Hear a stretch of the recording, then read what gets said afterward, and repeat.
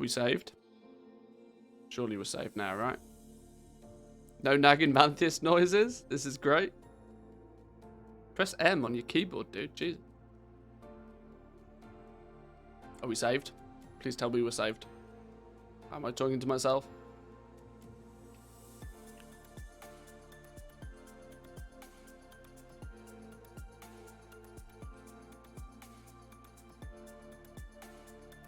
We still muted?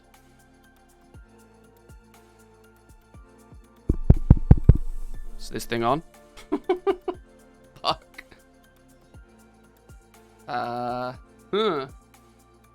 Yeah, nah.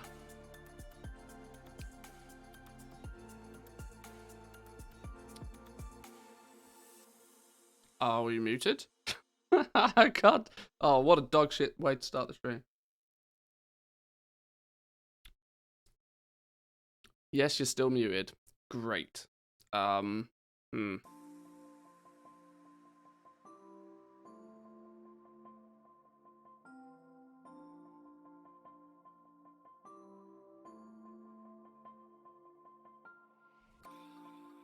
Now I don't know if you're just lip reading. Hang on. Hang on. No, we're not muted. Sons of bitches. Alright, fine. Let's rock and roll. So. Yeah, I'm on a little bit late this morning. Coffee took too long to make, but we're all good. Let's log in. What was I... Why am I in our... Oh, I was restocking legendaries last night. That's what I was doing. Can't believe you did that. I answered your question that you asked through the mic. Well, I think you could lip read. I don't know.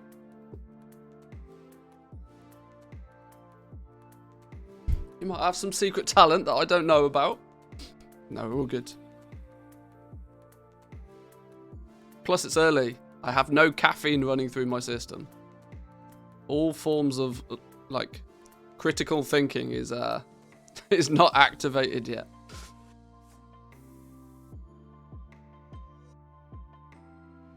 But I think, yeah, to say that the squirrels should not be trusted, there's there is some science behind. Well, there was a new PTR build pushed through to the content delivery network, a 9.2 PTR build. Now, usually when that happens, we see it hit the PTRs a few days later. Now, there's also something that would indicate that we might get it this week, or if we, well, put it this way, Blizzard are taking a week off. Most Blizzard employees have been given next week off, which probably means that Diddly Squat is going to get sorted. Now, either that means they're going to put the PTR live before they go away on holiday for a week and then have a skeleton team just, you know, make sure it doesn't crash and burn. Utilize, you know, a bit of a week's worth of free PTR hype, I suppose. Or alternatively, they've pushed it to the content distribution network and we probably won't see it until after they've had their week's holiday. Now, I would hope that, you know, sooner rather than later is a thing. I would hope that we get to see a PTR. Arguably, it's Thursday today. We have seen PTRs launch on a Thursday evening for me. So we may potentially be playing on the PTR tomorrow and might have a first look at things. I will keep my eyes peeled. And of course, if any of you guys spot something before I do, throw it in the Discord, let me know. Feel free to slide into my DMs and give me the heads up. But as far as today's concerned, though, we're going to see what Reset Day did for us gold-wise. I can already categorically say that this reset was the first reset where we didn't make a substantial amount of gold. So I'm even across different realms as well. This is not just, you know, localized to one random realm. I'm quite sure that we're back in the slowdown period now. At least until Legion Time Walking comes out in 2 weeks. I think it's 2 weeks. We did sell some stuff. I'm not completely dumpstering yesterday's performance. We did sell some stuff, but we sold less stuff yesterday than we did on like Monday and Tuesday this week. So it's been a bit of a loopy-loop one for me. Now I know firstly I had not a lot to actually sell. Secondly, it wasn't until very late last night I even did a reset. A restock. So 1.3 mil. Without tooting my own horn, 1.3 mil on this server right now is significantly less than what I've been averaging recently.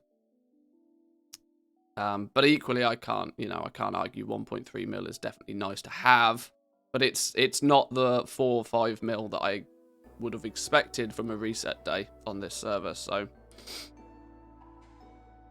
it's good though. I can't complain. It's good though. But I'm highly concerned that this is, sure, it's 1.3 mil in sales. There's with the outrageous crafting cost of legendaries on this server at the moment. I'm concerned that not a huge amount of that was actually profit. Not to mention, you guys on stream saw me yesterday spend more than 1.3 million just on materials to do a restock. So we're our wealth is increasing slightly, but our liquid gold value is probably not going anywhere. But let's grab that out of the mailbox. It's turnover though. Turnover is useful. Where did all this shrouded cloth come from? Did I buy a bunch of shrouded cloth yesterday? I must have done.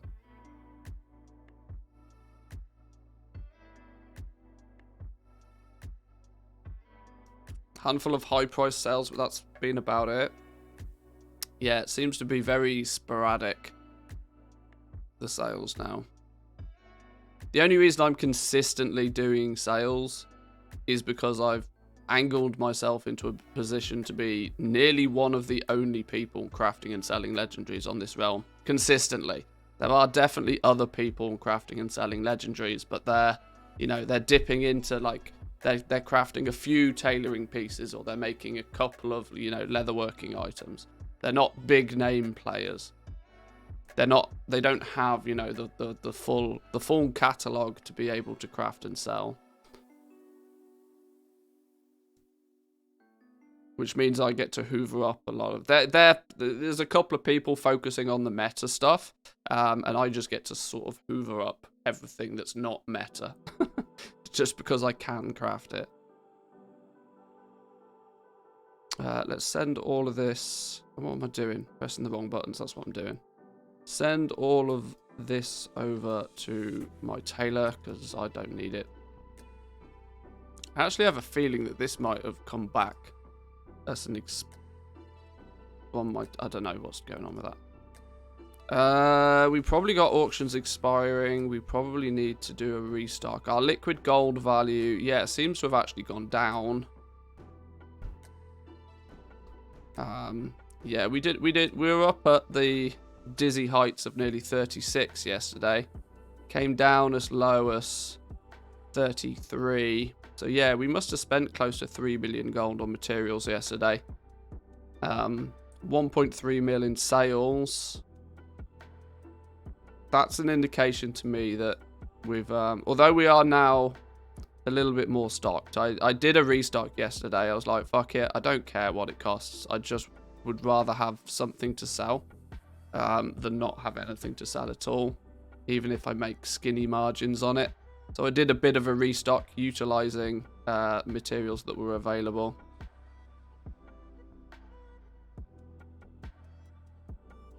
New LST crafting update should come out tonight, tomorrow, by the way. One step closer to what people are hoping for. Next step I might actually be a materials list.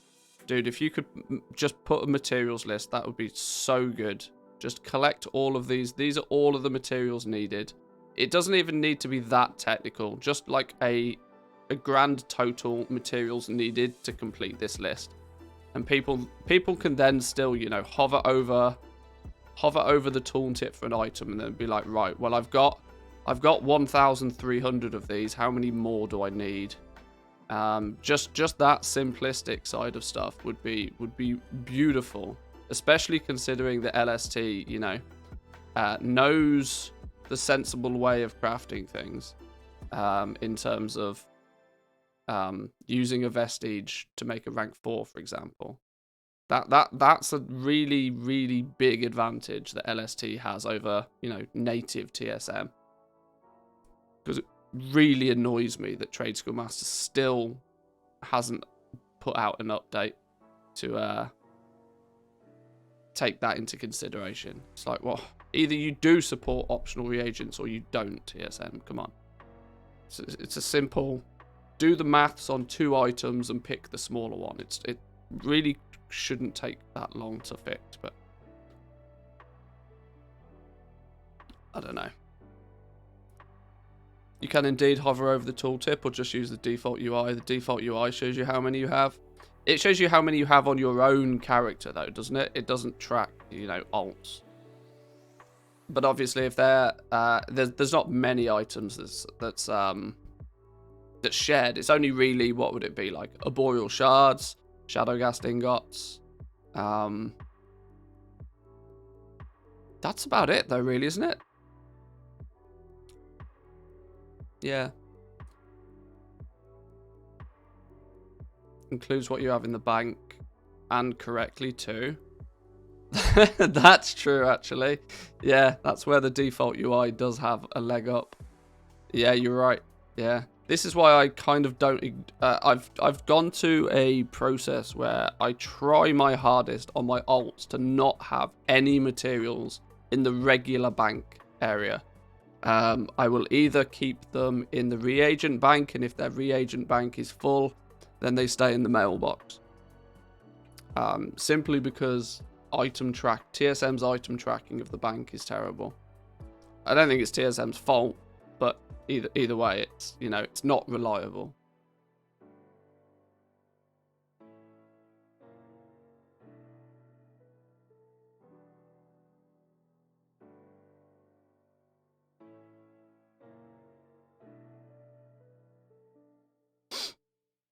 My mailbox is my bank for that exact reason. Yeah. If I need more of a material, I just open my mailbox and take it from there. Yeah, I do that a little bit. The only thing that always worries me with that is that I'll end up losing items in the mail because I forget to log on to characters and stuff. It's why I buy everything on my main bank character and then send it from my bank character to my alts. Because then at least that gives me some security that, if it sits in that alt bank, sits in that alt mailbox for 30 days, it doesn't just disappear. It gets sent back to my... sent back to where it was sent from, which is a safety precaution. Just because I know there's when you when you take a holiday from WoW, you tend not to do much planning before you take a holiday from WoW. Emptying mailboxes is something that would you should sensibly do before you take a break from WoW, but that's not how it works.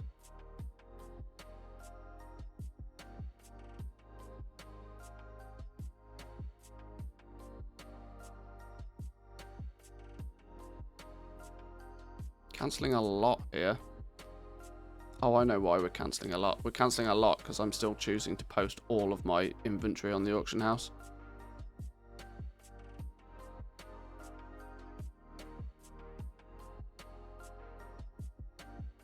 I never let mail auto-return at 1 to 3 days before they expire. I open them and then send it back to the banker. That way, if I ever miss a mail and it does return, I get another 30 days to come back and fix it. That's all good and well as long as you're aware that, within 1 to 3 days of it expiring, that's the problem, right? That sort of means that you're on top of it in the first place. My concern is if I just won't be on top of it. I've got too many alts, too many characters, too many servers, too many other things going on for me to remember where everything is.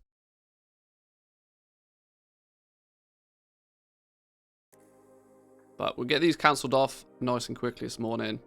There's a mini project that it's probably not that much of. It's not really a mini project. It's probably a major project. But I want to get started on today. At least the preparation and planning for. I've been thinking more and more for the longest of time that a lot of the content that I put out there to try and help people make gold in the game is more intermediate to advanced level stuff. I have very, very little for beginners. And it's a problem I want to solve. And the reason that is very simply because the beginner stuff is usually very heavily focused on farming. And I don't do any farming normally. The reason I don't do any farming is because I've crafted myself a system to where I don't need to do any of it. But without question, to get to the intermediate and more advanced gold making, you need a good amount of gold to begin with. And where do you get that from? 9 times out of 10, you get it from farming. So I want to do a couple of things. I want to put together some simplistic, short, quick-fire videos for Shadowlands materials on how to acquire them in a somewhat optimal fashion. Not min-maxing it to the extreme, because I don't believe that min-maxing your farming is really sensible, because farming's a means to an end anyway. You farm until you have enough gold so that you don't have to farm. But secondly, I want to put together basically a shopping list. A shopping list of all materials from past expansions that we know still sell reasonably. What they are, where they come from, how many of them you can expect to get in any given time, and more importantly, what they are then ultimately used for. What is the reason why people are still buying them 10 years after they were introduced into the game? That's my plan. That's my plan. A little checklist per se. A checklist of items that if you're looking to make some... If you're bored farming, in Shadowland zones because it's monotonous and repetitive, then you can pick an item off this list, go out and get some of it. It may not sell super quickly, but you have some good indication that it will sell eventually. Nice to have things that you can just keep on the auction house. 48-hour listings, post them up, forget about them. But when they sell, you'll probably sell most of them. If you run out of stock, you know what, you can go and, refarm up a little bit. Stuff like, fell iron ore, for example, is a good example. You're looking at fell iron ore, you're looking at saronite, cobalt, titanium. You got a bunch of the primals, the volatiles, that sort of stuff. The traditional farming materials, basically. But I want to, be a little bit more constructive about it. I'll turn it into a page in the cheat sheet, so that people can just sort of work out which ones they've got. Maybe a link to a video that shows you how to farm it, that sort of stuff. Try and put some content out there so that for the hundreds and thousands of people that realize they have no gold and want to know how to make more gold, that there's some simple guides out there to get them up and running.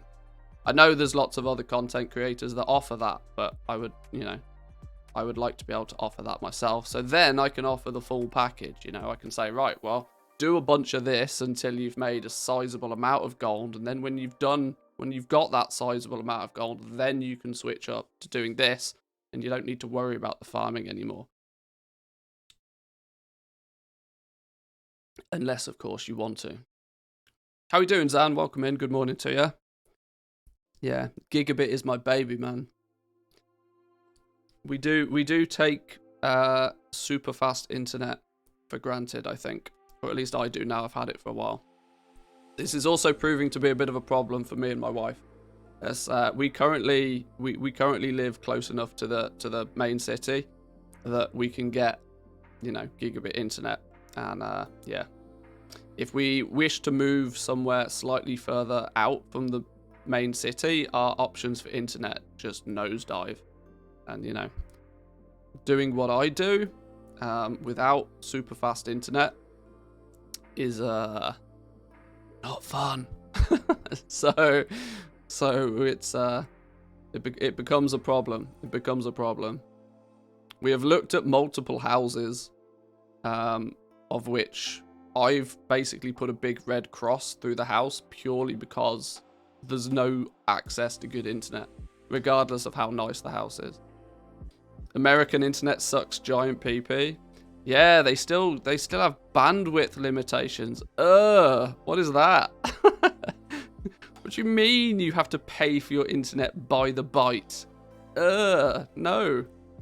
I pay somebody a bunch of money every month and I have as much internet as I can physically use. Why give me super duper mega speeds and then restrict how much of it I can use? Doesn't make sense. The Americans will learn that soon enough. Every place I considered, even when renting, I reached out to my ISP and asked if I could get gigabit at that address. Yeah, exactly, yeah. I'm not moving anywhere unless I can take my internet with me. It's quite simple. 'Cause money? Well, yeah, I guess. But, I mean, internet nowadays is... I mean, interestingly, living in Finland, what a lot of people don't realise is internet is like a basic human right in Finland. Everybody has the right to not super fast mega gigabit internet, but everybody has the right to internet access.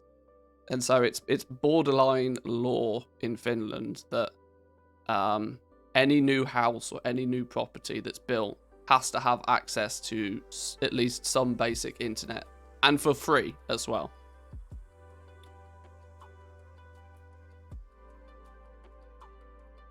This means that Finland has one of the best mobile networks, because that's the easiest way for them to provide basic internet access to everybody.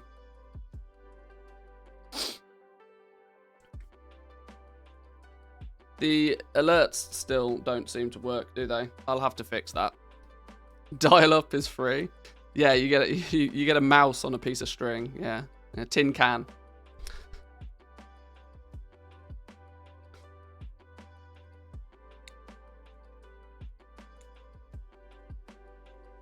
It is a little bit more than that. Don't you worry.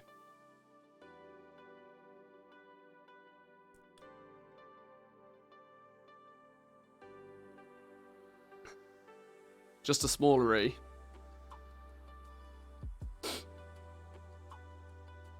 I know, I know.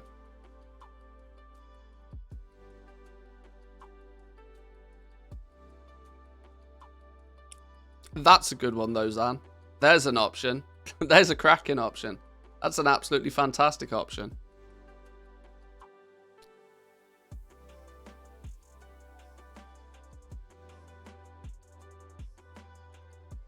How are we supposed to spend our 500,000 coffee beans?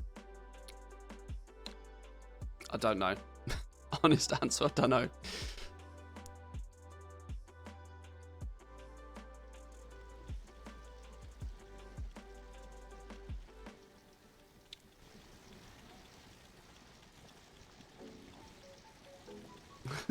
Liar, liar, pants on fire.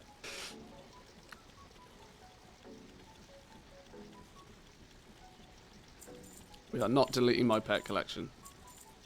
Maybe. Can't believe they've made bots being able to run Mythic Plus. Wow, that came out of left field. What's this about? They can make bots to do anything. They can literally make bots do anything. Some of the interviews that have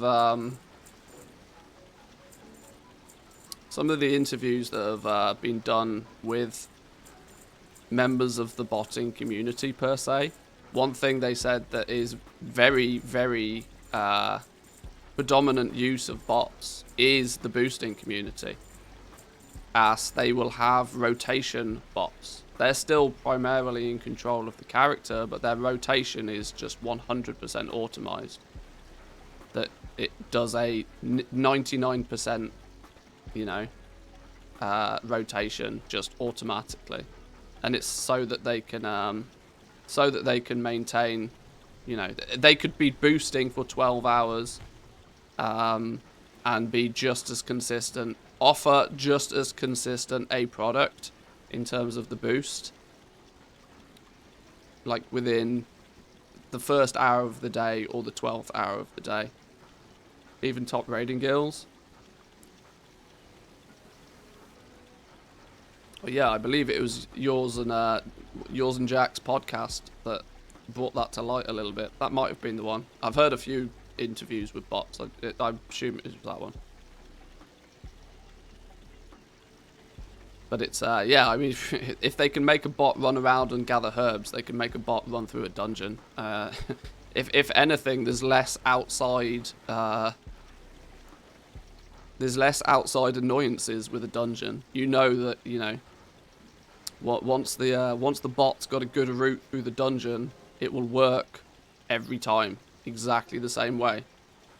There's no outside variables like other players to piss you off or nodes that haven't spawned yet. They're like literally every time you run that dungeon, the same enemies are in the same place, doing the same abilities.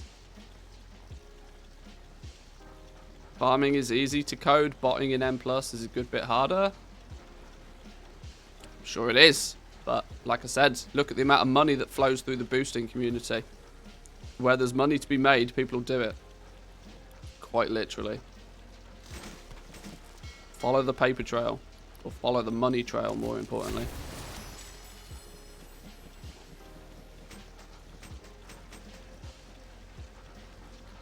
It's 10 chances to kill the spectral tiger cub. That's 10 too many chances to kill the spectral tiger cub. I would agree.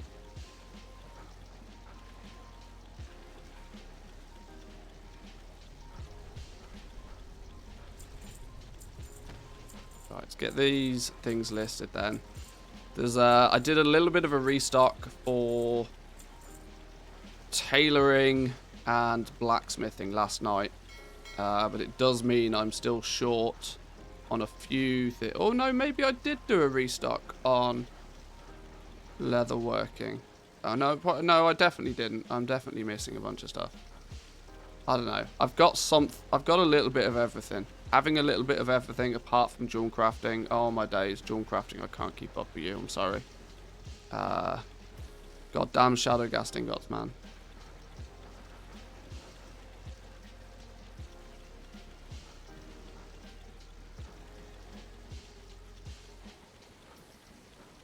Yeah, I don't think I can be bothered to do a restock.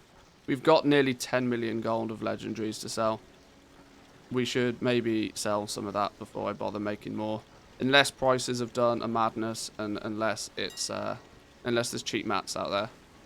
Shadowghast Wasteguard, rank 6, 98,000 gold. Yes, please. Yes, please. Yeah, this is now my problem. I have 127 Corthite crystals. There is only 1,271 Corthite crystals on the auction house. I can't make what doesn't yeah, I can't make legendaries when the materials don't exist. There was a few materials that we were running short on yesterday. Heavy callus hide was one. These are now expensive because there's a lack of them.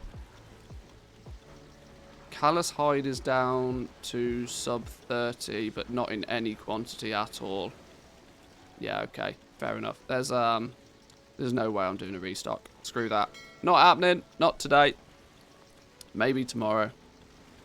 Let's just sell some stuff today. Let's get the next account up and running. Let's check that real quick. Oh, we got. Let's check the black market auction house. We've not checked that this morning. See if there's anything juicy in there.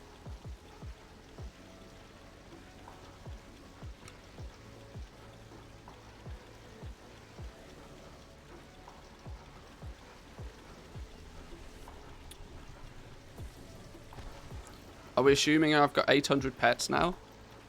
Is that how many I've got?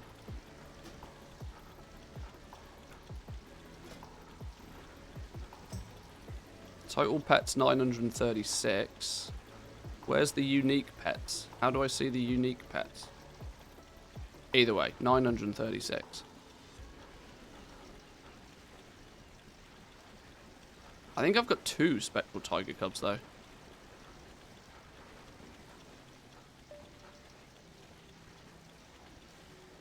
I've not got 2 learnt.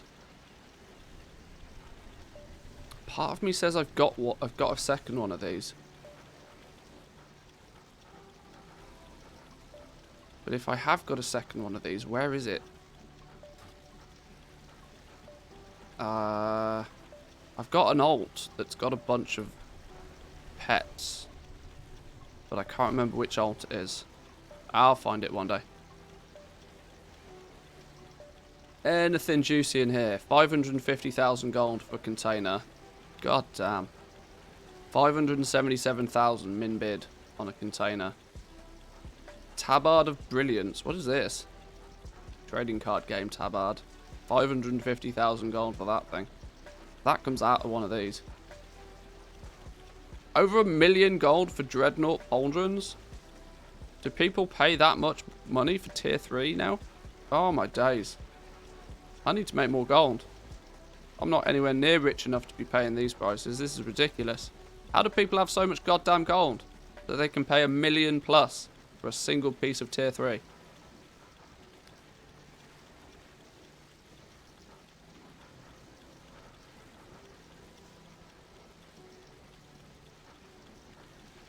Checking TSM accounting. Yeah, you're probably right. Oh, dice. See, I want to start buying these goddamn containers because to me it feels like it's the only way I'm ever going to get the long boy. But I equally feel really gross spending this much gold on, you know, a loot box. It goes against my nature to gamble. I'm not a gambler. I enjoy poker. I enjoy blackjack. I enjoy the side of gambling where there's, you know, the player has a little bit more chance and skill involved.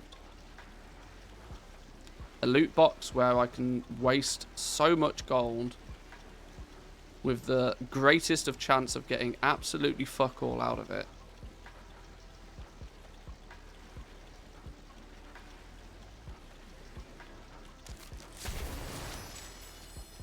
Skill-based gambling you like? Yeah, this isn't skill-based.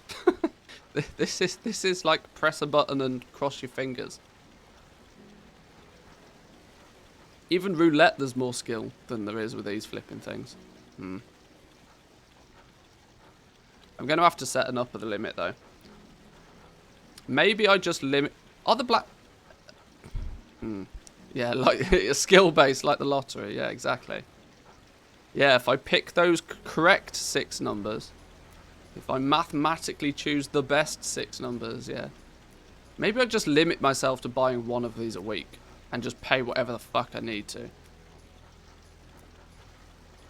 If I do it for YouTube content, then if I do it for content, then it's a business expense.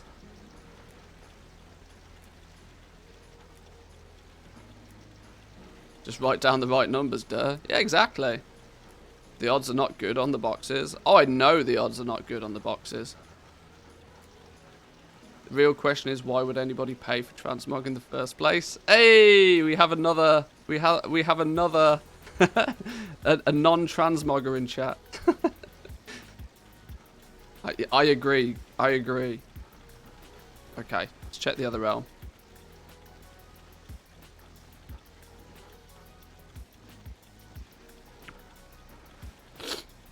I'm very tempted to just take some gold to a dead-ass server and just buy boxes for 50 to 100k on a dead-ass server.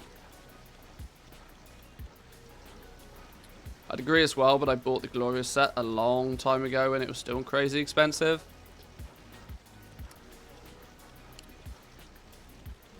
Yeah, I suppose. I don't think I ever bothered buying it. Understand T3 since you can't get it anymore, but not really the other stuff. Yeah, I suppose. I don't know. The only reason I hunt after transmog is just from the collector aspect of it. Oh, I've completed a set. Have a small dopamine kick. And then it's gone. Problem with a dead server is that it'll be hard to make your gold back there. You'll always be transferring Toons guild banks over with mountains of gold to it until you get what you want.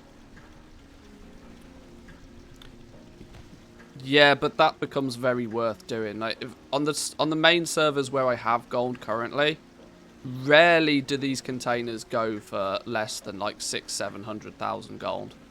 If I can get over to a dead server and buy even 2 boxes for that price. It doubles my, you know, it becomes so worthwhile paying half price for these boxes given the opportunity. This is why I'm not actually buying them now, because I know full well that on the realms that I play where I have gold, I have to spend double, triple the amount of gold that I actually really need to.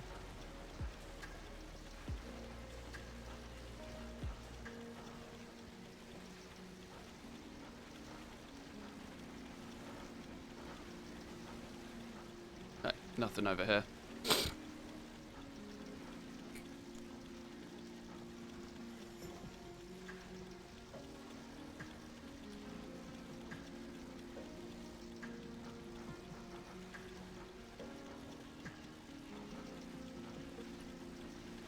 And realistically, I'm only actually after one thing.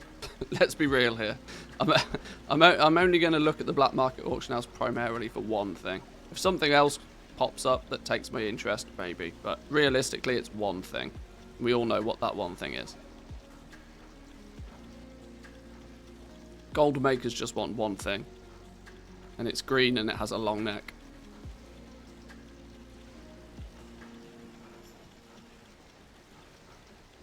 But equally, like I said, like I've said this a few times, I genuinely don't...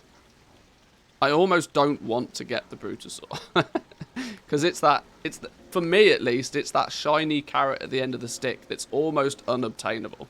If I was to get it, weirdly, I know people who already have it probably couldn't care less about it, but for me it would be almost that if I was to get the Brutosaur, then well, I'm done. That's the last thing in the game that I actually want now.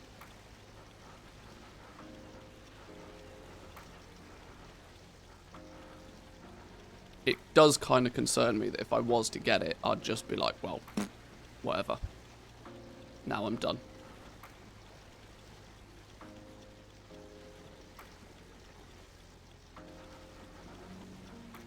Didn't you say the drop rate was so bad that you might not get it anyway? Oh yeah, the drop rate on it's horrendous. There's like over, there's near, I think there's something, can you even check now? Can you check what the loot table is for those things? Does,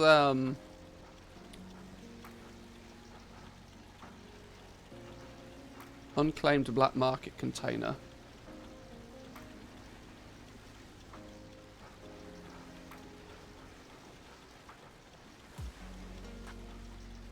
Okay, well, I don't know how accurate this is.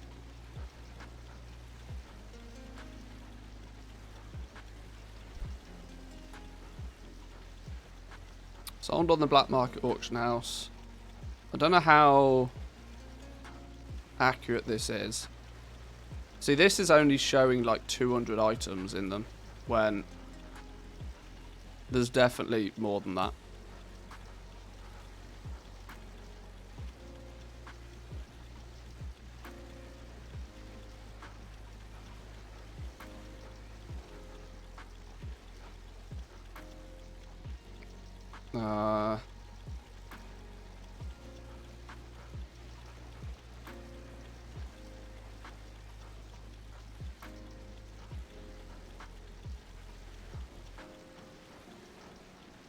The mount, right. Reigns of the White Polar Bear, Reigns of the Green Proto-Drake, Death Charger's Reigns, Fiery Warhorse, Invincible, Mimron's Head, Blazing Drake, Blue Proto-Drake, Reigns of the Drake of the North Wind, Drake of the South Wind, Plagued Proto-Drake, Reigns of the Raven Lord, Stone Drake, Riding Turtle, Smouldering Egg of Milagazos, or whatever, however you say that. It's the Ragnaros Firelands one. And the X51. I think there's more than that in there anyway. I don't think this list is even half complete.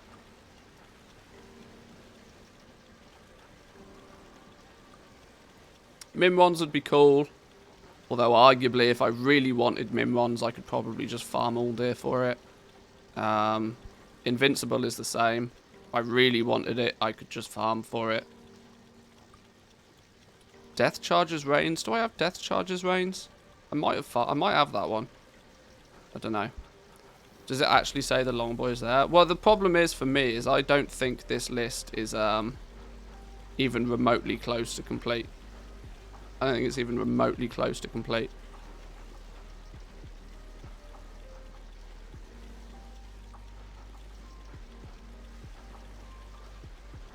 Not a single comment on this thing, like, in the last bazillion patches.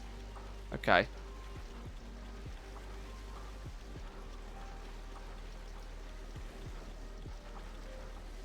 Bought 5 containers between the end of Legion to mid-BFA. Spent all of my remaining Legion Order Hall gold to do so. Was hunting for the chance of the Swift Zillion Tiger. Yeah, it didn't list the Swift Zillion Tiger in that list, and I know that that is one that comes out of there as well. That's one of the big reasons why people buy the boxes. Back at it again to try and get the Bruto. There's no evidence the Bruto is in the box. Gundrak Hatchling, Battered Hill. Yeah. This dude got mad lucky though. Look, he opened 5 boxes and he got 1, 2, 3 mounts. 3 mounts out of 5 boxes.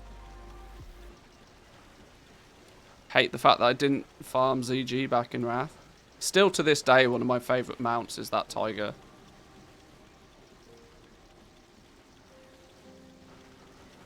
This is actually the one that most people really want from the black market containers, I think.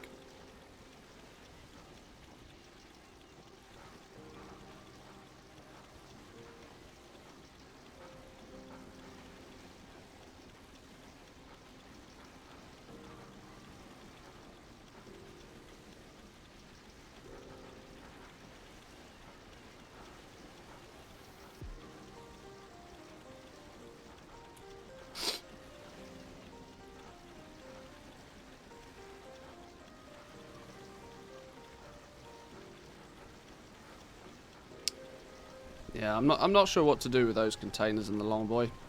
Maybe when we hit 100 mil. Maybe when we hit 100 mil. Anything over 100 mil, we'll just burn it on stupid stuff.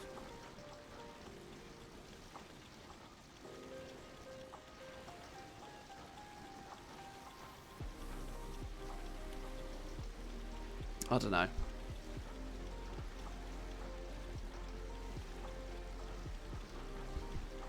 The longer I wait, though, the more expensive those boxes are going to get. That's the problem.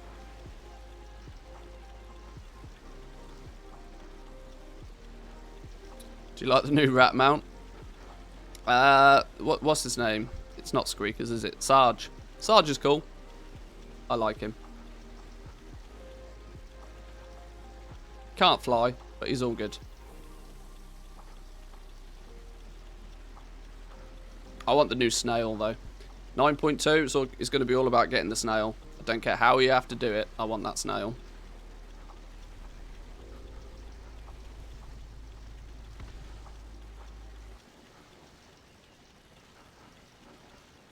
Did we really only do 150k on this realm yesterday? We sold like 2 legendaries. Alright, fine.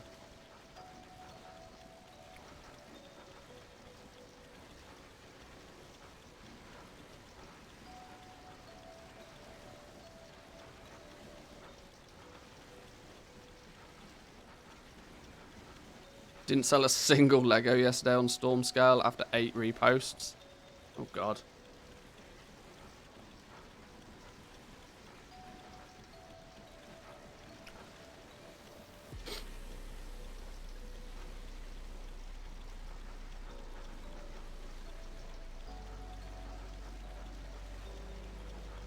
Most I've had there on a day was 4 Legos. Yeah, there's definitely some realms out there that the competition of like to sell these things is considerably greater than the amount of people that are actually buying stuff at the moment.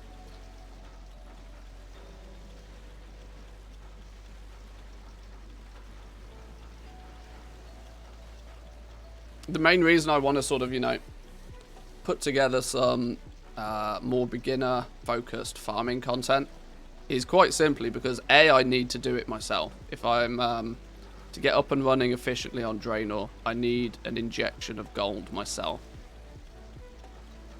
So it's a good opportunity to almost kill two birds with one stone.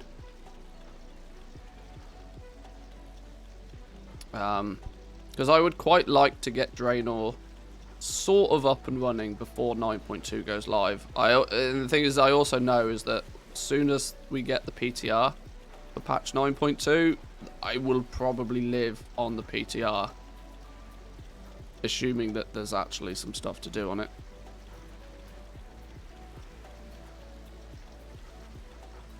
We've still got a few things, but we're missing a lot of the vital things. We're missing capes, we're missing gloves, we're missing Umberhide treads, we're missing nearly everything Shadowgast. And we're missing every single jewel crafting. Part of me wants to start focusing on methods to make gold without crafting, but on the other hand, I really don't care about more gold, so it's really only the crafting that interests me. I see this is why I don't. I fall into the same situation, but I always try and remind myself that make gold whilst, you know, the gold making is good, and then don't worry about it too much when the gold making is not good. Get, you know, when a patch launches, go hard. When there's new content, new gold making opportunities, hit them really hard, and then make a bunch of gold really quickly, and then soon as it all filters out, step back and just ignore it.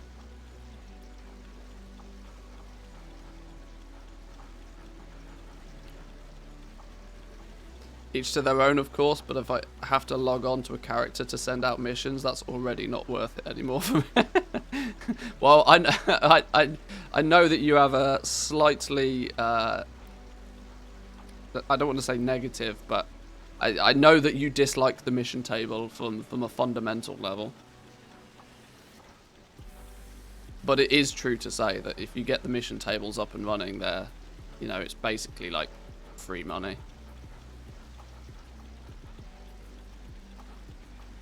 And Zan loves a grind. It is true. I think a million mana tombs runs kind of emphasizes that. Material prices any more sensible? See, still Corthite prices are 700 gold plus. Still. When is this bubble gonna burst?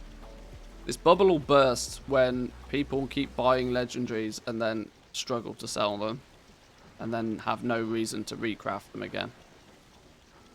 But this is probably being sort of artificially kept high, because I reckon people out there that do nothing more than craft the meta slots, they craft Grimveiled capes and they sell Grimveiled capes all day long.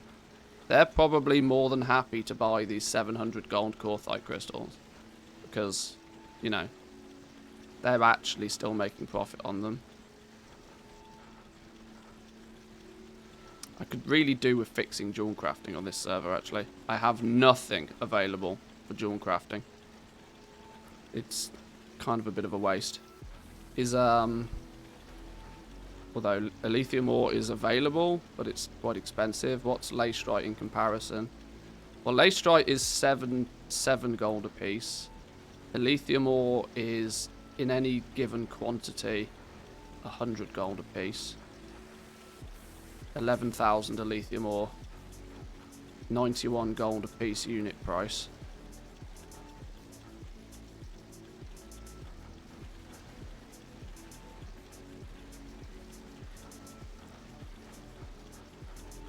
But actually, there's not really that much Leystrite at the same point either. There's only 14,000 Leystrite for an equivalent value.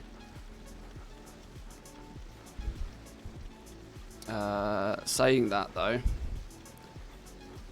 whoa, that's a weird situation. It's probably quick napkin maths. Probably 8 plus 12 is 20, 33, 43. Wow.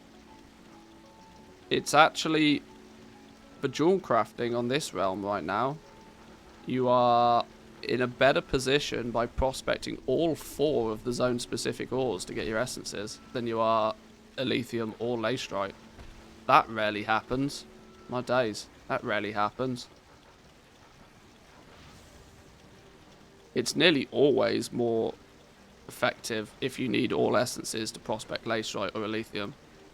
And then to only prospect the zone-specific ores if you just happen to need a certain quantity of one ore, you know, a specific ore.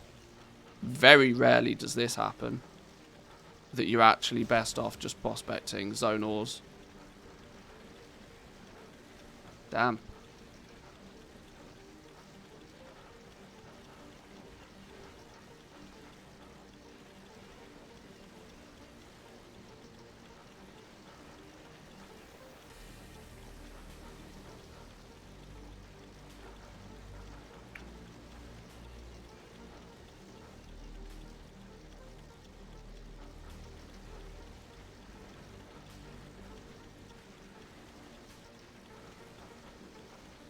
Right.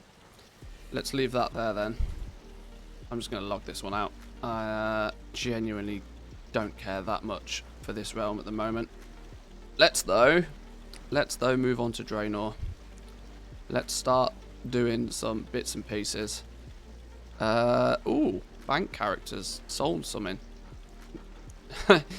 Temporary bank character, I should say. What's the temporary bank character sold?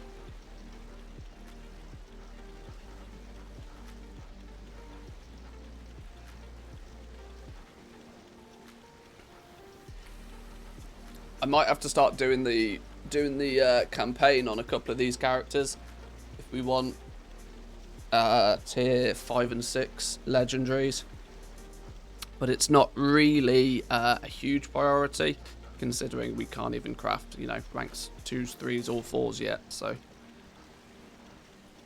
there's time on that one. What have you sold? Oh, it's not a case of you've sold, it's a case of stuff's expired. Okay.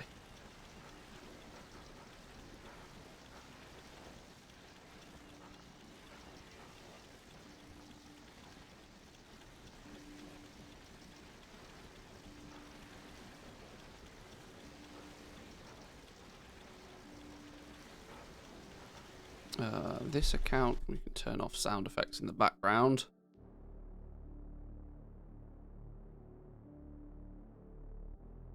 Oh, Shadowgast Greaves and Shadowgast Wasteguard. Go on then. Nearly 200,000 gold off 2 sales. Can't complain. Convenient Longboy. Thank you. Whoa, same on Draenor. Look at Draenor. Corthite crystals, 800 gold apiece, and there's only 600 of them. Somebody swooped in and stole all of them. Holy smoke. Okay. Phaedrum at 10 gold apiece, Sinvir at 26, Oxane at 29, Solanum at 4. Begs the question, why are people still farming in Bastion so heavily? What is in Bastion that's worthwhile people farming?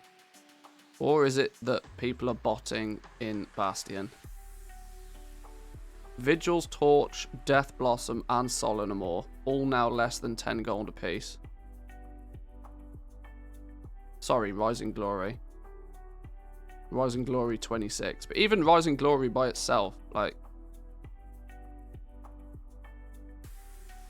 farming in Bastion's just downright easy.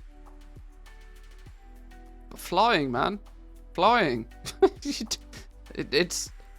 You literally swoop in, you loot, and you swoop out. Like, maybe 4 times an hour you might have to kill something. Bastion is the first zone you get into, so people without a level 60 can do it. Far fewer mobs that come and aggro you. Maybe. Maybe it's just, you know, the, yeah, maybe. I'm more with Zan on this one. I think it's then bot heaven because of that. The fact that, you know, I don't think it's so much that it's an easier time really is much of an issue for actual real players. It's an issue for bots because the last thing bots want is to have to get in combat all the time. Bots don't want to get in combat because it's extra, you know, extra chances that something's going to go wrong.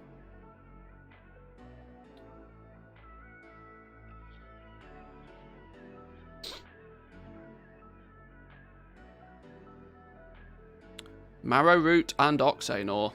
Well, well, well. Moldraxxus is the place to be, look. Moldraxxus is absolutely the place to be. Oxanor and Marrow Root, both 30 gold plus still. Throw some occasional Alethea ore in the mix, the odd Death Blossom and Lacerite, and you're going to get pretty rich in Moldraxxus right now, if you happen to be on Draenor. So many nodes in Revendreth that I just skip because it would take too long to kill the mobs near the node.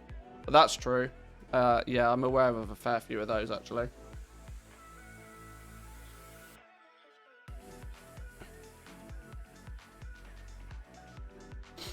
Interesting. Let's get some of these things relisted though. Can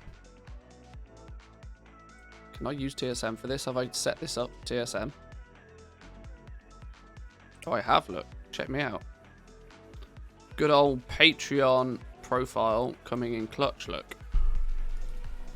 Shout out my Patreons. What? Group is invalid? Hang on. Hang on. What's fucking up here then? Why doesn't it have crafting prices? Why is there not a normal price on this? What's occurring? It's literally based on crafting cost. Why is it going poo-poo Saurus on this?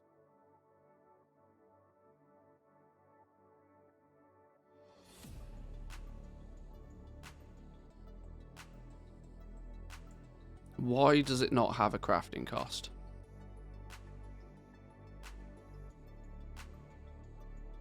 Shout out to Patreon profile. 2 seconds later, it's fucked. 117 item, maybe it's... I don't know why that's a thing. Hang on. Hang on. Let's make sure that we've done a few... Because my auctioning operation for those is simple. Crafting. It doesn't have the crafting price. Why does it not have the crafting price?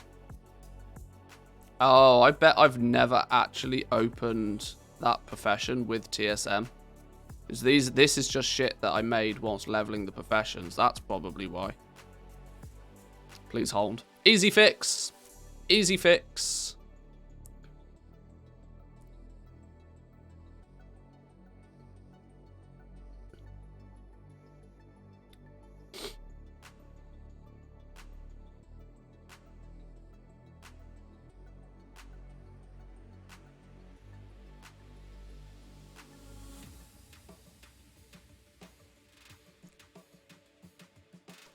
Slow fix because my computer's dying on its ass. I think it's we've upgraded our graphics capabilities. I think it's about time to upgrade the processor. I think that's going to be our next investment. There we go. Have some information on crafting costs. Go. All the crafting costs. All the love. Go at it. What about tailoring? Go. Have all of the crafting costs. Lovely stuff. Have you learnt yet, TSM? Have you learnt? I'm going to assume you have.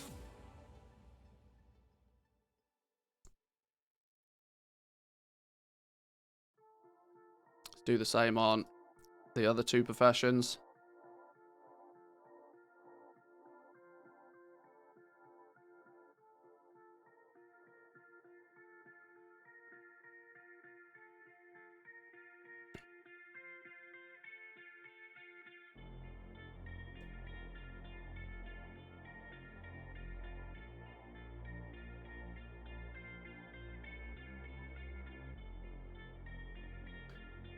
Whoa, what are we doing over here? We pew-pew him. Do we need anything from him still?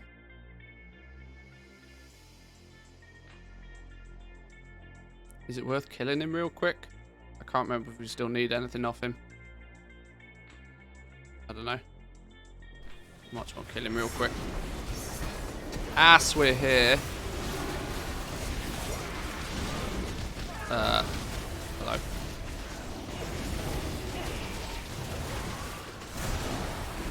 I said kill him real quick, not kill me real quick. Right, I'm gonna stay out of the way. Fuck this shenanigans.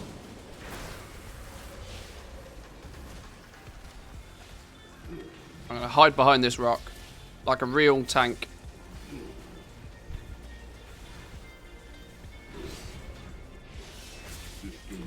Boom.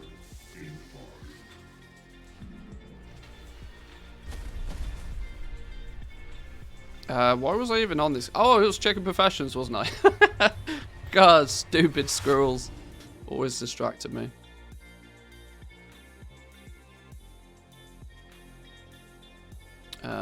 Blacksmithing. Learn all of the things. There you go. Merry Christmas. Jewel crafting. Learn all of the things. Merry Christmas.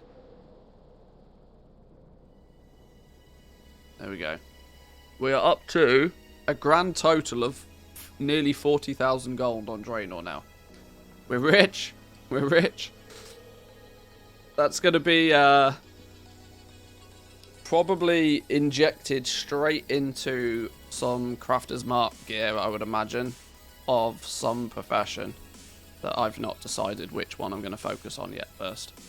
I might focus on jewel crafting first, you know, because rings and necks are always easy sellers. Not to mention I want to get the legendaries rocking and rolling with jewel crafting as well. What's it going to cost me on Draenor, do we think, to get through rank 1 hell for jewel crafting?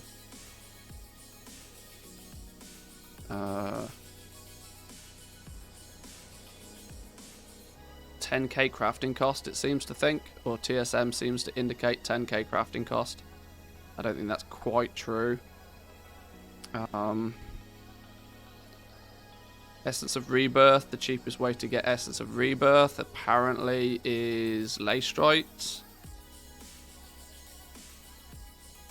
Torment, the cheapest way to get Torment is also Leystrite.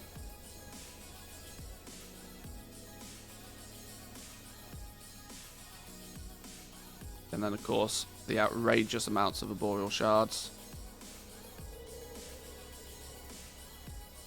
So 10 times 15, 150,000 gold. 150,000 gold, roughly, to get through rank 1 hell. Although, weirdly, you might actually sell rank 1 Shadowgast rings at the moment. Or maybe not. Min buyout, 1,000 gold. 1,000 gold min buyout. Alright, sure.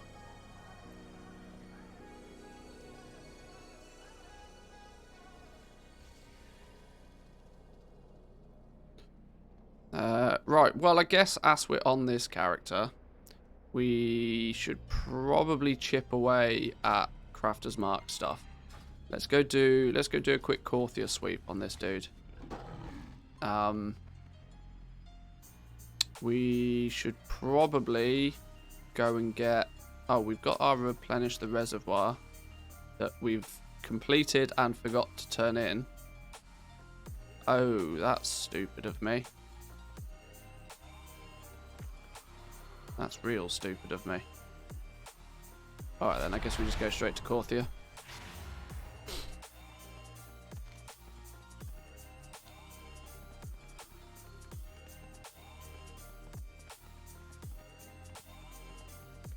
Oh, this dude didn't have his rep. Oh, whatever. It's fine.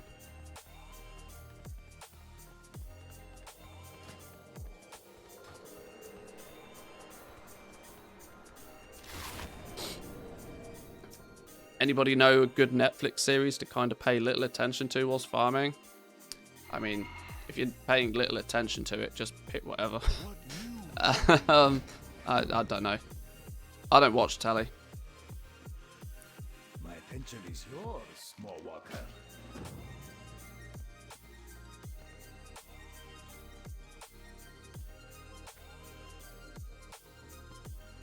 Although I recently started watching Billions, but I think that's, is that HBO? I don't know. Between me and my wife, we have basically every subscription series for TV. I can never remember which one does what.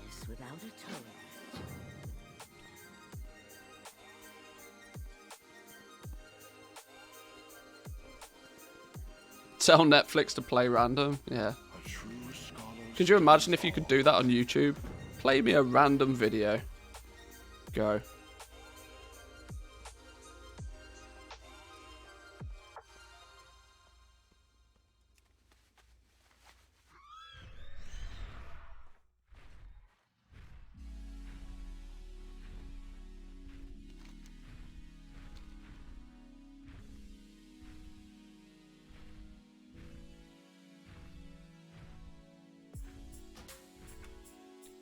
Give me some graphics, please. Corthia doesn't look great at the best of times. Let's at least make it look a little bit shiny. Outline mode off.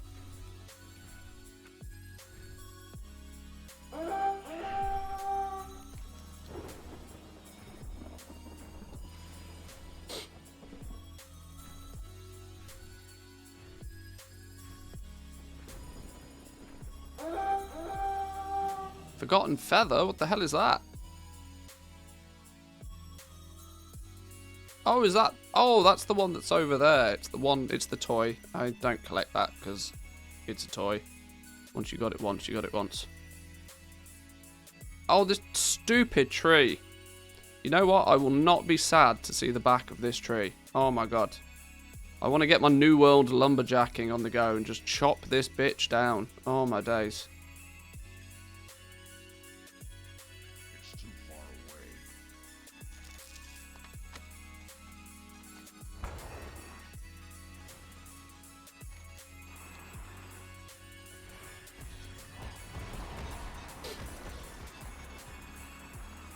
Go vent there and just door up there? Well, that's true.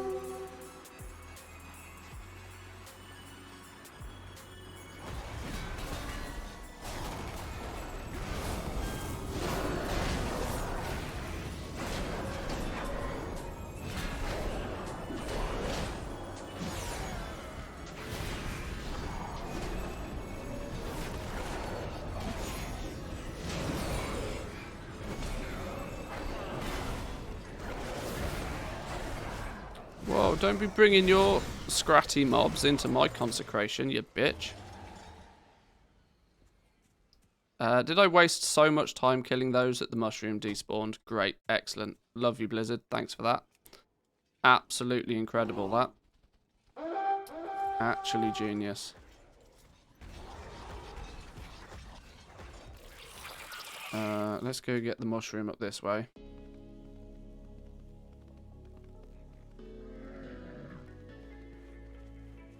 Oh no, another tree to climb. Another stupid tree. Oh.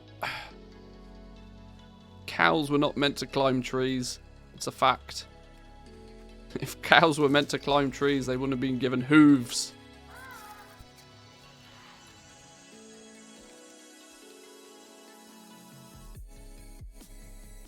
Equally, cows were probably not designed to fly on the back of golden mechanical birds, but you kind of catch my drift, right? Well, we'll come back to that.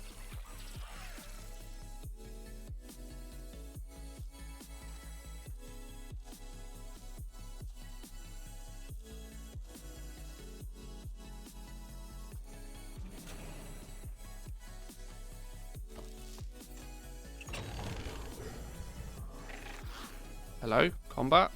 Really? What? Go away!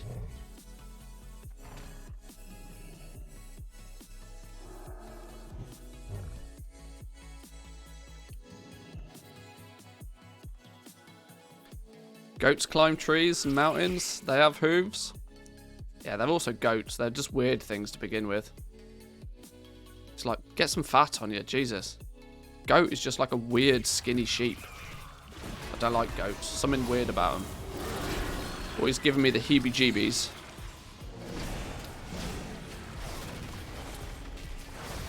And like goat's milk and goat's cheese. No, give me like real cheese, you know, and real milk. People do weird things.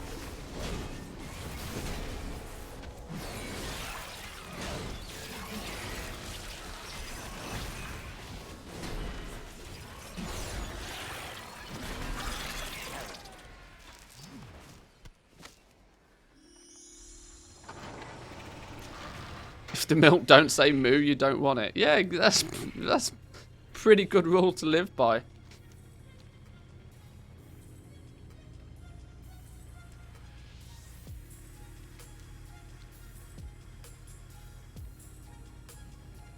Want my milk mooing.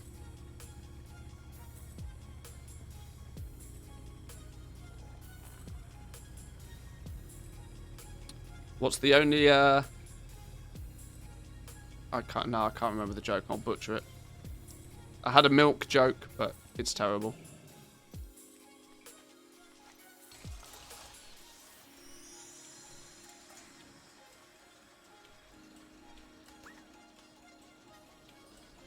Don't know what you guys are smoking, but my milk never talks to me.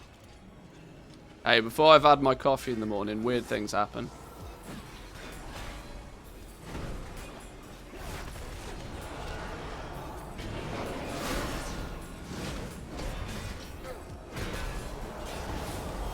Well, I don't even want this key. Why am I killing everything?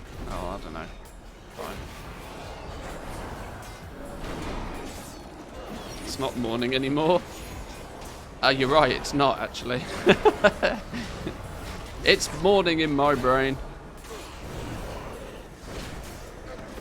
It's still officially morning until you've been awake at least, 4 hours. If you've not been awake 4 hours, it's still morning.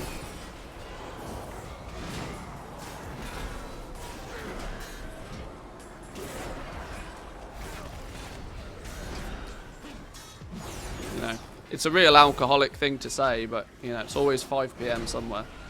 It's the same rule.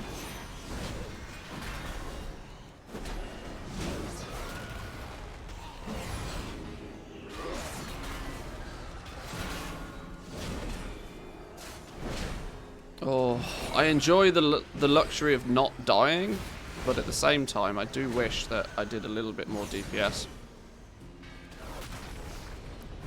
I just don't particularly enjoy rep quite as much. Go rep, easy clap. See, I knew that was going to be the response. I suppose, though, Divine Storm just slaps so hard in Korthia.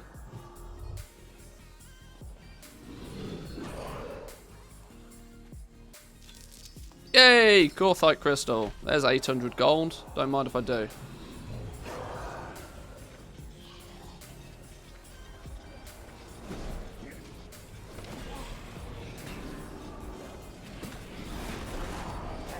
Play Holy? Are you mad? You play Holy? Holy's for girls.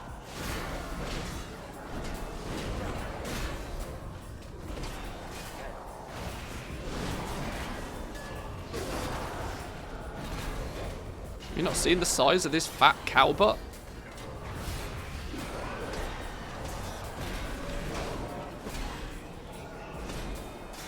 Good old Shockadin.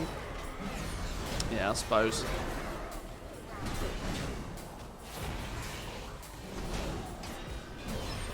Calling me a woman?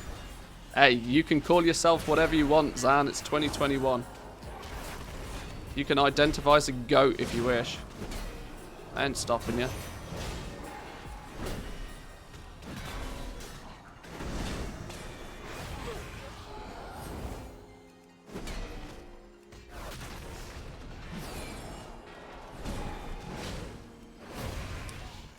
Ashen Hallow shreds everything in seconds, but it's a 4-minute cooldown. Yeah, that's the downside.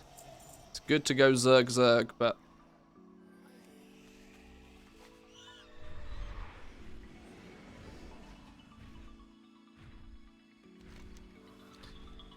yeah, I prefer Divine Toll on my prop paladin.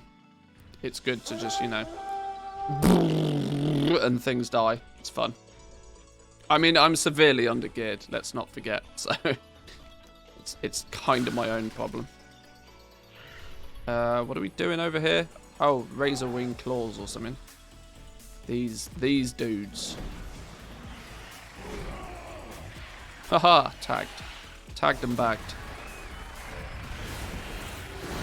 Or just leech somebody else's DPS. That's the best way to do it.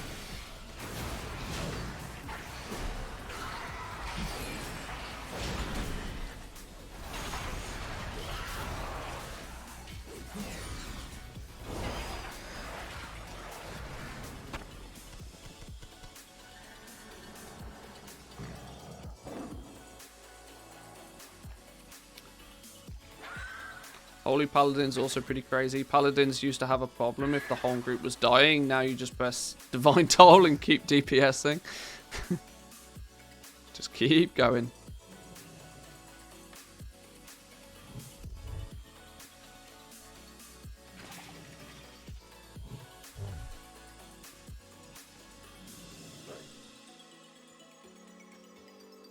I've always enjoyed playing Paladin.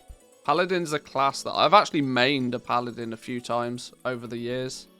I think which expansion was it going to have been? In fact, it's easy for me to tell if I look at the rep.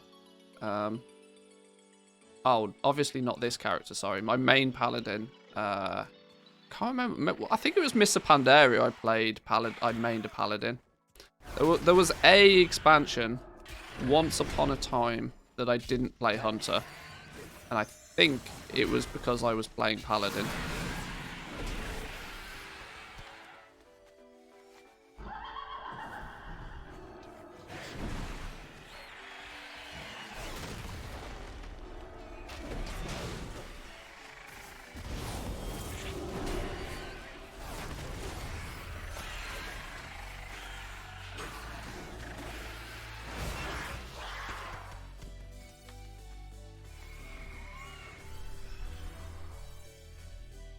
Five more talent dudes. What are we collecting up here? Oh, the boxes of stuff. Sparkly boxes. There's one.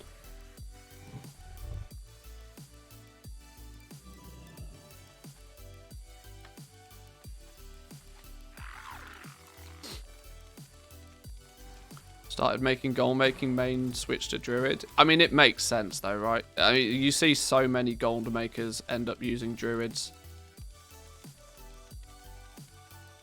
Because for nearly any form of farming, Druid is just BIS, without question. There are some classes that, you know, share similar traits as a Druid, but a Druid is so well-rounded for farming, it's not even funny.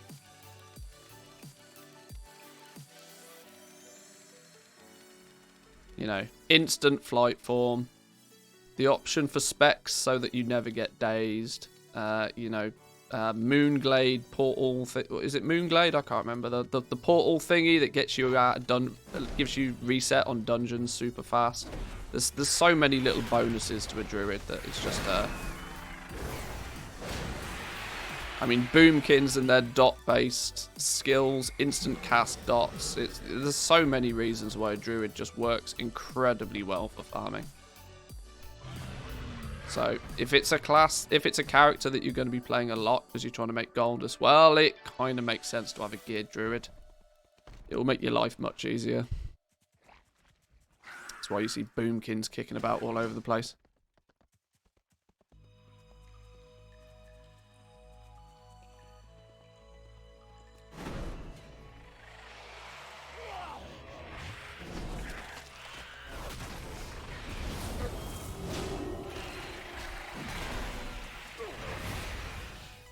You can single-handedly say that the drop in sale rate of what they call sky golems is probably directly linked to the fact that, you know, everybody just has a Druid now.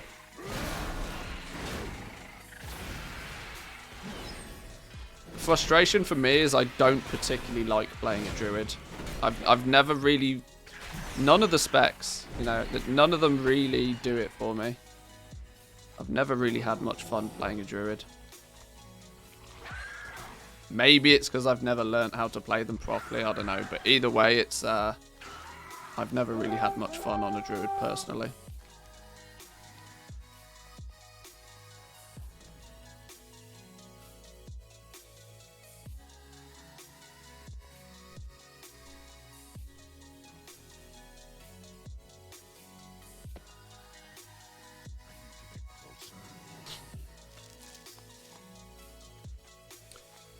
Balance does not feel good this expansion though with Eclipse. Loved healing in BFA and Legion. Some people get on really well with druids, and have mained them for years. Like I said, I've got nothing that like they just don't do it for me. Something about the class just doesn't really float my boat. I mained 3 of them. Damn.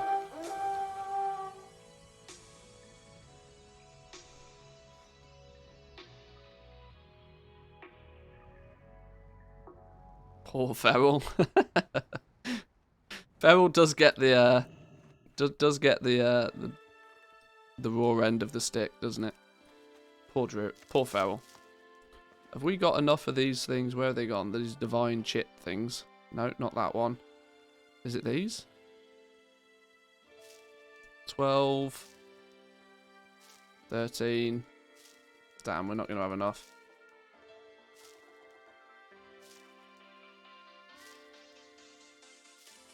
19! Ah, for fuck's sake. 1 short. Never lucky. Alright, fine. Oh, Popo.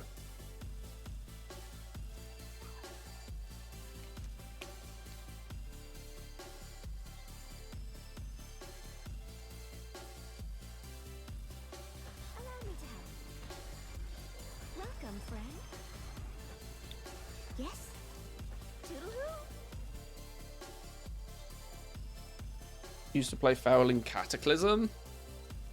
Feral's had, you know, it's had some love, but it's never really.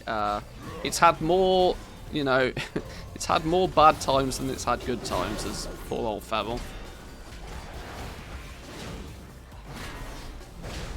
Even though it used to be the, you know, the real, used to be real OP in PvP, but we're talking real back in the days. I guess it's how, you know, content creators like Soda Poppin made their name, really, didn't it? He played Feral for years, didn't he? Even when it wasn't very good. Maybe he still does play Feral, I don't know.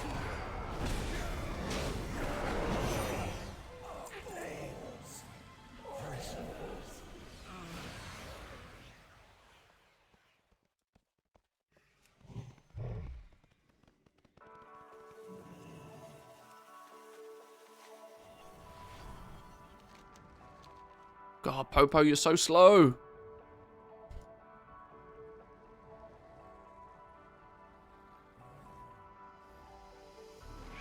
Hang on, Popo's taking his sweet ass time. I'm gonna go grab a drink.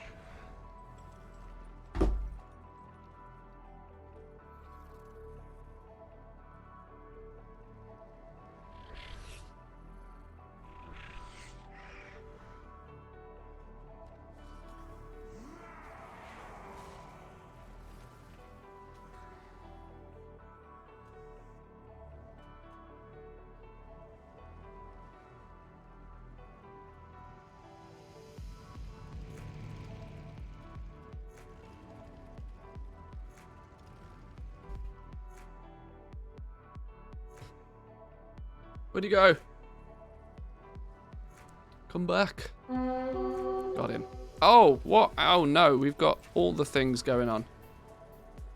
Oh, I think I need to kill that dude, actually, for the, I don't think I've killed this portal dude on this character. Is it this port? Which portal haven't I done? Oh, no, I think I've done this one. Well, we'll kill it either way. Hopefully this thing won't spawn the big thing after it. So we can go do the portal in a second as well.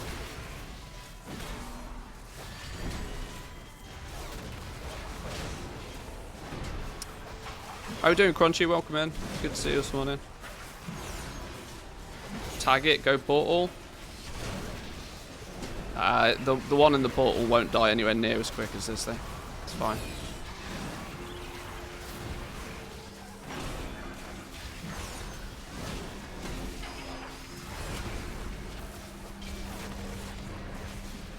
Although, if people insist on pulling everything, then...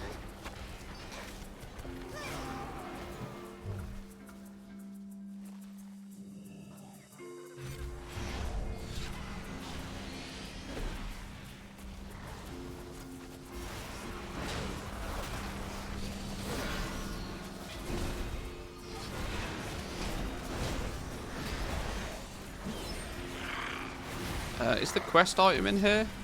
No, I must have done this portal on this character before then. It's the other one that we need. Well, a kill's a kill.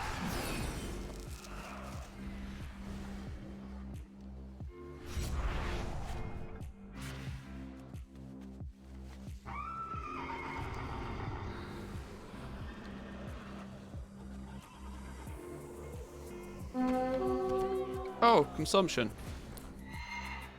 These rares are like bosses. Who's this on their stupid long boy? Get out of here. Show off.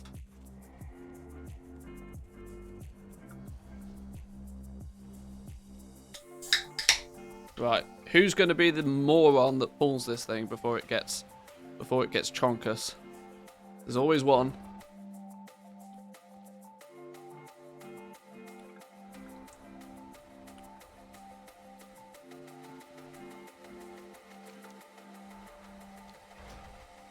Yep, there we go. See, there's always one, and it's always a pissing warrior.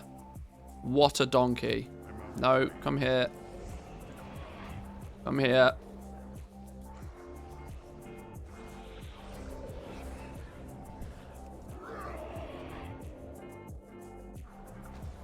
Stop. Stop. Fucking donkey. Come here.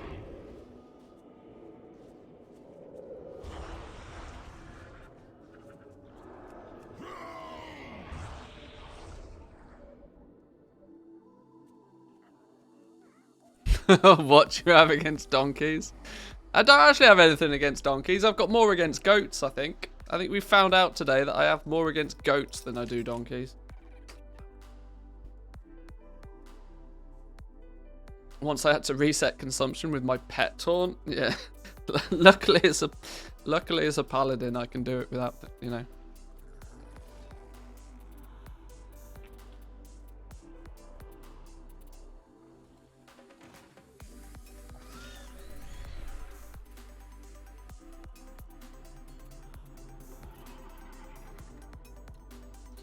Let's, while we're doing this, let me throw on roots. Where is it? Roots and roots import export. So, I'll put together a rift in a minute. I need the weekly quest, so we can do a little bit of a rift run. This is going to be a horde rift run, which means that, you know, might actually get a few people able to do it.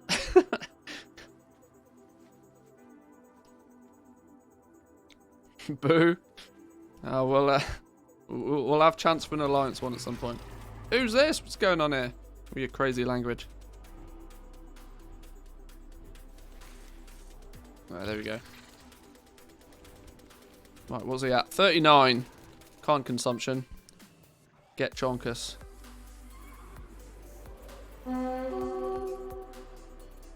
Boom. Now we go gadget go.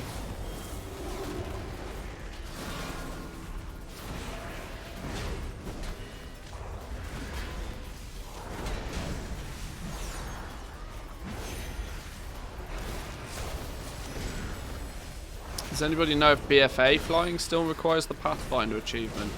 I believe BFA does. Past expansions prior to that though don't.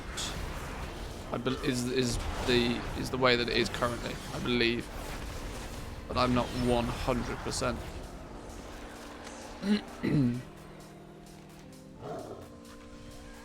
Do I even have a rift key on this dude? Rift. I do have a rift key.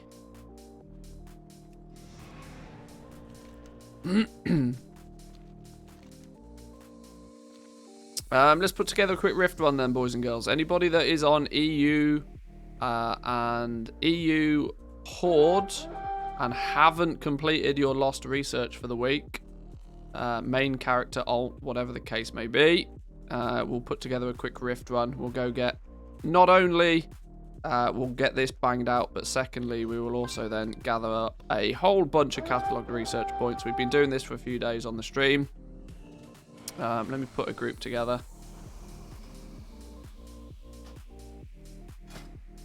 Pre-made groups, custom, start group, Mantheus Rift run. War mode off, by the way, boys and girls, war mode off.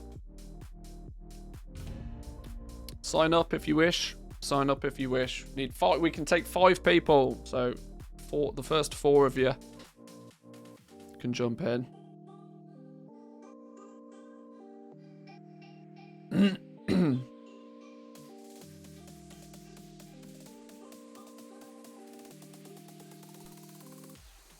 Why do people insta-leave an M+ when they die and you can't see they died because it's something stupid to make them get killed? I don't know. He wants another carry. It's not so much a carry, it's a community-driven effort that carries my ass.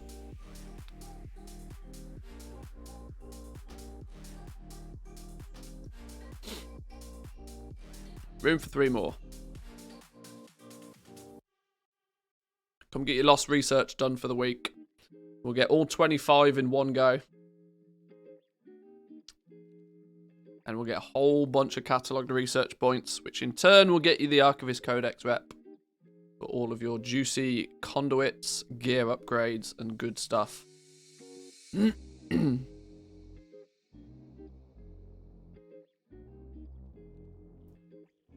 is open to Horde, EU, Horde based. I think there should be a penalty for leaving an M+ early. There's not even the dungeon deserter.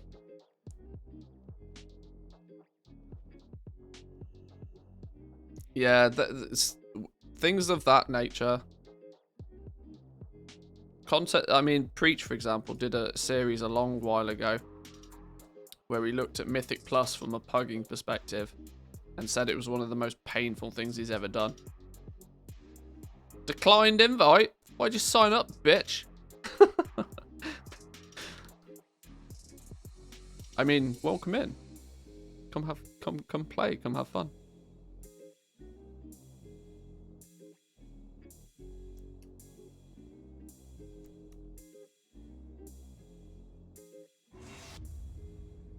Come on, boys and girls. Sign up. We need 3 more. 3 more. Alliance. No, not Alliance, sorry. EU Horde. EU Horde. We'll do a quick Rift run. It'll take 15 minutes. It'll be well worth your time. Stop being lazy. Let's go.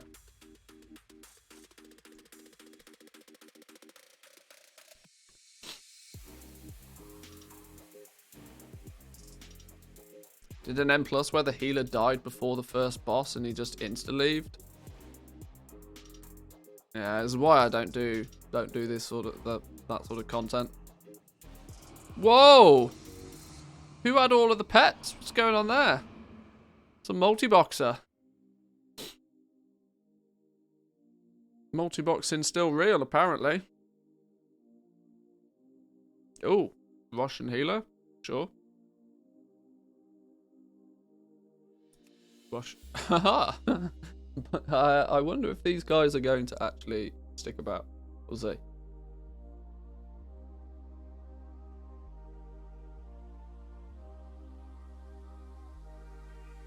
We've got room for 1 more. Room for 1 more.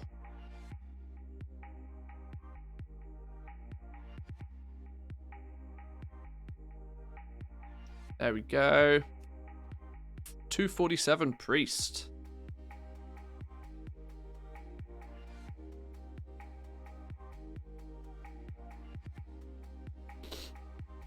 That should be full party. Full party. Right. Let's wait for people to get here. Who are we waiting for?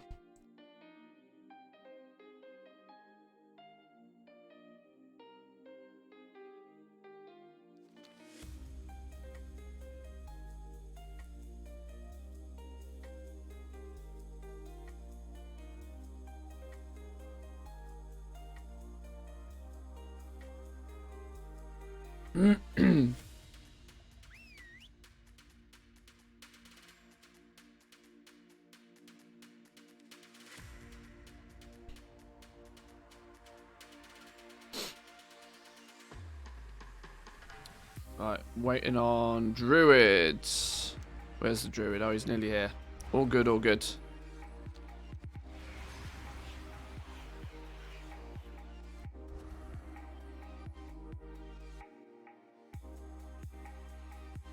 PTR before or after Thanksgiving? After, I reckon.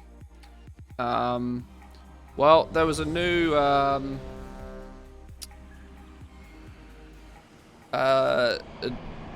9.2 PTR hit the content delivery network.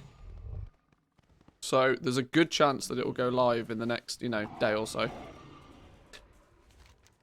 The one up there's disappeared. We'll go straight up this way.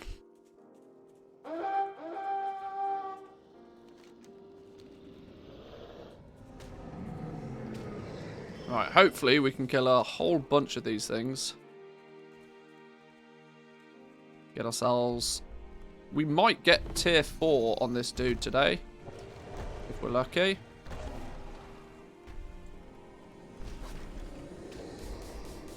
I mean, we could do literally 2 rift ones, I think, and hit tier 4, so it shouldn't be too much of a problem. We're going to ignore Zovals, boys and girls, ignoring Zovals.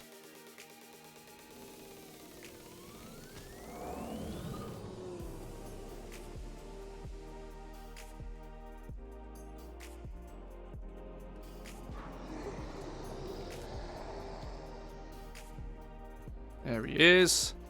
First dude, pew pew.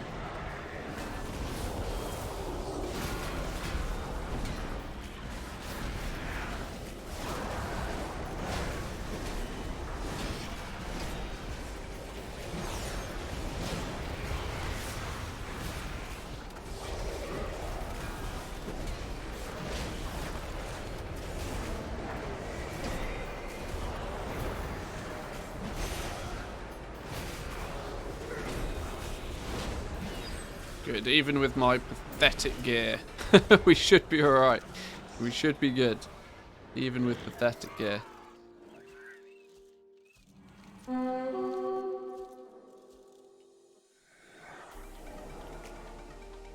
I'll be over the moon if we get it this week, but I can't imagine if we... Well, something would be better than nothing, in my opinion. I would be very happy to see it. Very, very happy to see it this week. Blizzard have a week off next week, so this is kind of where there's... We'll either get it this week, or it'll be in like 2 weeks' time. Almost for sure.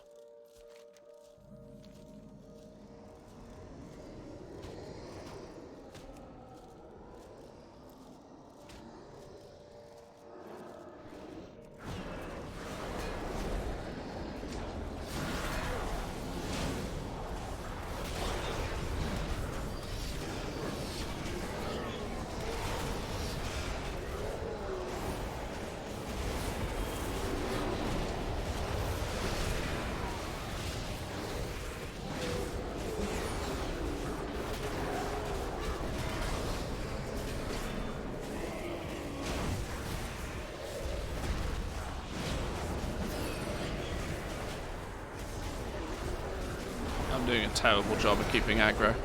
I'm not paying attention.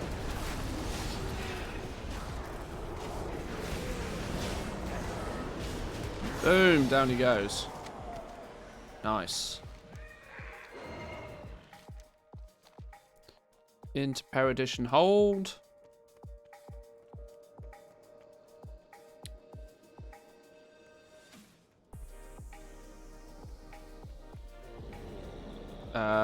I can't open the gate. I've done so little on this character, I can't open the gate. That's funny.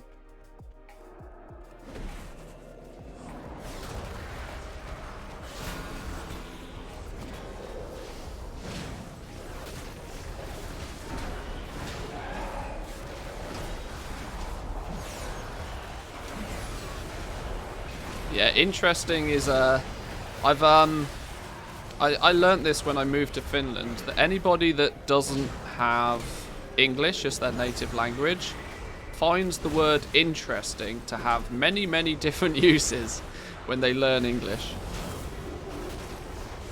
And I didn't realise that before I moved here, but it's so true. We rarely, when we say the word interesting, we rarely actually mean interesting. It's usually, there's usually a lot of sarcasm built into it. Oh yeah, interesting.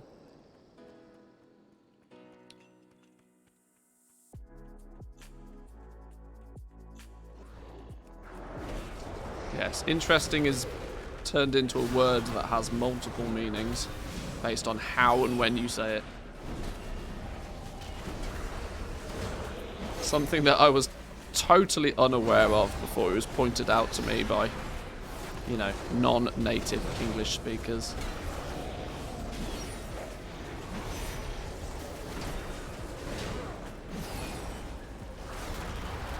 Never understood people that play the PTR almost 100% of the time and then when it's up and then complain that there isn't stuff to do when the patch comes out.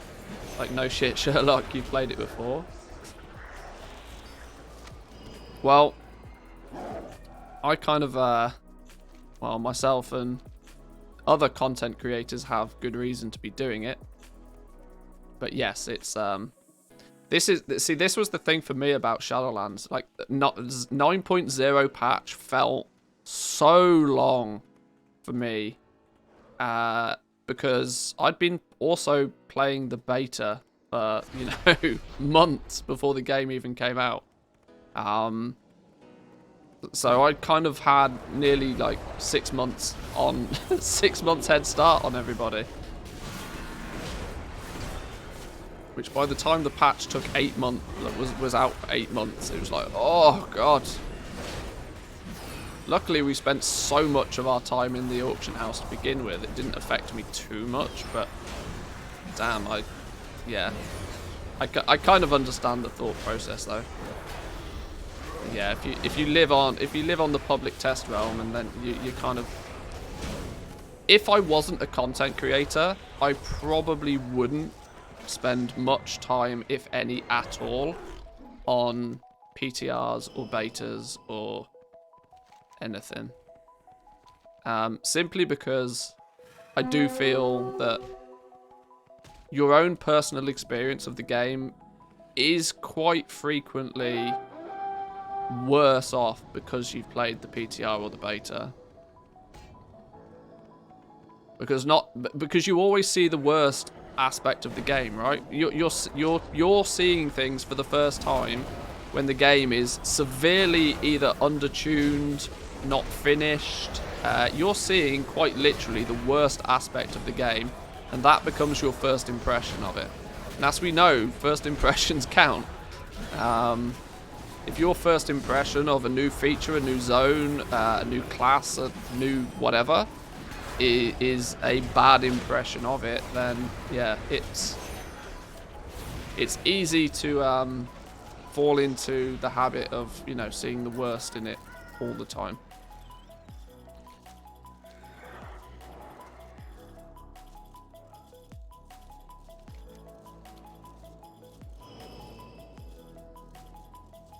Tend to wait for the Wowhead articles because they come out pretty much instantly, then double check to see if I missed anything.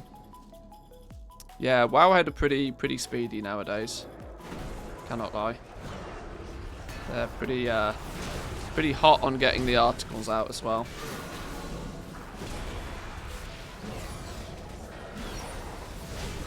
It's also why a lot of stuff gets released in a state that users aren't happy with, but the devs are used to a way worse version. So yeah, well, yeah, kind of. And through playing New World, but I mean, seeing the just absolute clusterfuck of chaos that went on with New World at launch goes to show, even though people bitch and moan about, you know, Shadowlands or World of Warcraft releasing in a terrible state, In reality, it's considerably more polished than what it definitely could be. Polish is one of those things that the slightest flaw becomes incredibly easy to spot when everything else is actually pretty polished. When the entire thing is a clusterfuck, the little bugs you don't even pay any attention to. PTRs and betas is when it's meant to be that, you know, that complete clusterfuck of just broken everything. But by the time it goes live, it should be alright. But it's a precedent that Blizzard have set themselves, right? They for many years, they prided themselves on their polish with the games, that it was not going to come out until it was ready to come out. And people who've played this game for a long time expect that now. And the problem is that, you know, in more recent times when they're pumping out content, maybe when it's not quite as polished as what they were, you know, people have learned to be accustomed to, it's very easy to spot the little things that they of course they mount up. But ultimately after playing New World, I've come to realize that, you know, the state that Blizzard launches content in is way better than what it could be, even when it's not perfect. Blizzard are pretty good at keeping what are quite clearly fundamental flaws out of the game.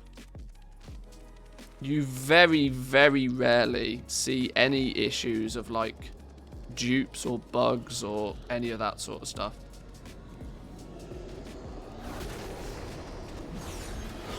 Like gold dupe, like game breaking stuff. There's rarely anything game breaking.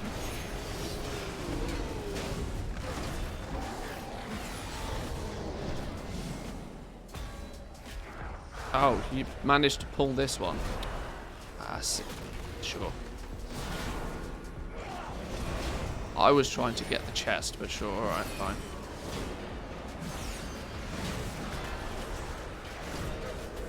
We used to have a lot of those back in the day, though. But this is the thing. This is one thing Blizzard have got very good at. They make sure that there's nothing absolutely game-breaking. There's no gold dupes or serious exploits. And as and when they do appear, they get patched out very quickly. And in a way that doesn't, you know, negatively impact the rest of the player base too much. I mean, look at New World. They've had to, on 2 occasions now, just straight up remove... Wow, that thing only had 35 Stygia in. That was a waste of time. Sorry, boys and girls. In New World, they've, on 2 occasions within a month of the game coming out, they've had to disable all forms of wealth trading because there was just fundamental broken systems in the game. You never really see anything like that from Blizzard. Or not anything that A, either becomes quite as public, or B, anywhere near as game breaking.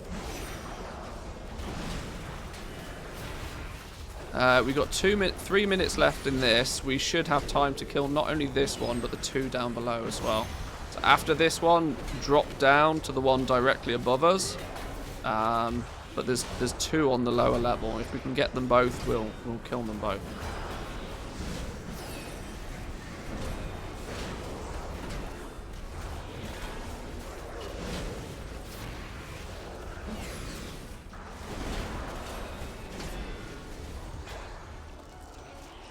So do what you need to get down below quickly.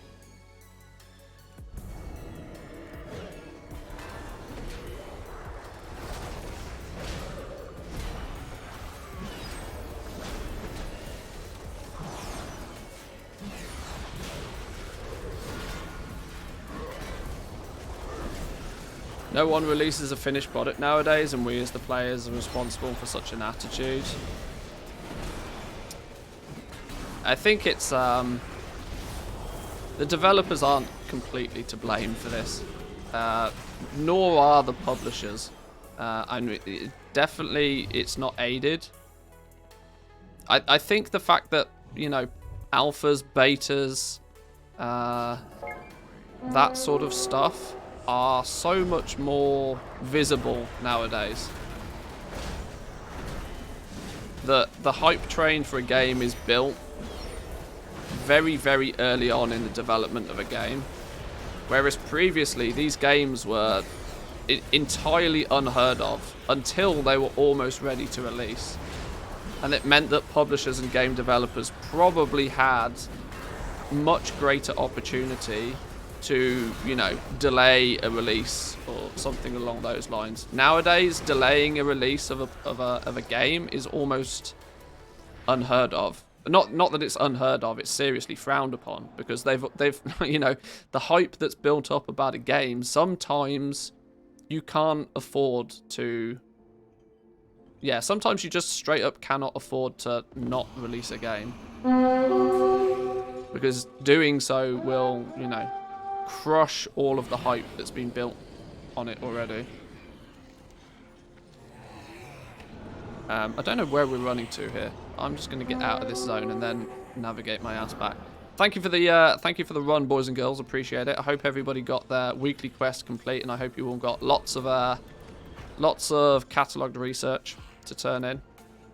I got 2,500 now. I don't think I had 600 or so in my bags already, I think. So it goes to show at the lower tiers you still don't get quite as much of the juicy stuff, but it still equates to being a pretty good use of time. But thank you for the group, boys and girls. We'll put together another one soon. Thank you.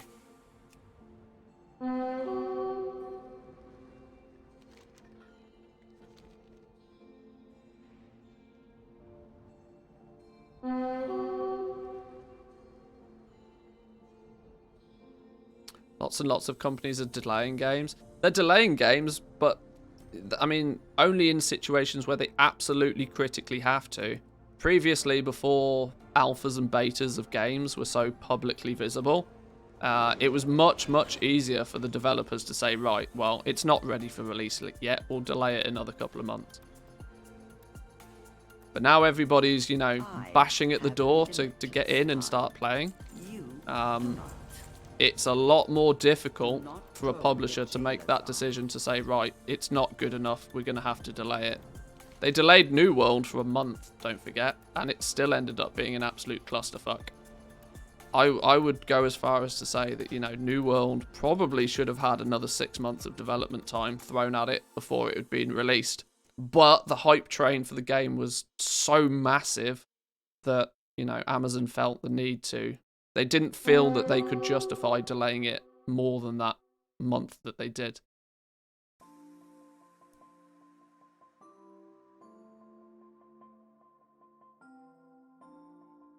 I think it's mostly that they can't really change core systems because they already told how the system would work.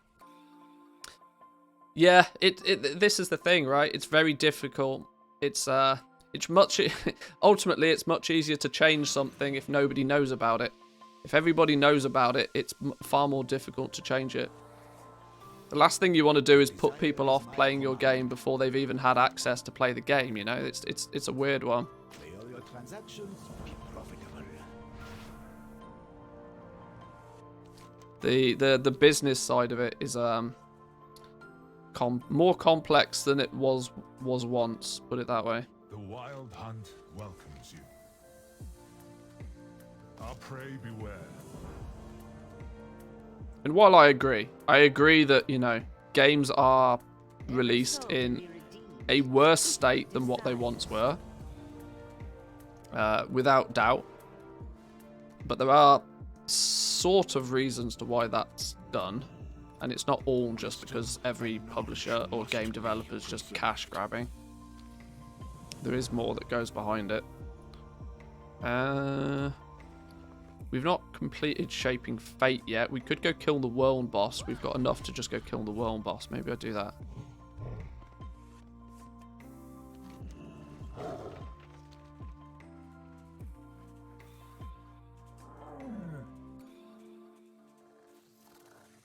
How we doing, Bellegar? Good morning. Welcome.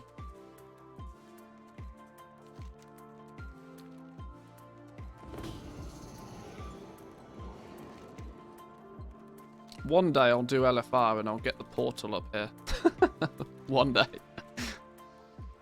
You know, that quality of life improvement they added with a typical Blizzard butt. Oh, you can get the portal straight to the raid. Yeah, that's no problem. You have to have completed the raid first, though. Fuck. Just give me the goddamn portal.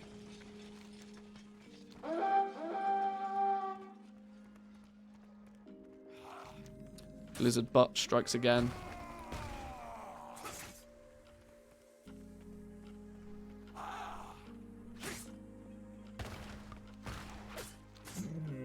Four more tunes at 50.9. Time to ding them to 60. And gear them up. Oh, 59.9.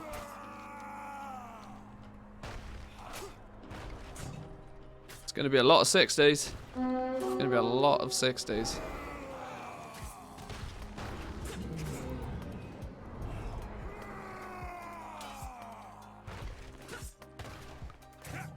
It's about stupid buyers that are doing pre-orders with only screenshots available. Yeah, pre-orders get a bashing. That's true. And it's another one that I don't totally agree or disagree with, if I'm honest. This is not good news. I need to drop aggro.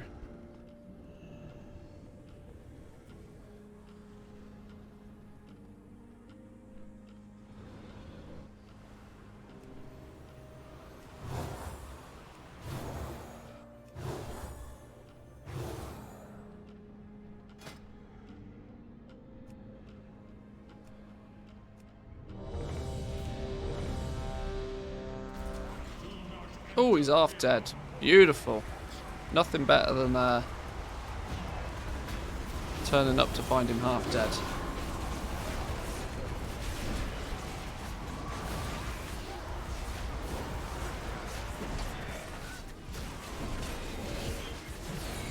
I think talking about Blizzard's butts is a bad idea given recent events. Yeah, people need to keep their butts to themselves.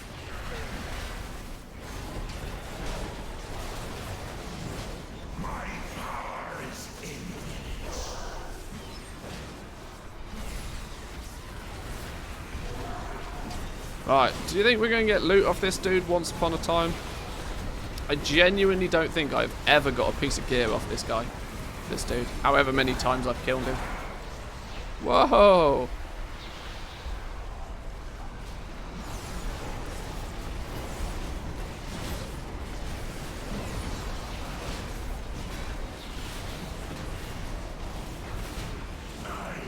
$74 gold. Just what everybody wanted. Renowned 50 though. Now I would love to take my Cypher back to Venari, but I've never bought one. So I guess we run back again. Okay. Okay.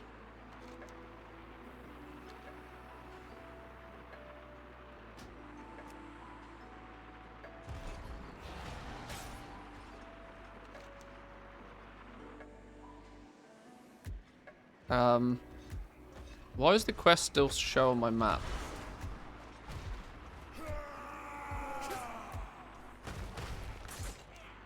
That feels odd. Why is it still here? I don't know. Maybe is it because I'm still in? I don't know. Whatever. Game's broken. Hearth and Dal and then Portal. Oh, I mean, I'm sure there's some way to do it. Probably.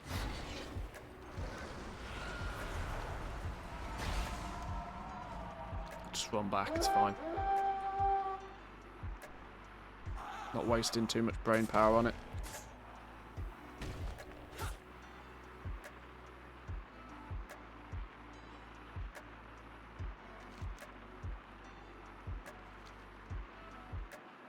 Hang on, we didn't get Shaping Fate credit for it either. The fuck is going on?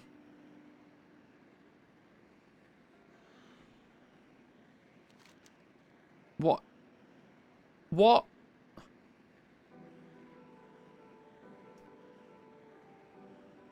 What is this shenanigans?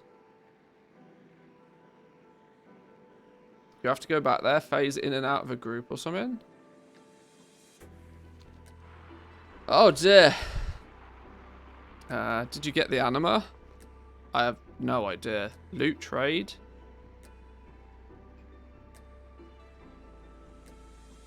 You receive item. Memory of Divine Resonance. So, I got a legendary power. I got... You received Stygian Embers. You received Catalogued Research times 1,000. You received Archivist Codex 800. That was probably when I turned in the quest.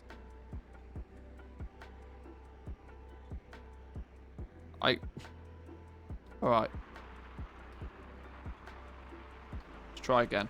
Let's try again.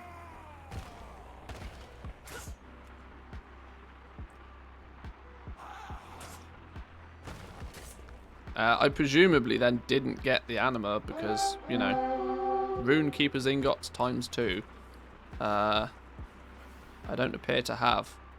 So maybe I didn't get... Okay. Okay.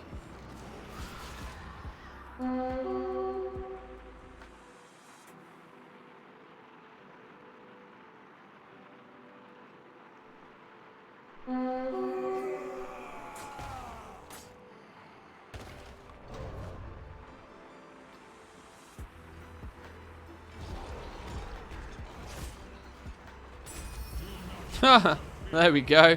Complete. Genius. Actually genius.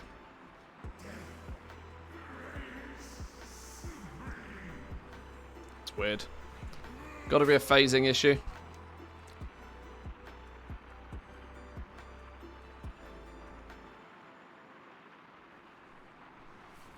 Aha, I did the whole thing with Crusade War on.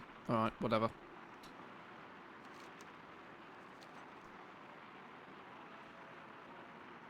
This is not a display of skill. Let's put it this way. You guys should know by now. This is not a channel for a display of skill.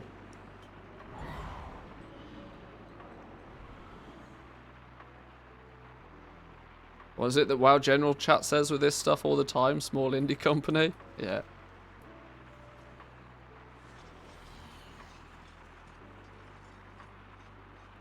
Whole game was made by one dude in his underwear in a basement.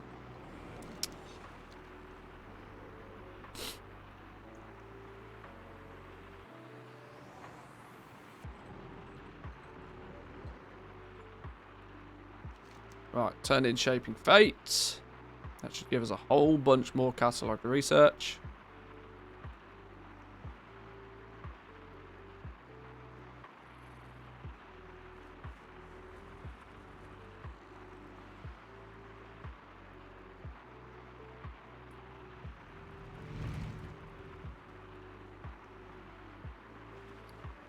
I remember you. Beautiful. What's in our chest today then? Bunch of stuff.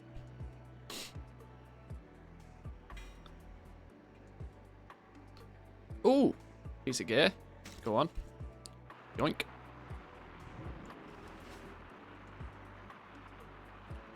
Let's go hand in our Archivist's rep. 3,500 catalogued research points. What is it? Like, divide that by 2? Yeah, we're not quite going to hit tier 4. Welcome to the archive. Oh, thinking about it. I should probably... I've not sent the 50% extra tokeny thing, have I? Before I hand these in. Memories are fleeting. I need to do that. We only did it on the hunter.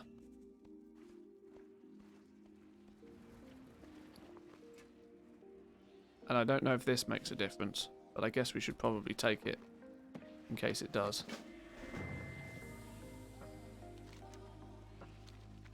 Could have done with this before I went and completed Shaping Fate, but sure.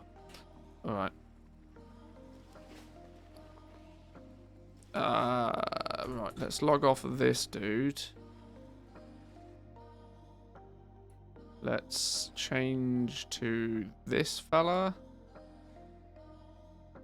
Who's in Ardenweald. Not where we need him to be. Alright. Okay. Monthly mailbox. It wasn't all that exciting. It wasn't all that exciting. There was, I think 1.3 million, I think.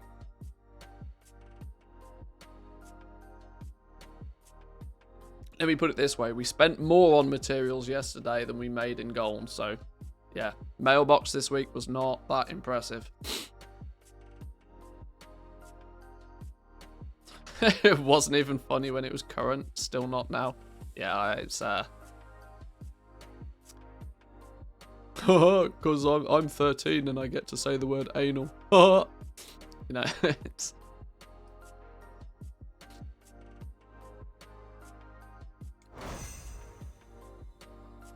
Alright, let's take this dude over to Korthia. Quickest way to get to Korthia from here is probably if we hearth and then take the Oribos portal. Would make sense.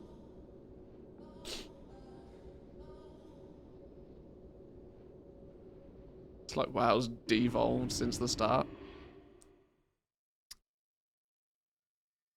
No, I don't know. It was pretty bad back in the day.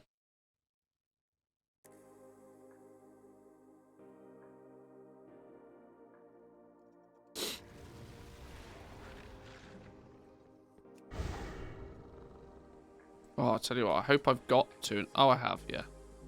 I was just hoping then I hadn't spent all of my catalogued research points.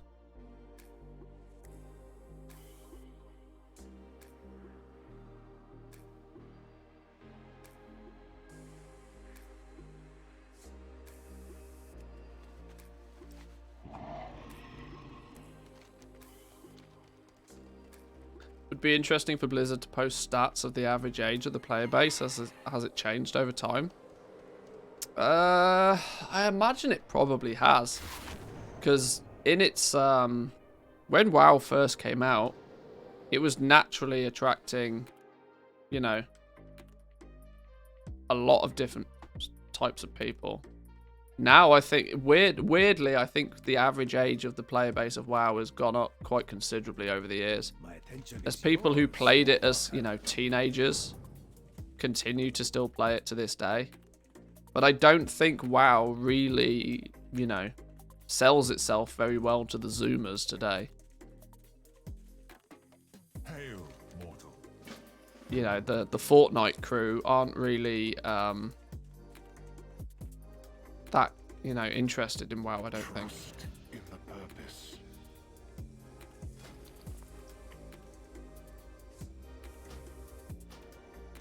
May you return with knowledge.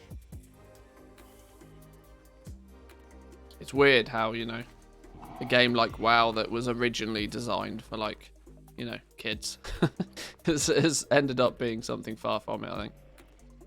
Right, we're sending this to... Let's make sure we get this right. Muthius, Draenor. No. Muthius on Draenor. Go.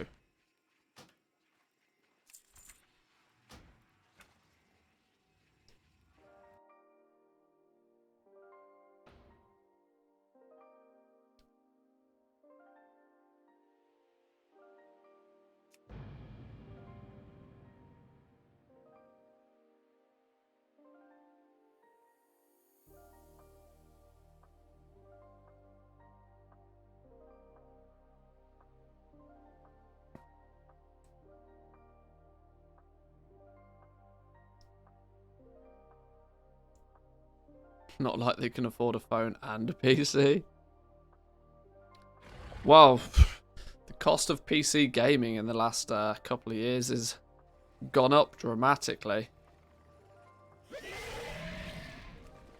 It's now considerably more expensive for PC gaming.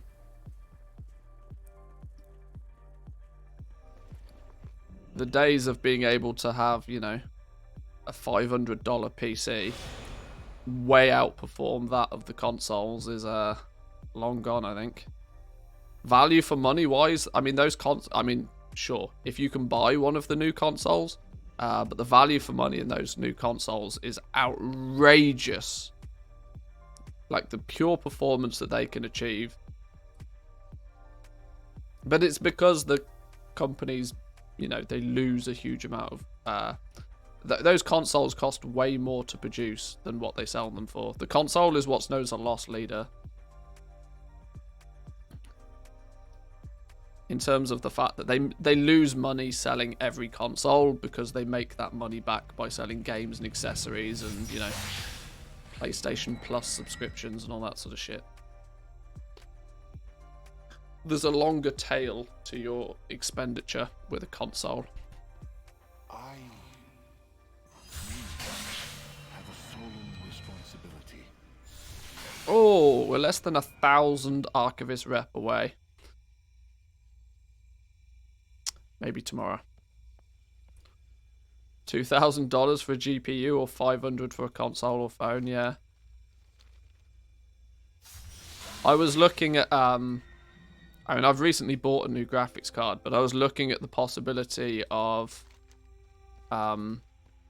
just straight up building a new PC and putting the components together to make a reasonable PC for gaming, with it also being, you know, suitable for the content creation that I do, would have easily set me back €2,000.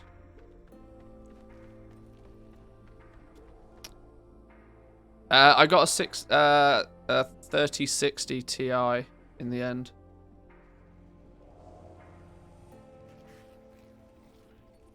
There wasn't there wasn't a huge amount in my price range, to be honest.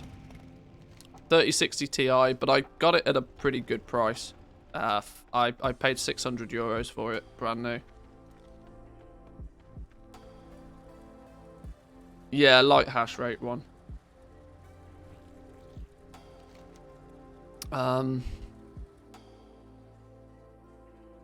It was either that, or the only other cards that I could somewhat get my hands on was the only other option was really then looking at the 3070 Ti's. But then the price basically doubled. It was like 1,100-1,200 euros. So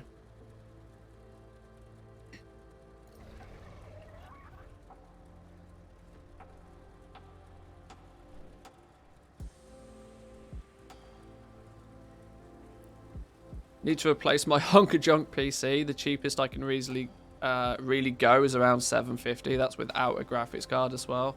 Yeah, this is the problem. PC gaming is getting quite a bit more expensive recently. Don't need top of the line stuff to play games, but if you stream, you kind of need it. But just playing games alone, you don't need all the top of the line stuff. Even for streaming, you don't particularly need it. It's more about, I mean, the problem is if you are streaming, you're an absolute fool if you don't get an NVIDIA graphics card, because the NVIDIA graphics cards are just, you have to have one if you're streaming, which instantly means you're paying more for the graphics card, and they know that. Alternatively, you can circumvent that, but you have to have a much beefier CPU, which is, you know, it's not a great choice.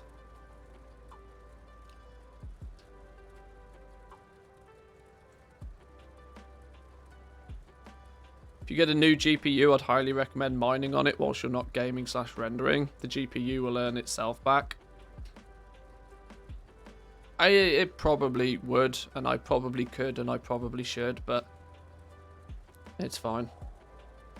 Trying to get a 3080 Ti for MSRP since release. Nothing. Yeah, you ain't going to get one of those for MSRP.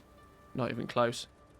You've also got to remember that MSRP has been doubled anyway, so... 3060 Ti light hash rate costs $1,350 in my country, but they're still 800-900 euros where I live. I was very lucky to get a good deal on one. I was basically for about 3 weeks straight, I was checking the 3 main websites that sell the cards every single day until I saw a deal and I didn't think twice and I just bought it.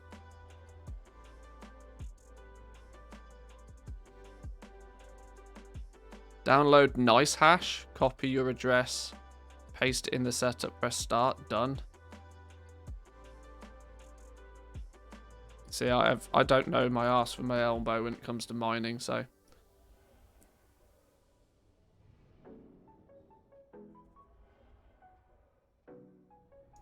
$2000 series are still good for gaming. Oh, they absolutely are. The problem is you can't buy any of those either. You might be lucky and get one second hand, but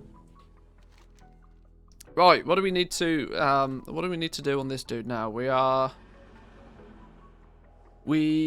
are very close to tier 4 with the Archivist's Codex. We are still only friendly with Death's Advance, so we've got some way until we can craft 200 gear. I need to be a little bit more religious about doing my dailies on this character. We could, in theory, go do the Assault, because the Assault will give us some reputation. I can't remember how much it is.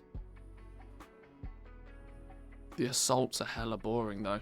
I'd almost choose to not do them. Or, what I probably should do, actually thinking about it, is make sure I've done my dailies on the other character on this realm first.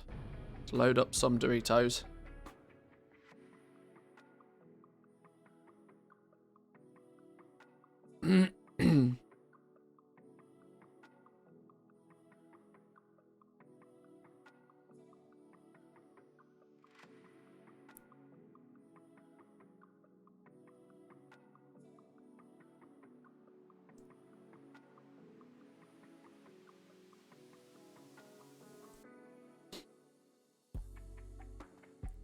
Ever heard of Awesome Miner, which apparently uses night hash? Not recommending it, just wanted to see if you know it. There's also shit, what's it called? There's one that's even recommended by Asus, which is a simple download it and just run it program for mining. But it gives you, it looked very dodgy to me. Dodgy enough that I didn't want to even install the thing. Quantum Cloud or something? I can't remember what it was called. Its only saving grace was the fact that it had a, you know, trusted by Asus on it. But I don't know if that's just, you know, some sponsorship deal. This is why if I was going to do something like mining, I'd want to take the advice of somebody trusted before I, you know, play around with that.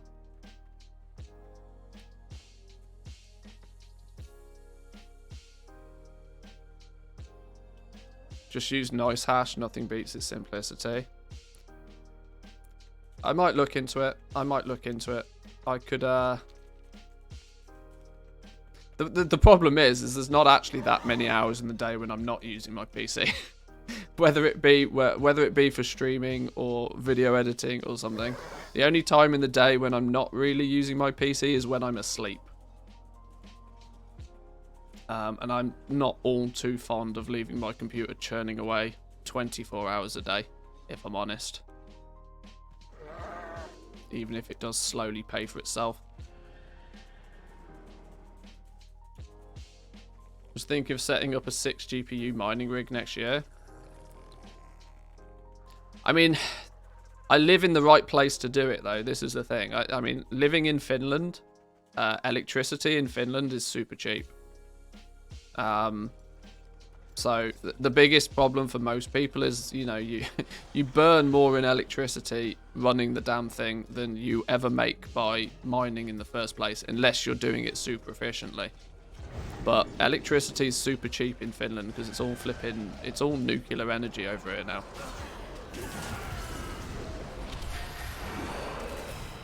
Oh, hang on. I need to remember I'm not super tanky yet.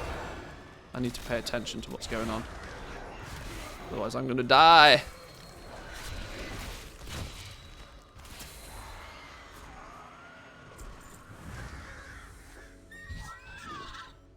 You could be making about $4.14 a day with your PC. Bought my 3080 for €1,400. The card has almost earned itself that back already. Is that taking into consideration electricity or not, though? I don't know. See, this is my point. When it comes to mining, I don't really know what I'm talking about. I don't feel educated enough on it to, you know, start throwing money at it. Just like in World of Warcraft, if you know, if you don't understand the investment, then you probably shouldn't make it. My advice to all of those people that ask me, should I reset the price on Death Blossom? No. No. No, you shouldn't.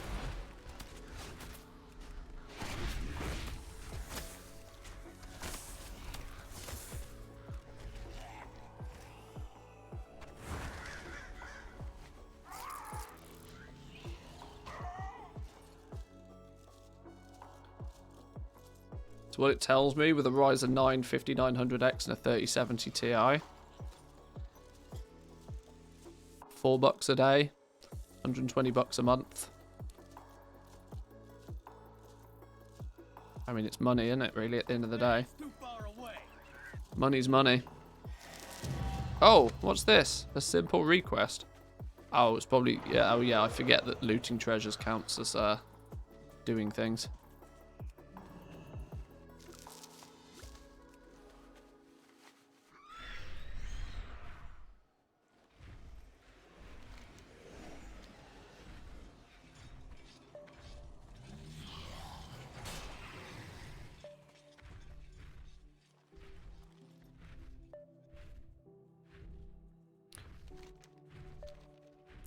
I mean, I'm going to be honest with you. I genuinely have no idea how much electricity my PC consumes.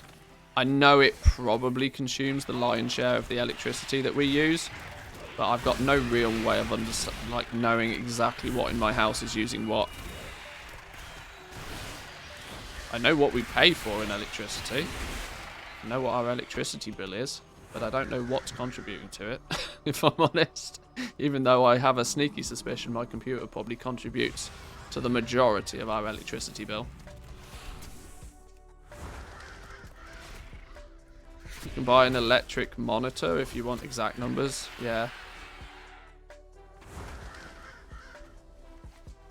Prior to 915, I bought Lightless Silk, 300k at the price of 16k. 16 gold a piece, now resold them for 33, kind of neat. It's flipping is great if you get on the good side of it. Flipping current content mats though it's a very time sensitive thing. Yes, in the transition between one patch to another, you can sometimes come out with a good win. That's definitely true.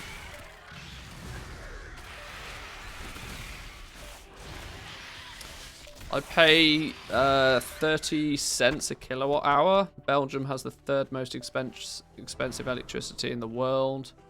My 3080 mines about €5.80 a day at the moment. And electricity costs about €1.50. See, when you know the numbers, it's easy to calculate. I just don't know the numbers. So I should probably work it out and look into it. I'm tech savvy enough that I'm kind of embarrassed I don't know what I'm talking about with it, but...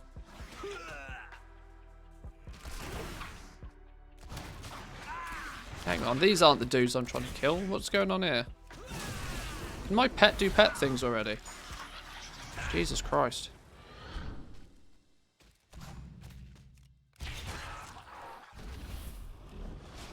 How much do you pay per kilowatt hour? Fucking no idea. Actually no idea. Literally not a clue. We get the bill and we pay it. Actually no idea.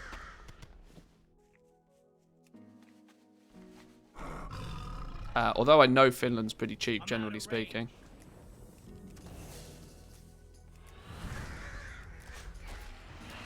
I'm sure I could probably just Google it. Or look on one of the bills, but...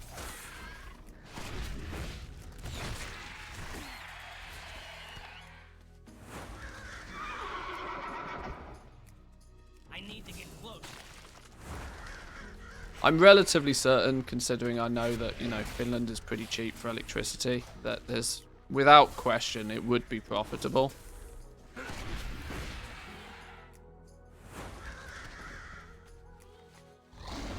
But I've just not looked into it in detail.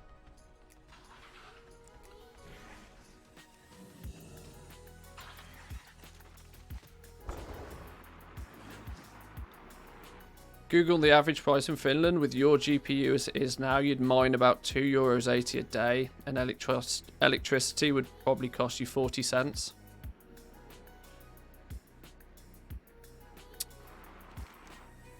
So it's what? Yeah.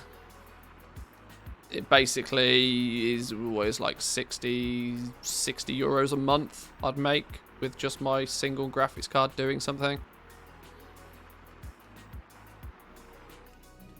I mean, 60 euros a month is, I mean, it's 60 euros is 60 euros, I suppose.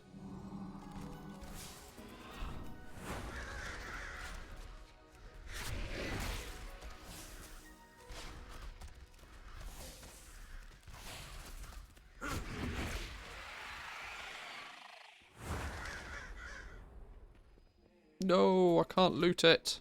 Ah, stupid short-ass goblin. I don't have fetch for this for this hunter either. Let's take the scenic route. Oh, you son of a... Ah, forget it. Forget it.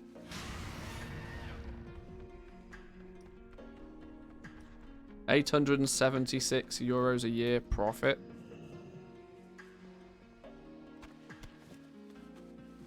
Yeah, I suppose when you scale it that, when you look at it in that perspective, like, do you want another €800 a year? Sure. Sure. Card will earn itself back in a year. Yeah, I guess.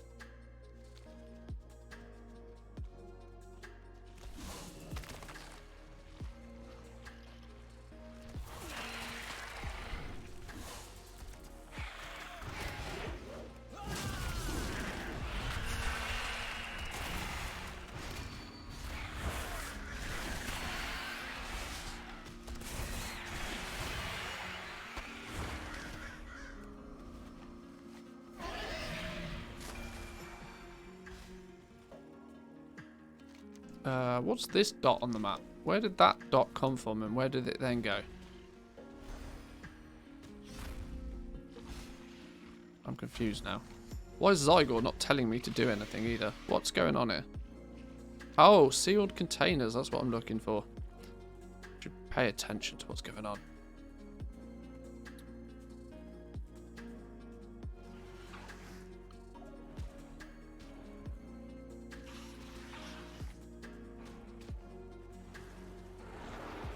Granted, when you're buying a mining rig, it's different because if crypto crushes, you have a problem. Yeah, it's, if you're doing, you know, if you're just, if you're considering buying a graphics card, it's an opportunity for you to. Oh dear, I'm dead. No, I'm not. Saved. Yeah, I guess it's an opportunity to make it, you know, to justify the outrageous price of graphics cards right now. If you can at least know that you can put that graphics card to use and it will slowly but surely pay itself back.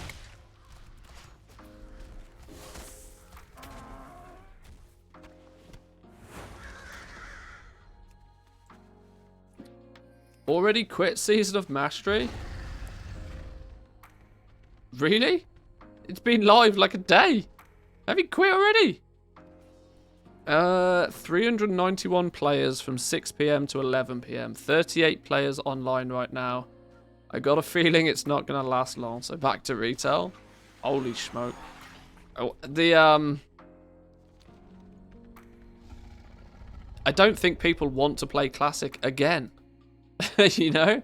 I don't think they want to play Classic again. I think it's really quite that simple.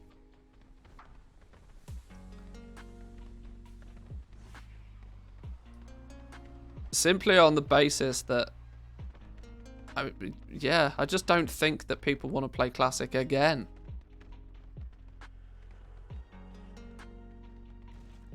the first time Classic got re-released, people were still zerging to 60 as fast as they physically could. Now to theoretically have to do that again, yeah, I don't know. I'm not too sure, but I wasn't particularly sold on the Seasons of Mastery thing to begin with. Nor do I think that they've done any sort of real proper marketing or tried to hype it up or anything.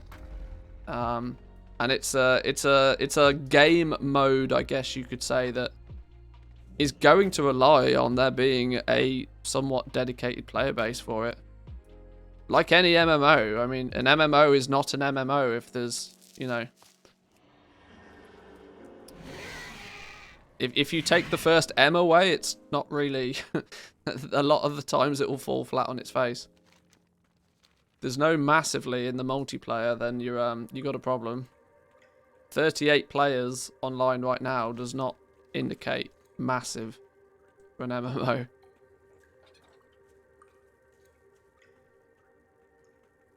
A lot of doing heroic mode, and when they die, it's GG and they just play something else. Yeah, I suppose that's the challenge, isn't it? It's like, you know, they want to keep that little symbol that says that they've not died. Yeah, maybe. Speak, I will listen and remember. This, I think, was the problem with Classic the first time round. The first time it was Classic, I should say, not like the original vanilla. That the average player of video games nowadays doesn't particularly want to play a 17-year-old game again. My attention is yours. And if you've played retail for any given amount of time, you're very, very, very aware of the quality of life things that you then don't have in Classic. And it's weird, right? When Classic first was released, I kind of gave it a go for a while because of the nostalgia kick. But I equally, you don't really want to grind out something or fight through something unless you think that there's an element of permanence about it, which is why I keep playing retail and wasn't so big on going back to play Classic or TBC. Is that if you're grinding for something, you want to get, like, you put the time in, you put the effort in for a permanent reward. A seasonal, heavily grindy MMO, it just doesn't seem to make sense to me. It genuinely doesn't seem to make sense to me. The reason you would, you know, put the time and effort in to grind something is for the permanent reward that you get from it. If you know that it's like playing Classic on a PTR and going hard on the PTR. It's like, fuck off, what are you doing, you moron? Like, in a week's time, your character's going to get deleted. And I guess the heroic sort of, the hardcore mode taps into that small player base, but I think the player base might just be way too small for that to actually work.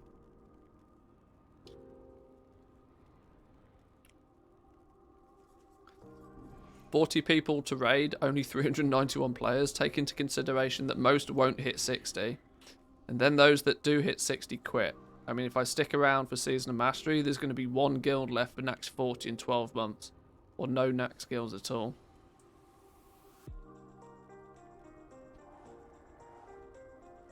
Yeah, it's a bit of a sorry state of affairs, I think, to be honest. And I don't like to be the negative Nancy towards these things. I desperately try and keep, especially because I know I have, you know, my opinions go out quite publicly now. I don't want to be that negative Nancy. It's why I don't put negative videos on my YouTube channel.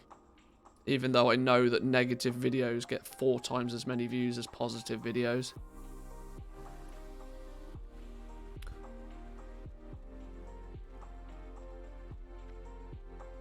I'll sometimes have a bit of a whinge and a rant on stream, but it's not something that my ranting and my complaining is not meant to change anybody else's opinion. It's merely a rant.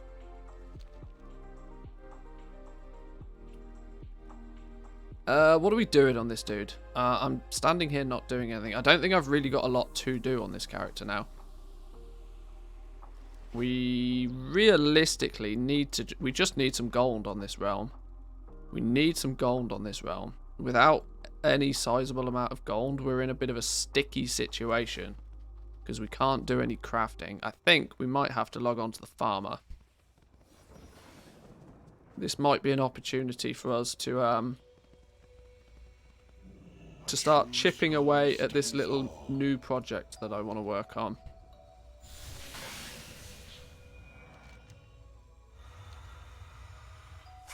Rant, rant, rant. That's why we come back every day.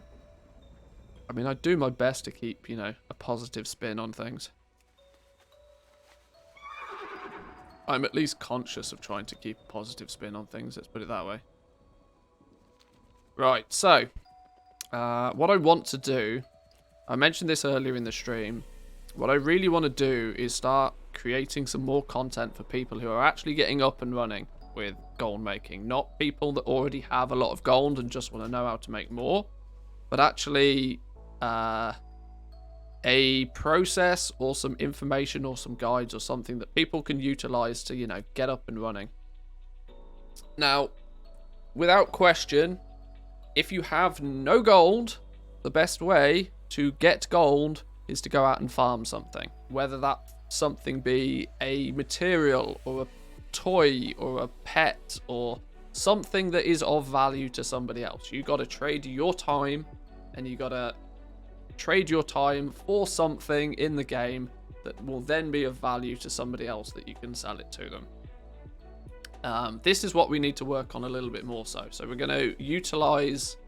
Firstly, I want to put a couple of small videos together for Shadowlands-based content, because it's the sensible place to start, right? If current content materials are always going to be the fastest selling ones, the most reliable things to be able to acquire and gather and sell. So we've got to start there. We can expand it further to, you know, the classic or the retro materials or retro farms or whatever you want to call them. But we've got to start with Shadowlands. We've been doing a little bit of that. We've been doing some farming of Revendreth recently. I probably want to put together a video for each of the 4 zones on what can be gathered and farmed in them, rather than maybe making specific material videos. Because most of the time nowadays, you're not farming just one thing. You're actually, you know, saying, right, well, if I go and do some farming generally in this zone, what will my results be? That's what we got to kind of look at. We were, we spotted earlier. Ah, there's no convenient long boy. Who ran off with the long boy? Oh, actually, this is a good opportunity to see if... Haha, now we have crafting costs.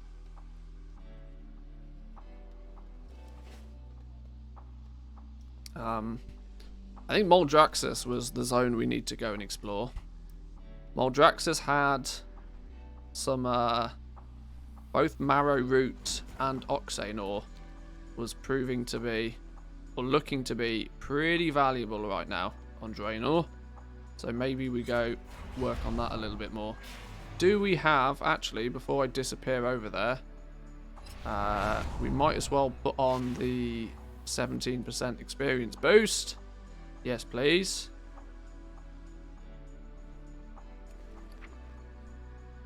Never understand people that watch transmog goal making guides on YouTube at all.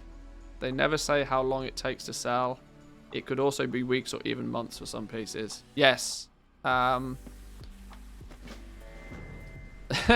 reason people watch transmog farming gold making guides on YouTube is usually that the content creator in question probably doesn't advertise in the title or the thumbnail that the gold that they have claimed to be acquired per hour is based on transmog. You don't find that out until you've already started watching, and that's the trick. that's the trick. That's why those videos get lots of views. It's only when you get halfway through the video and you go, oh, farming transmog. close the video. By that point, they've already got your view and you've already watched their ad. That's how YouTube works, unfortunately. It's just how YouTube works.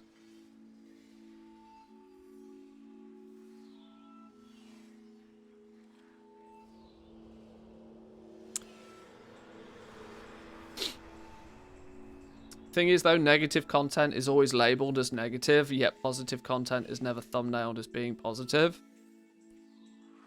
Yeah, it's because you know what sells. Yeah.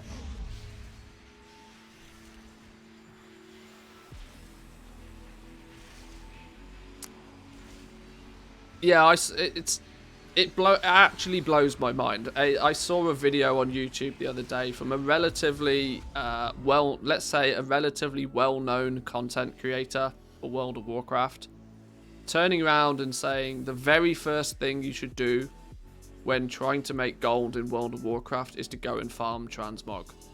And I nearly fell out my chair. I was like, you're just lying to people at this point. You can't even how do you even justify that phrase? The first thing you should do is go farm transmog. No, that's literally one of the worst things I would recommend doing for somebody trying to make gold. Firstly, you're gonna get you're gonna spend hours of your time farming something that is advertised at super inflated prices, to then only spend even more time trying to sell it, and before you realize it, doesn't sell. And by that point, you've wasted God knows how much of your time. And even if some of it does sell, it will always sell for considerably less than what you expect it to sell for. There is no net positive in that scenario to the end user. And for somebody that, for somebody that has gone through that experience, to then what is blatantly just lie to the people watching their video. Because it's not, it's just so false, and it annoys me so heavily. It annoys me greatly that, people will go to that degree just to get a few views on a video. It makes me ill. Right, before we do this though, I'm going to take a quick bathroom break. And I'll be back with you in 2 minutes.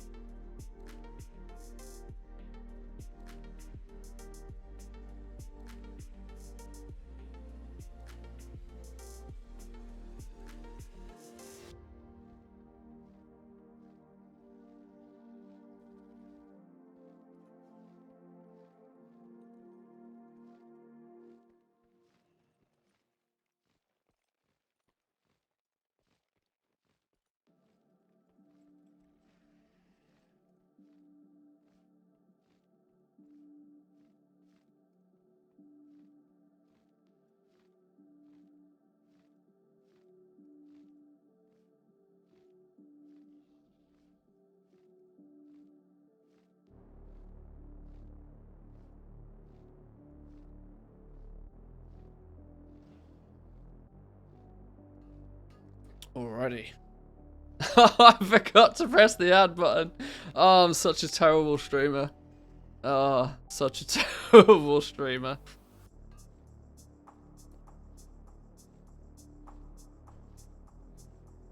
5 gold caps just selling transmog here.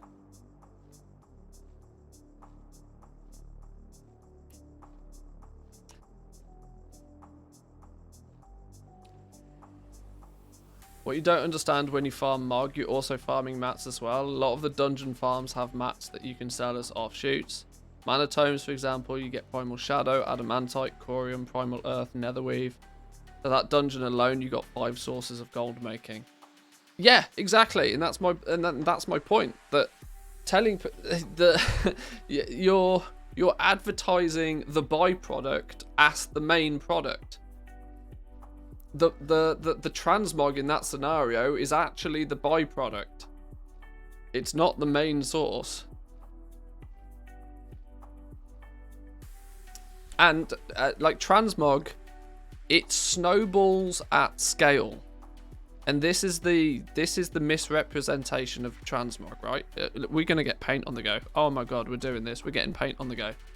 Transmog is something that snowballs at scale, right? So what do I mean by that? Well, when you first get up and running, we need ourselves 2 axes, right? So when you first start, incoming TED talk, when you first get going, right? When you first get going with transmog, you are trading your time for a random chance of something. You're basically, consider it like buying a lottery ticket. When you start farming transmog, you are trading your time for a lottery ticket. That lottery ticket is the chance of getting something that is valuable. Now, the more time you spend acquiring lottery tickets, the greater chance you have of one of those lottery tickets being a winner, right? That's kind of the theory behind it. So let's take, so if we have this axis being time, and then I guess this one becomes gold. I'm going to say gold per day.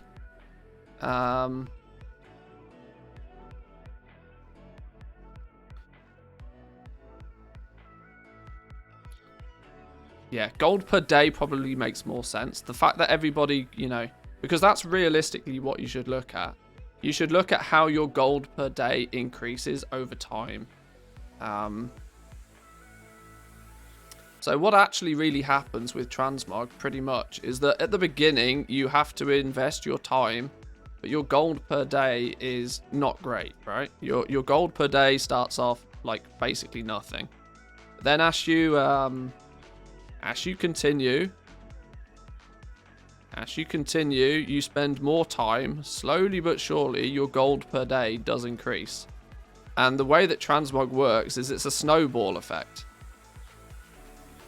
So eventually, your time spent returns you a greater gold per day.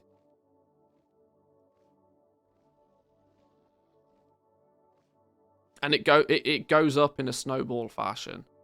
In fact, this doesn't actually really represent the snowball effect very well.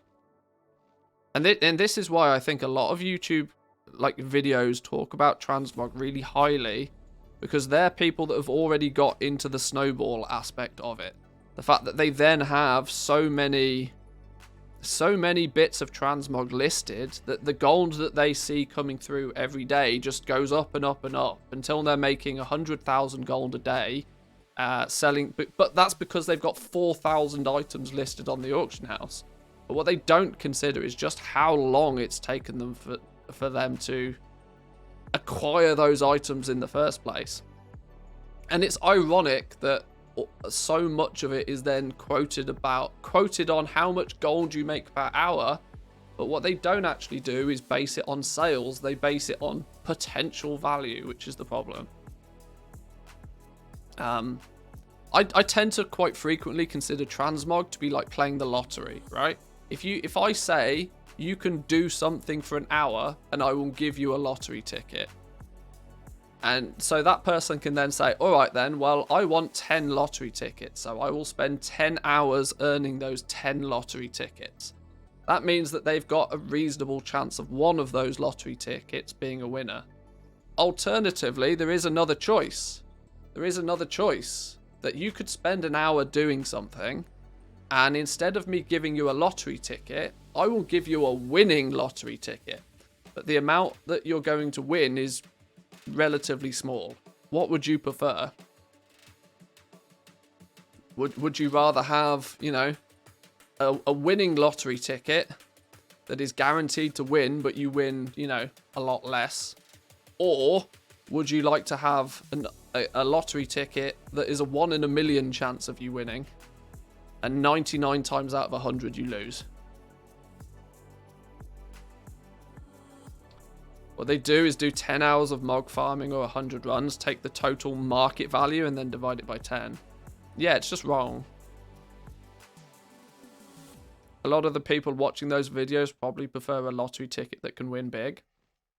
A lot of them do. But the issue also is that when they're told that the best way to start making gold is to do transmog, fuck no. Like, it's literally the worst thing to start with. Absolutely the worst thing to start with. Feel free to play the lottery. If you're already wealthy, sure, play the lottery. If you win, it's a bonus. But don't expect to play the lottery to become rich. That's a bonkers theory, and that's totally stupid for anybody to... Nobody in their right mind, if told to play the lottery to become rich, would look at that and go, oh yeah, that's a great idea. But because it's hidden behind this veil of, you know, potential market value and gold per hour videos and stuff, it's just misleading. It's annoying. I hope people kind of, you know, see where I'm coming with that.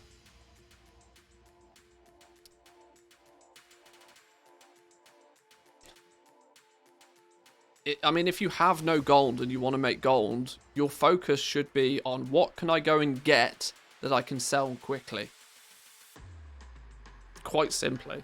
And then once you've got a lot of stuff and sold it quickly and you have a little bit more gold, then you should start thinking, well, how can I make the gold that I've already earned help me make more gold?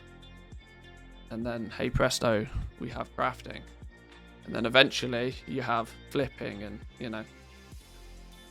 Never mention that you might end up spending weeks relisting before the transmog sells. Yeah. Weeks if you're lucky. Weeks if you're lucky. There was a thread on the subreddit not too long ago where somebody posted a video that they'd done. I believe it was just a farming route. And they'd quoted how much, you know, how much gold you'd make on this farming route, which is fine. But what they then did is they justified the price by saying, well, I used the regional price, so it's an average, right? And it still got people's hairs up. And there was the response, well, when somebody sort of called them up on it, saying that, well, you know, that price is misleading.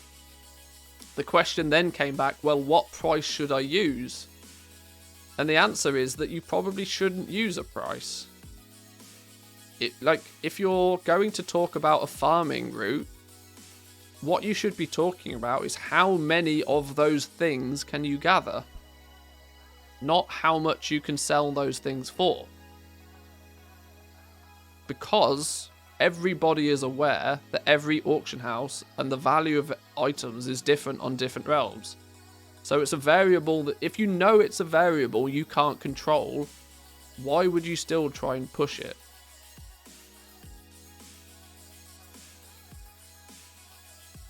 $400 herbs an hour is 10 times better information to somebody than, you know, saying 5,000 gold an hour.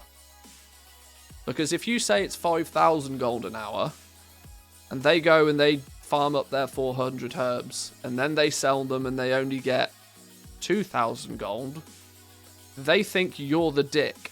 They think it's your fault that they've made less gold. Whereas if you just tell them that you make 400 herbs in an hour, guess what that then does is it promotes people to try and find ways to gather more herbs, right? You can then do a direct comparison. You can say, right, well, this route is going to give you 400 herbs in an hour, where this route is going to give you 450 herbs in an hour. Well, hey, presto, everybody can see which one is better then, right? It's not rocket science. Genuinely not rocket. I'm ranting again, aren't I? I think I'm hungry.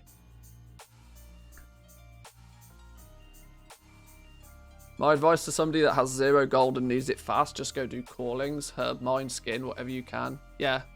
Do anything current content.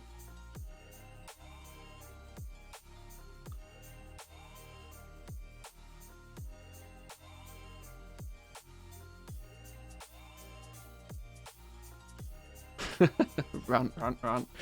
Oh dear.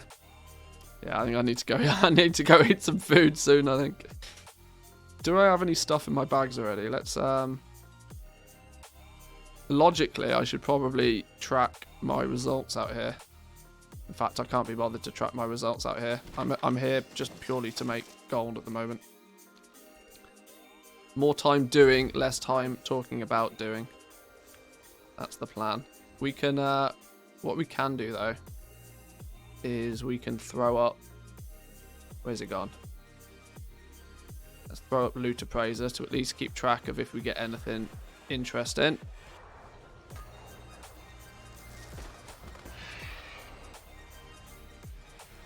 There's a difference between there's a strong difference, and this probably boils down to people not understanding how you should how you should process information. What's going on here? There we go.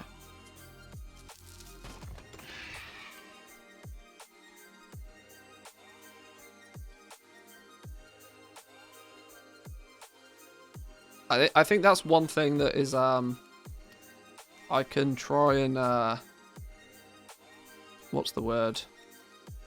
Drive good habits, I guess, rather than promoting negative habits. The negative habit by, you know, YouTube content creators, the negative habit is to just, you know, put a gold per hour in your title. Yeah, you might get a few more views, but you're not going to build much of an audience. And even if you do get a quick audience, people very quickly see through the veil. I don't know.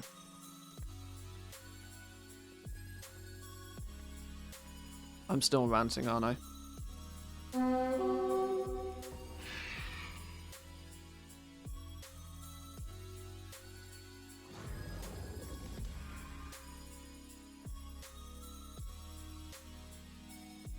Yep, don't need to stop.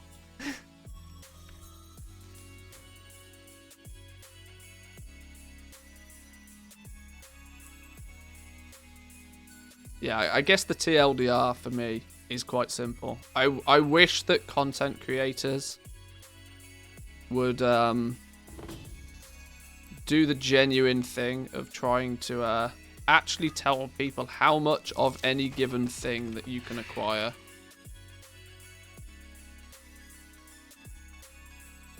Because that's it. That then the long tail of that is so much better though.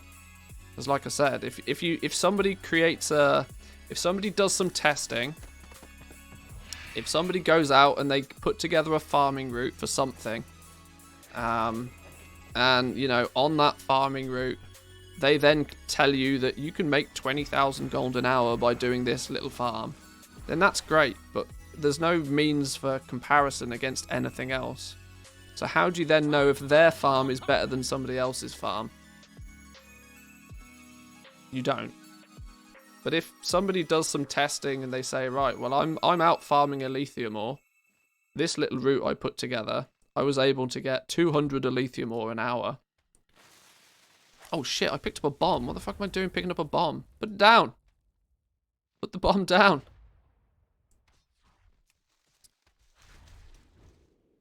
If somebody makes a little farm and gets 200 Alethea ore in an hour, then somebody else can take that farm, try and optimize it, and then, you know, try and optimize it and say, oh, right, well, okay, I worked out that if you change it in a little, you know, change it up just a touch, you can, instead of getting 200 Alethea ore an hour, you can actually get 220 Alethea an hour. And all of a sudden, you can look at those two things at face value and go, okay, this one is actually better than that one. Cool. That's more optimal. Great.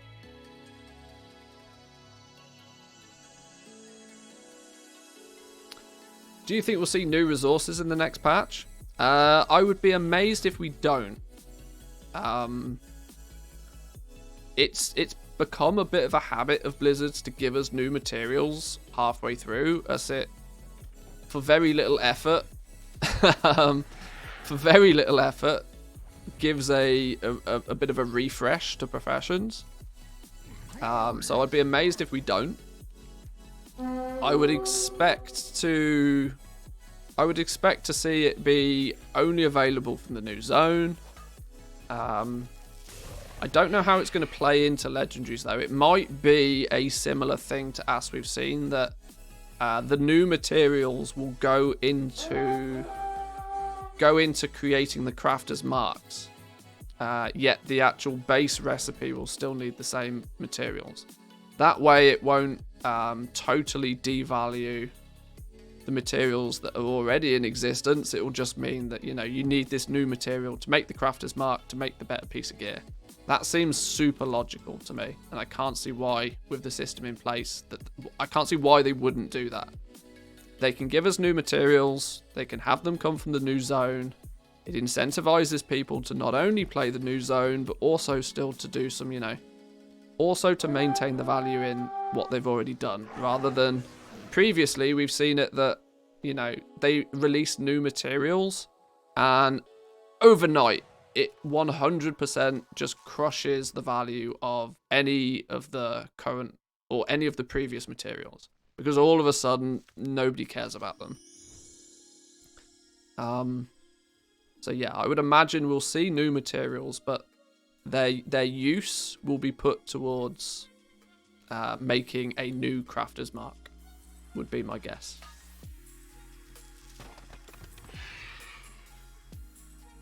Any profession that doesn't use crafter's marks though, I'm thinking like alchemy, for example. Like you don't use crafter's marks per se for potions, but there's not to say that they couldn't implement something like that. I don't know. We'll see. Yeah, Xanthid, for example, the second Xanthid was released, it basically devalued every other herb in existence, like instantly. There was a bit of a crossover with Xanthid in terms of the fact that the I want to say the flasks still used the other. You still needed anchorweed, for example. So the rare material you still needed, but it's was it anchorweed? I genuinely can't remember. I'm not an alchemist by trade. But yeah, I think they've this crafter's mark system means that they can add new materials in without, you know, crushing the value of the materials that are already in the game, whilst also, you know, making the professions feel a bit fresher because there's, you know, something new, even if arguably it's not really that new.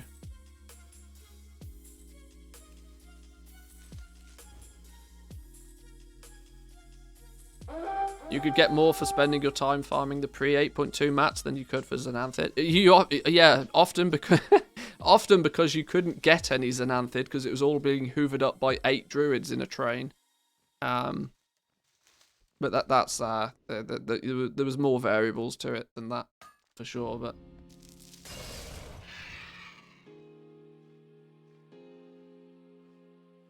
what's up here? What was it telling us? A web-covered chest. I don't see it.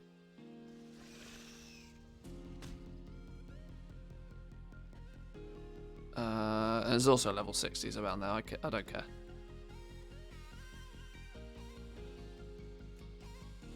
Any news on the PTR?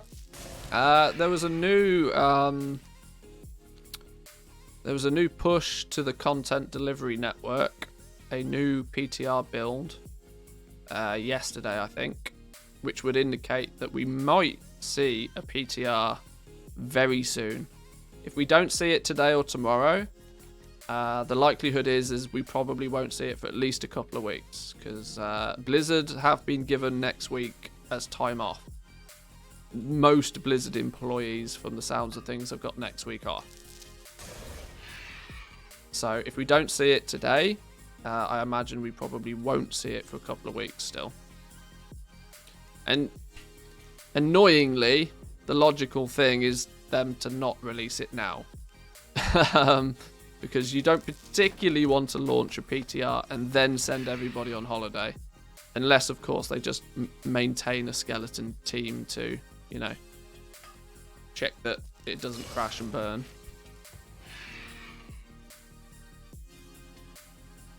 But from a marketing perspective, putting it out there earlier is better than not putting it out at all. So it depends who gets the final say, I suppose. Friday at 5, push it live, take a week off. Yeah, weather the storm. Come back 8 days later with a very, very full inbox. Yes, that could be a thing for some Blizzard devs, we'll say. Got a screenshot of 20 times 10 druid armies all in one spot. Probably.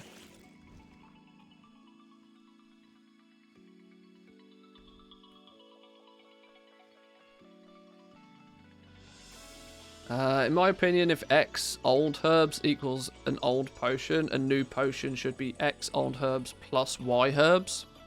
Yeah, that would also, you know, still maintain the value of the old stuff.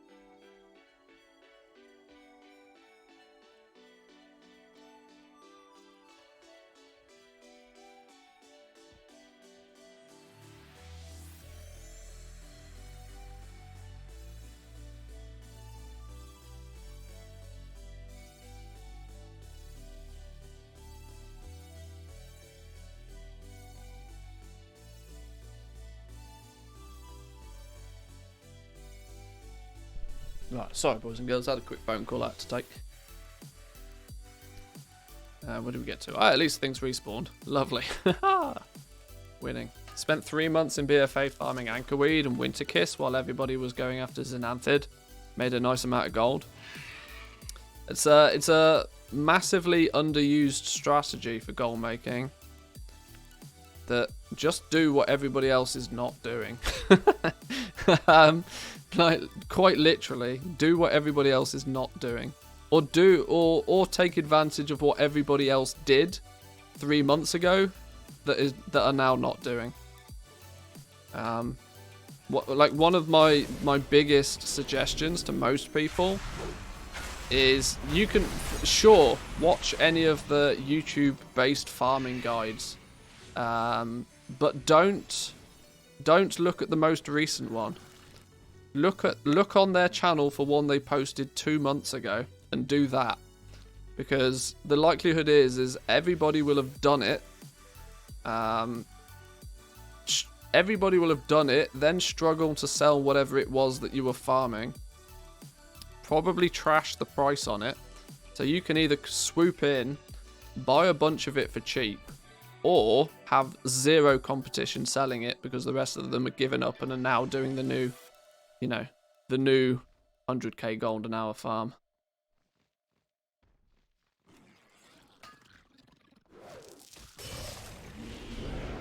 Oh no, I'm out of I win buttons. I might actually have to kill these things properly. That's gross.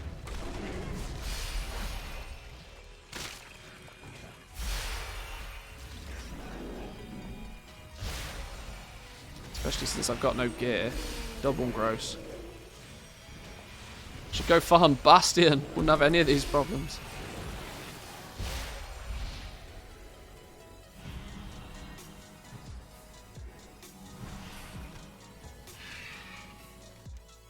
I think I'm going this way. Can't even follow my own route. I say my own route. This is actually Zygor's route. Seems to do the job though.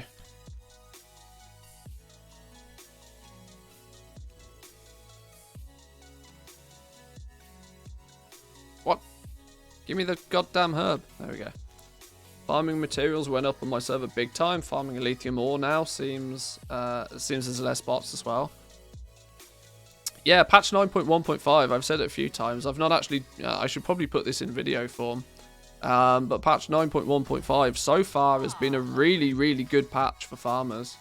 I mean, if you've got that druid, you can quite comfortably go out and make a fair living off farming at the moment. Certainly considering there's quite a demand for legendaries still, even though it is definitely slowing down. There's still quite a demand for legendaries, and we're also going to see a big influx of people leveling alts, which in turn will probably promote Crafter's Mark gear quite nicely. Come Legion time walking, there's equally a strong chance that we might see a spike in like potion sales and consumables in general. Mage Tower will have some effect on that. There's actually quite a lot of reasons why there are. What's it telling me to put on? Oh, it's telling me to equip one of those pieces of gear now. Sure, whatever. What's going on, Zygor? Your thing's broken.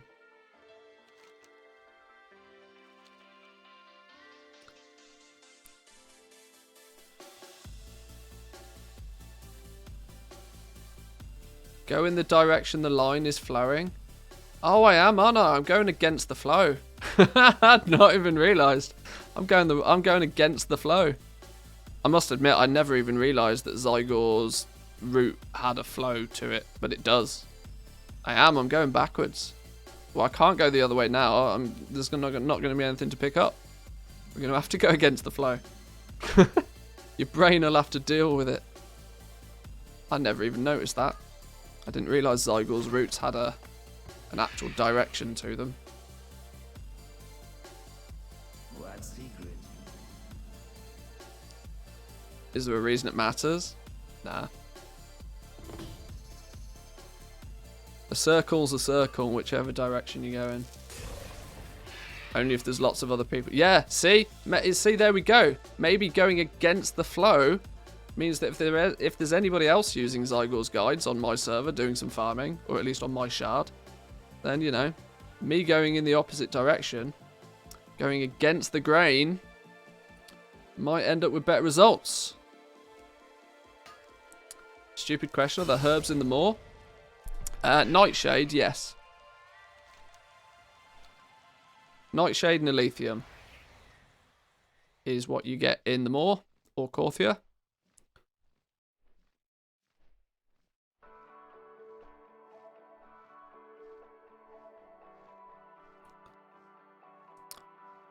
People keep telling me to use Farm HUD. I don't like it. Honestly, I don't like it. I've tried using it multiple times. And I just don't like it. I'd rather just look at the mini-map, if I'm honest. What I probably should do is set up a farming profile on LVI where I have the mini-map sort of more centralized and sort of, you know, semi-transparent, and I could make my own farm HUD. But one that actually looks better. I don't know. Maybe the I don't know. That means pissing about with add-ons, which I can't be doing with. This serves the purpose perfectly fine for me. And more importantly, as we all know, I don't do a huge amount of farming, so playing around too much with add-ons is not my thing.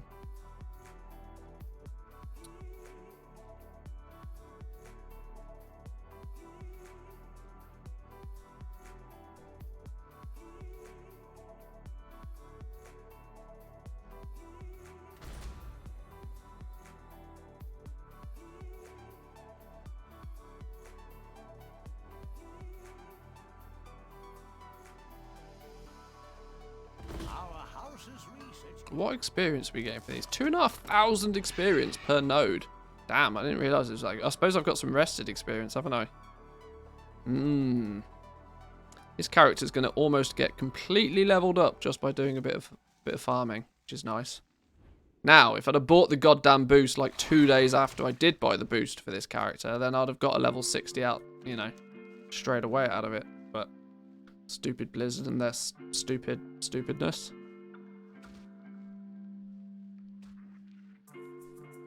I thought about putting in a ticket to just say, look, I bought a boost like 3 days ago.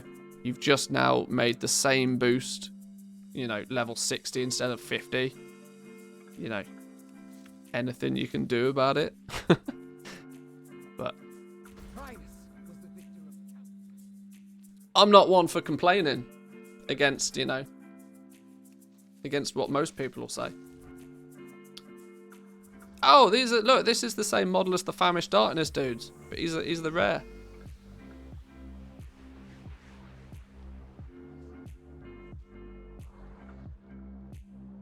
Wild Mantheus farming? Yeah, I mean, I'd take a picture. It doesn't happen very often. It happens about as often as I need it to happen until I'm rich enough that I never have to do it again.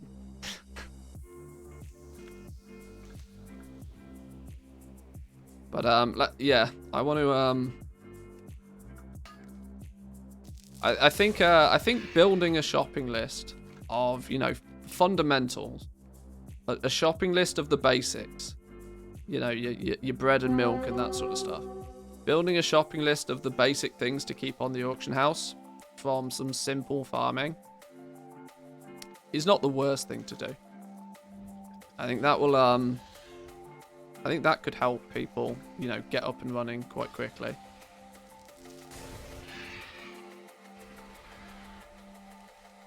I'll add it to the spreadsheet. This is one of those things where actually putting the, adding the TSM API to my spreadsheet might not be the worst idea. Oh, it's not a thing yet, is it? I forget. TSM are rebuilding their API, by the way. So for people who've got spreadsheets that have integrated it previously, I know Lazy Goalmaker's spreadsheet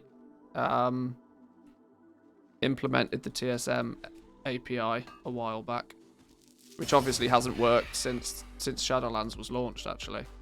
But the TSM are rebuilding it.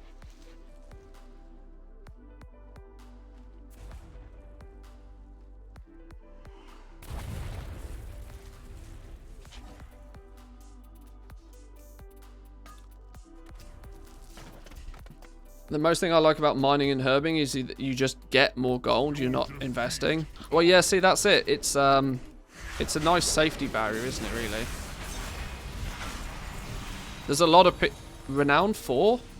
Oh, I should really go get the I should really go spend 500 gold and get 40 renown. What did I get? What did I do that gave me... Did I complete a what? Oh, I must have completed a bonus objective or something.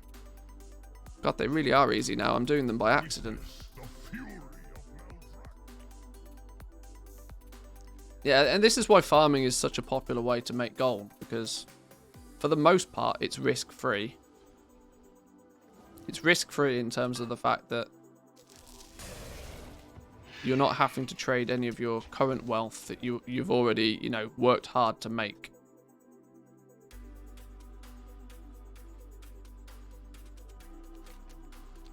But once you and this is the kind of the corner of the market that I think I do quite well on, is teaching people, you know, what are the good things to invest your gold into. What are the if you are willing to, you know, risk a bit of your hard-earned gold, where can you actually take that and what can you do with that to make a little bit more? But I don't offer much for the beginners, which is something I want to change.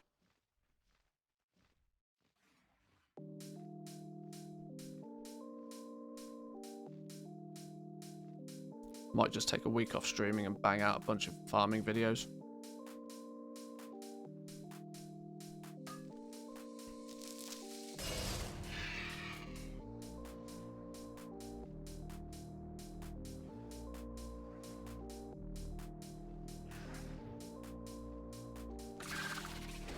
No, go away, you bug. I know why people don't like farming this zone. It's full of bugs. Goddamn spiders everywhere.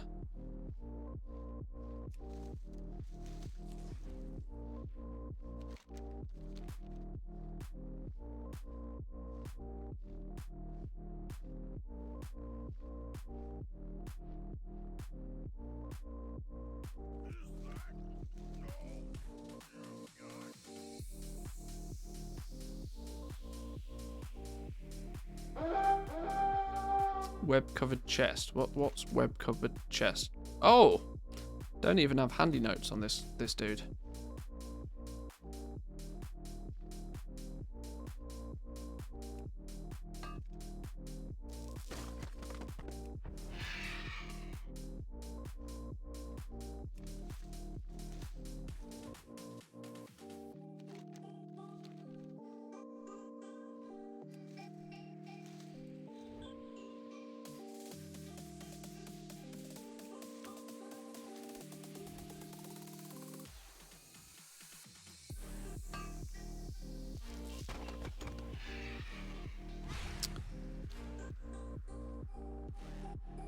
See?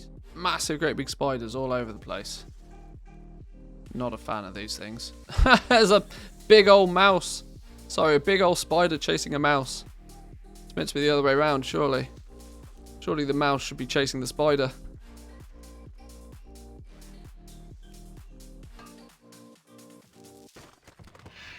There was an old woman who swallowed a fly.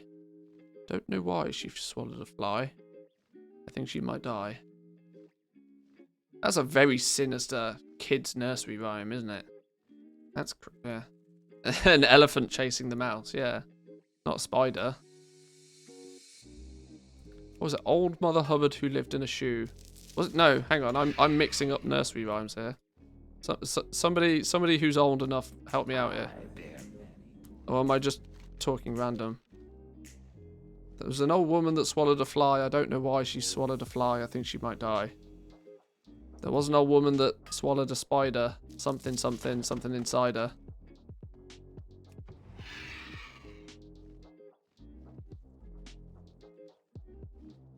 Old Mother Hubbard, something a cupboard. Yeah, something a cupboard. I don't know what she did with a cupboard.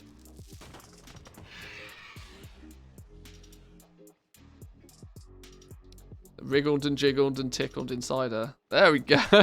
That sounds logical. What? So she swallowed a fly. She swallowed a spider to catch the fly. What did she swallow to catch the spider? Who eats spiders? What was the chain of events that led to her ultimately swallowing a horse? That's all I remember. Eventually, she swallowed a horse, and then she died.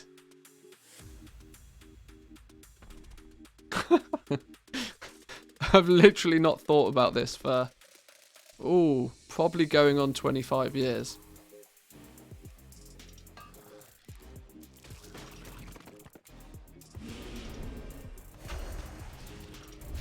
She shopped at Iceland?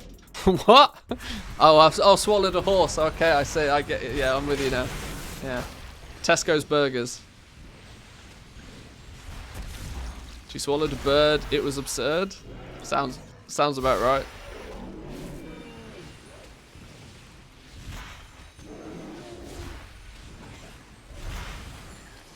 A bird to eat the spider, a cat to eat the bird, a dog to eat the cat, then a horse maybe. Yeah, possibly. I don't know. I can't quite remember. I apologise to end this. This sounds very much like a British thing. I apologise if you're not British and have absolutely no idea what we're talking about. Correct me if I'm wrong on that one, but I don't think it's a nursery rhyme that probably translates very well. Or it might do. What do I know? Taking me way back. Yeah, I didn't realise I still had that information in my brain. Of all the things that I forget on a regular basis, why was that something that my brain decided, you know what? You know that old woman song, you know, where she ate a load of animals and then ultimately died? Yeah, maybe that's something, that's valuable information to keep in your brain. Sure. Totally sensible. What the fucking hell's this herb? Waiting for the I'm British and equally have no clue what you're talking... Well, yeah, and that. And that. Hang on. We're following the path the right way now. No, we're not. We've got to go backwards.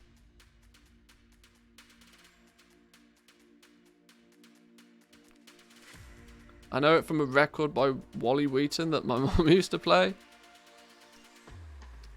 Yeah, I don't really know how I know it. Oh, druids! One.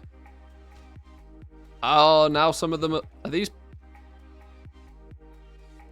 I'm gonna follow. I'm gonna follow.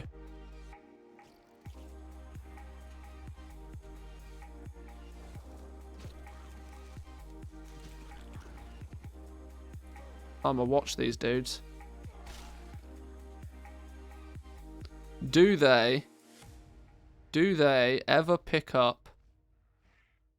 I want to see if they get, you know, what's the word? I mean, they're definitely not flying like bots, are they?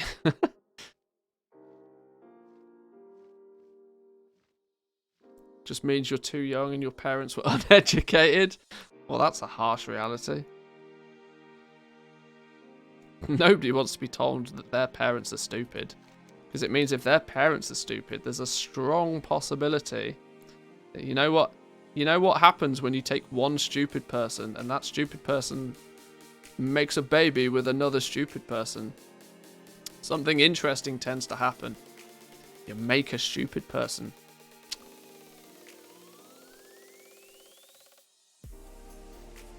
And after that happens too often, you have what's known as America.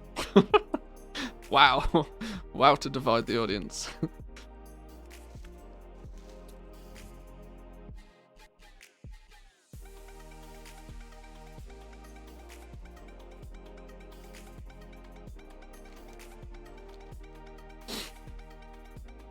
Nah. We love you, Team NA. Somebody's gotta.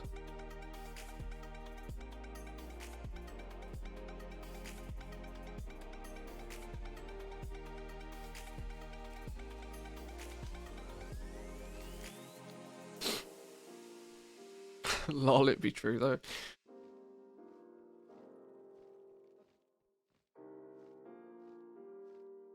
Instantly cancelled. The day that Manthis got cancelled.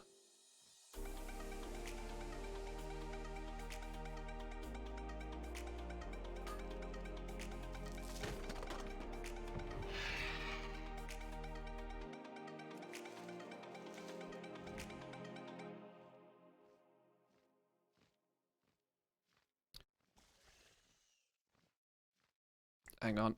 Drop aggro first. He says, I have no idea what's aggroed me. Alright, screw it. Regardless of which area of the world we're talking about, average human intelligence, or their lack of, keeps amazing me. One of my favourite sayings is, think how stupid the average person is, and then remember that 50% of people are more stupid than that. Genuinely one of my favourite, you know, like phrases.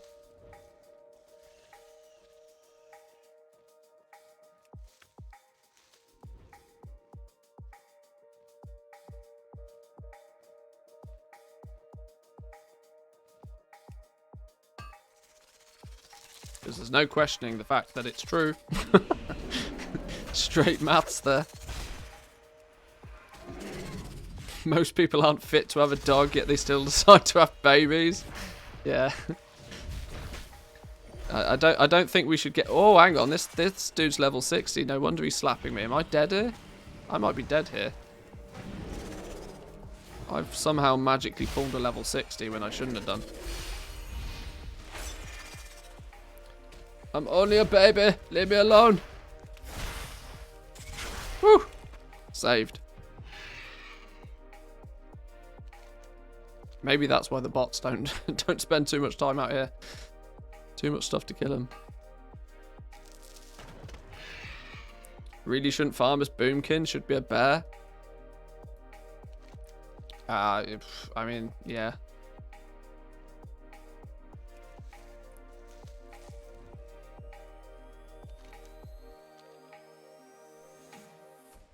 I've nothing against stupid people.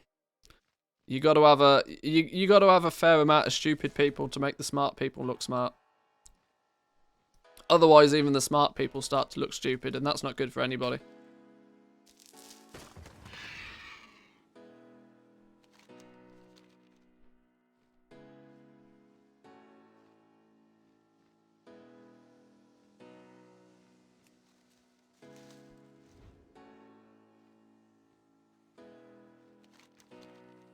And if you just remember this, if you don't know any stupid people, there's a very, very strong likelihood that you are the stupid person. Facts by Mantheus. World Truths by Mantheus. I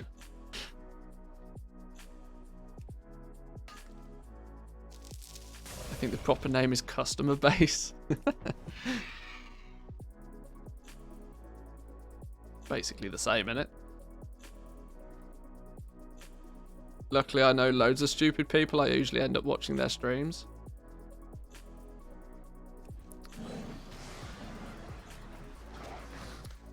Yeah, probably.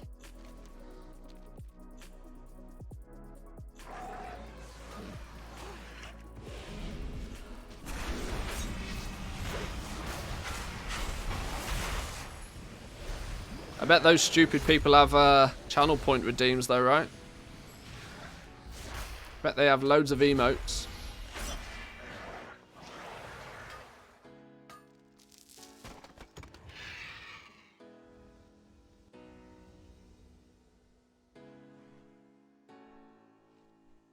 I bet you'll never catch them doing any farming.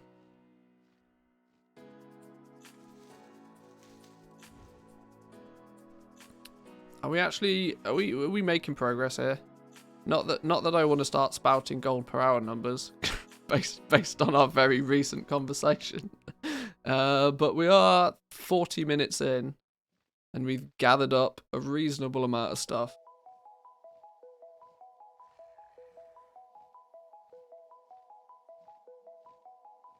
So at least our time is being sort of effectively used.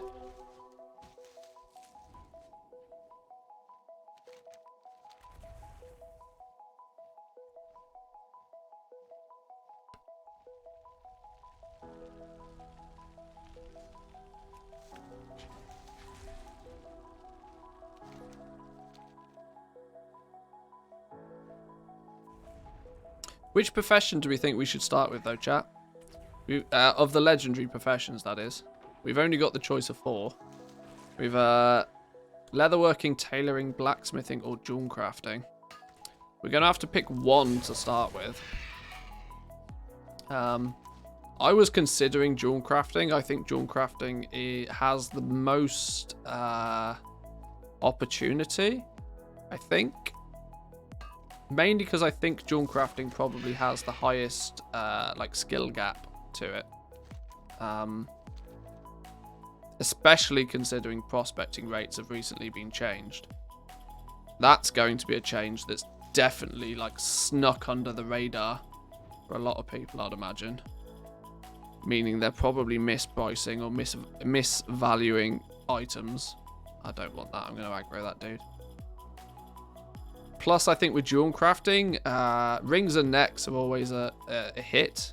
I'm talking like regular jewelry now, even before we start talking about legendaries.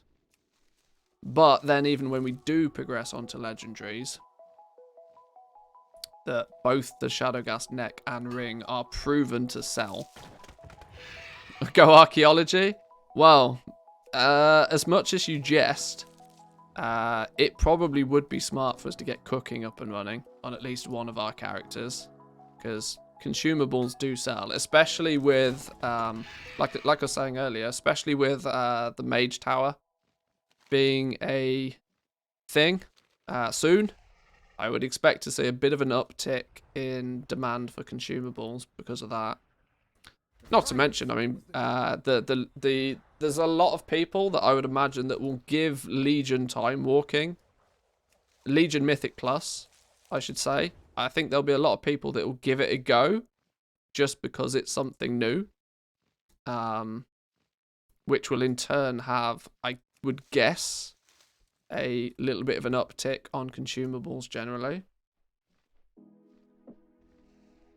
So getting cook, maybe not, you know, archaeology, but one of the secondary professions, cooking, could be a good one to get up and running. We do still need a bank character leveled to at least 48 with enchanting at some point. I need to decide whether I'm going to play Draenor enough for me to warrant setting up a dedicated account for auctioning on Draenor.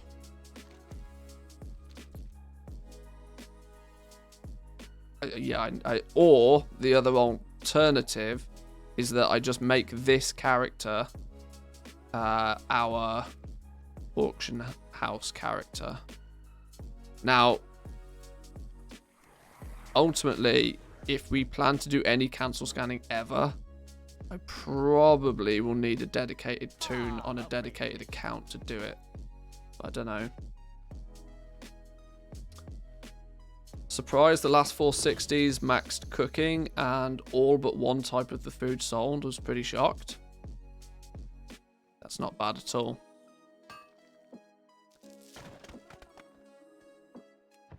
So I mean, for me, the pros of getting up and running with jewel crafting, the pros are pretty good. Is there any cons to starting with jewel crafting? I mean, I guess you could say the con is just a limited quantity of items you can sell. You've got, you know... I suppose it's not that limited, though. There's 4 rings and 4 necks.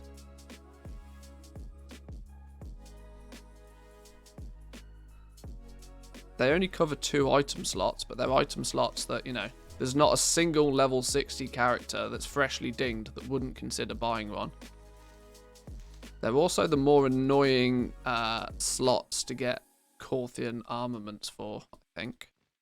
Oh no, because the Corthian armaments, they're all spread out now, aren't they? They're you can cherry pick which ones you want. I forgot about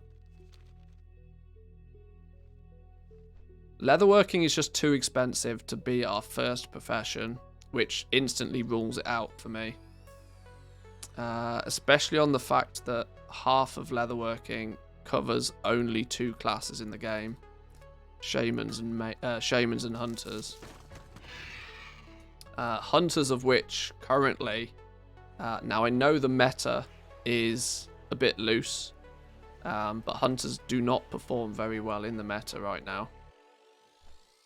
Not that I think that that's going to have a huge effect on what people choose to level as alt, but, you know, it might.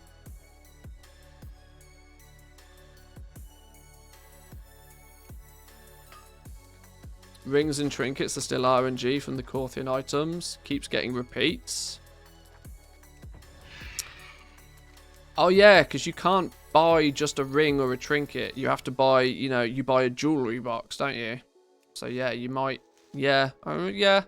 I guess that means 2, and for me at least, I've always, for Crafter's Mark of the Chained Isle, the 230 gear, I've almost always wanted to buy the ring at 230. Because you've got way less, because you have 2 ring slots.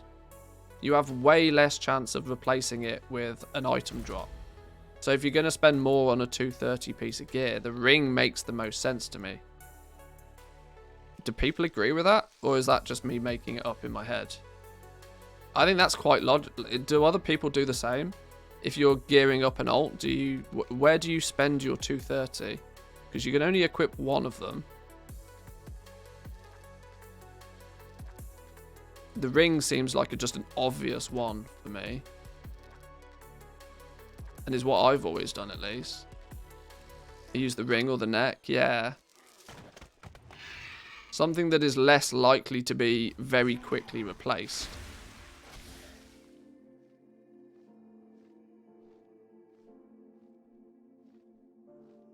Which is actually another plus point for starting up with jewel crafting, isn't it, really? The fact that we can, we should, in theory, be able to see some good sales on 230 rings and necks. I think I think at this point it's going to be difficult to not start with jewel crafting, you know. Tailoring's another one that I thought about. I mean, I'm very tempted for the very first legendary to level up. Either... now, I know we're a little bit away from actually crafting legendaries on Draenor, because, I mean, we have literally no gold here. But the cape, I think, is still going to stay as a meta piece. Simply because every single class in the game can theoretically... wear the cape. Same with the rings and the necks for jewel crafting. They're the 3 I would like to get up and running for patch 9.2. Manthus, please get farm hubbed and bind the key to maximize the minimap to the middle of the screen. What? My minimap turns up in the middle of the screen when I press M anyway.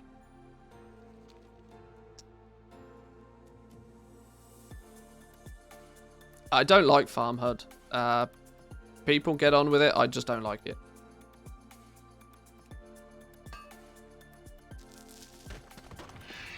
I've used it many times before. I don't like it. I'd rather just throw up the minimap here if I need to be, or just look at the minimap up here.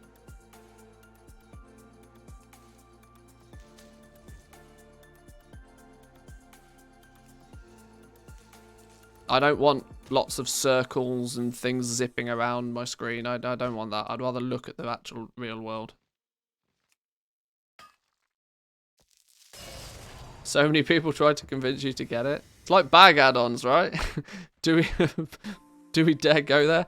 It's like bag add-ons. People are like, oh, you should use Addy bags, or you should use Bagnon. No, fuck off. Not using any of them. Leave me alone. They're all dog shit.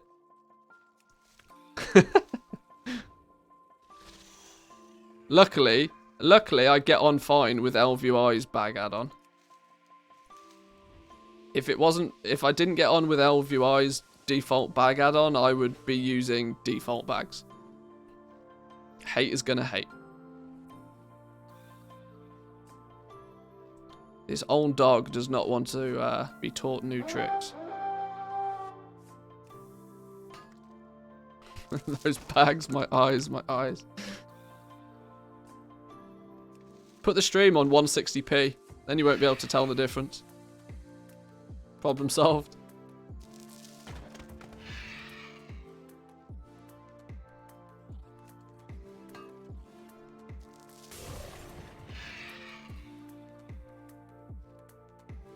Need to update the FAQ. No, I won't get this add-on or that add-on. Yeah.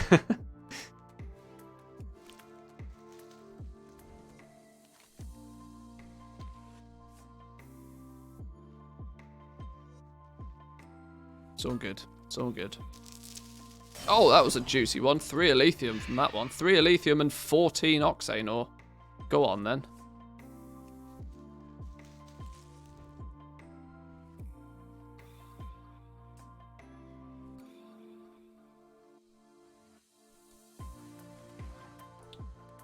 Right, we're at 49 minutes. I think I'll do an hour of this place, and then that's about as much farming as I can stomach in one go.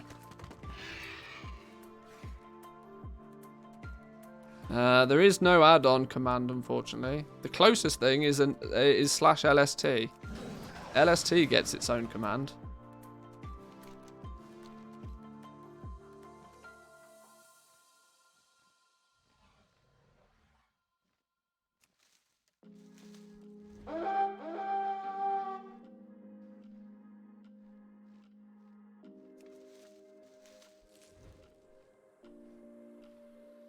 If I do enough farming in these zones, I won't even need to look at the mini-map. I'll just know where it is anyway.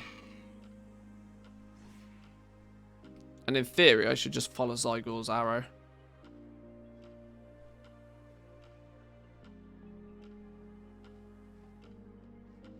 Am I going to aggro that big dude?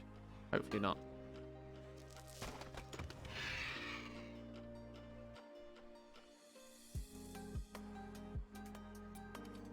Getting a lot of Nightshade out here, you know. I'm starting to understand why Nightshade is basically free. Considering it's meant to be rare, it doesn't really feel all that rare at all. I mean, my bags might say differently, but I seem to be coming across a lot of Nightshade. I don't know if I'm just being lucky at the moment, or...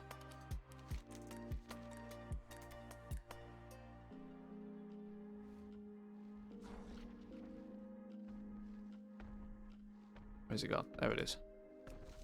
I'm getting so close to just buying the wild Glimmerfur Prowler mount. Is that one of the store mounts? I don't even know.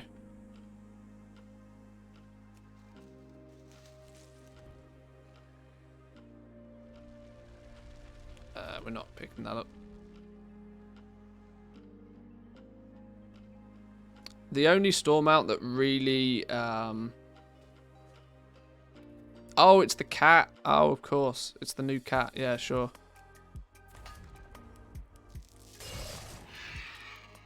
The only store mount that really attracts me is Squeakers.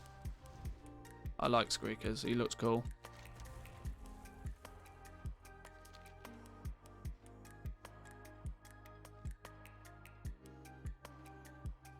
Oh, the Night Fame mount that's a drop and can be... Oh, okay. It's that big, long, wiggly fox thing.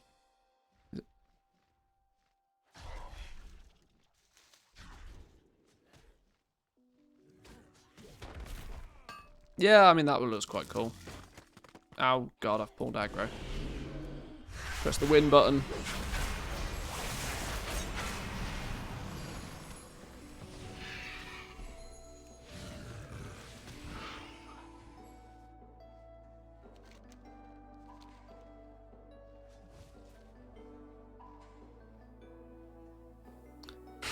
Keep telling myself I've got to wait till 50 attempts. Yeah, it's... I guess it's a little bit more hard to justify buying a mount that is actually a drop. Although, it's that same logic which to why the black market auction house exists. Sometimes even if it is a drop, sometimes you just, you know, you get weak. You said you,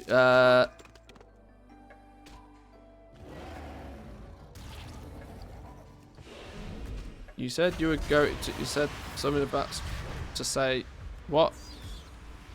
So many words in that sentence didn't make sense. It might just be me, but...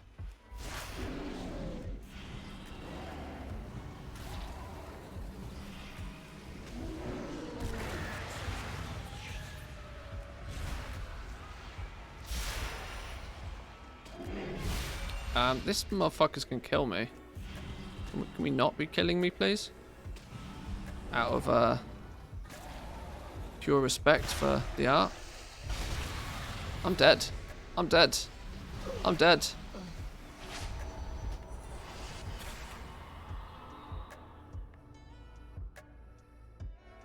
Oh! You can fly when dead. Oh, well, that makes things a lot easier then. Oh, now I don't care.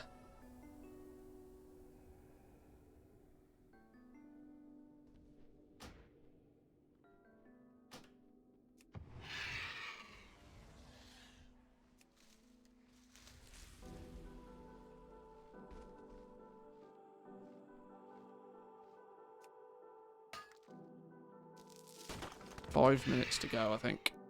5 minutes to go. Then we can sell our wares.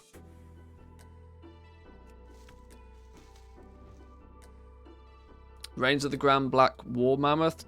Drops from all 4 bosses in the Vault of Archivon. Took me 60 plus attempts. That's a weekly as well, isn't it? Oh no, it's that was a PvP one. Wasn't that like every 3 days or something you could kill that? That wasn't on a weekly lockout, if I remember. Or was it? I don't know. What? Why is there a war banner on my head? Banner of the Primus. You are carrying the banner of the Primus. Any creatures killed whilst bearing this banner will empower it. Sure. Fuck.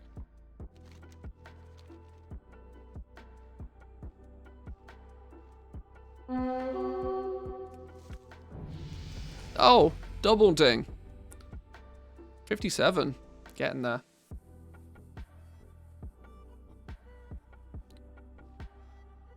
Ding twice in an hour. Just by farming.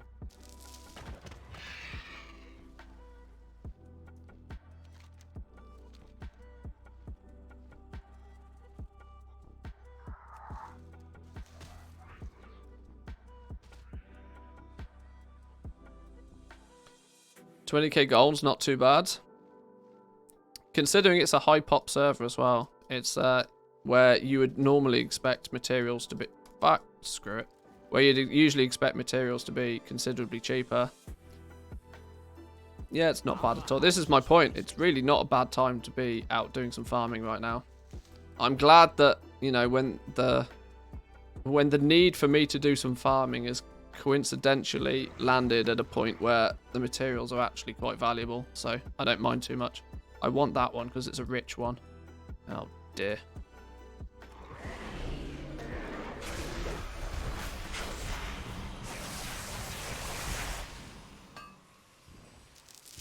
$13 Oxane ore and 3 Alethioum. Yeah, that was definitely worth dropping down for the kill. Ah, apprentice.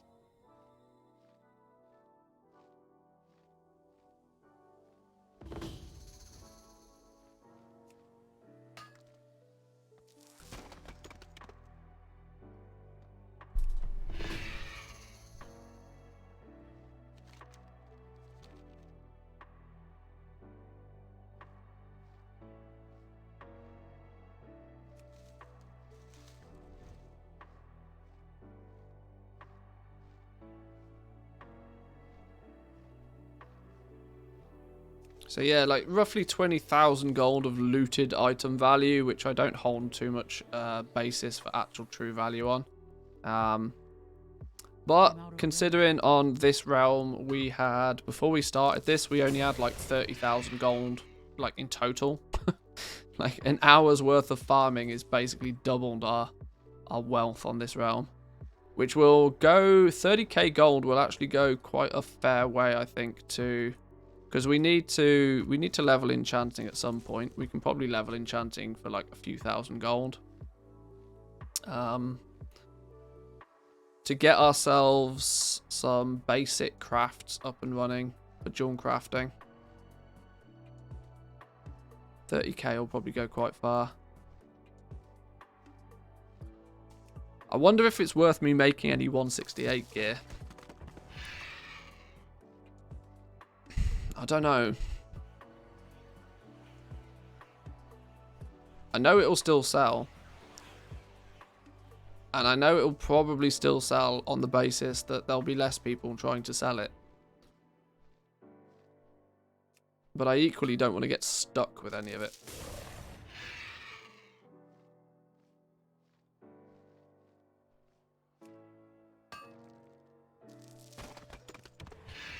Can you configure TSM to only show gold and silver and suppress the irrelevant copper? You can't, unfortunately, no. Because I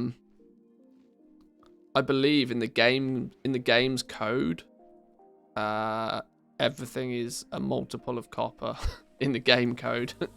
So yeah, you can't.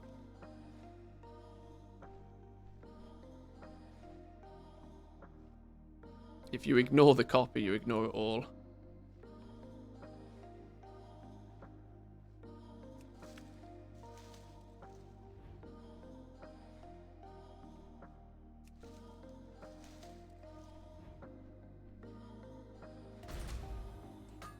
Oh, you can with Titan panel? For a UI element, you probably can. For a UI element, you probably can. But for, you know, considering TSM is doing calculations based on it, it needs to be there.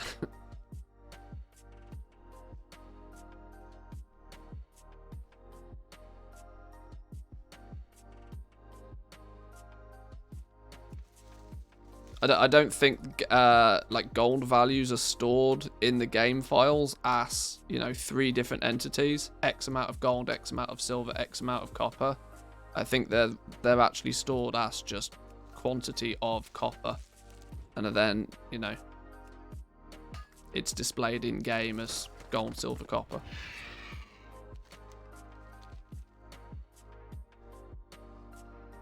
Tooltip would look, yeah. I mean, absolutely. I mean, the use of copper in the game, full stop, at this point is slim. I mean, I think the smallest listing price for stuff is 1 silver on the auction house now. I don't even think you can list things for copper. I don't even think it's a value of currency that can actually even be used in the game anymore. So I kind of get your point, but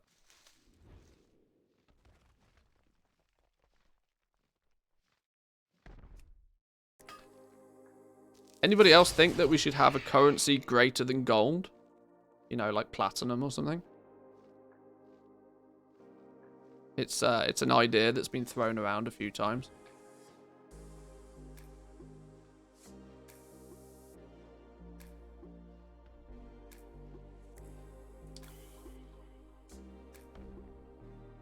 It's all in copper, hence the 214k limit in vanilla, which is the 2.14 million, which is a 32-bit integer limit. Yeah. I'm not sure if it's ever been changed since. The only reason the gold cap was able to be increased is because the client's now a 64-bit client,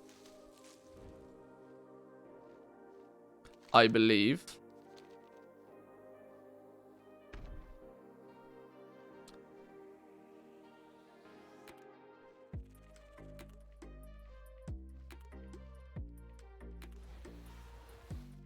Do you think there's any value to adding like a bigger denomination of currency in WoW? Do you think something like, you know, if 1,000 gold was 1 platinum?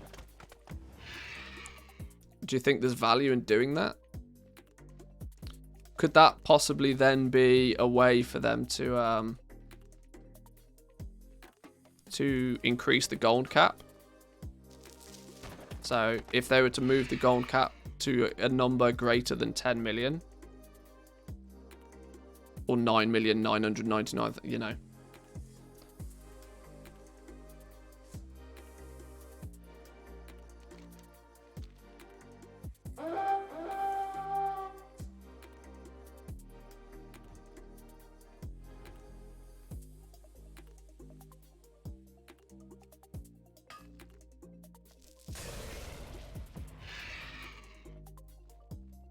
Yeah, it's kind of true to say that, you know, copper doesn't really need to be a thing in the game anymore.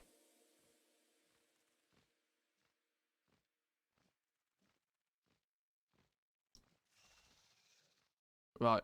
not spotted any herbs for a while. I think we'll... Oh, okay, there's one here. There's an oxane ore and all. I think we'll call it there for the farm.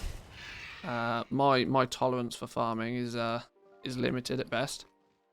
20,000 plus worth, nearly 24k worth of stuff, in theory, which I can't actually tell you exactly what that equates to in items, because I actually started the run with a whole bunch of oxane ore, so I'm not sure how many oxane ore we got. But either way, like bunch of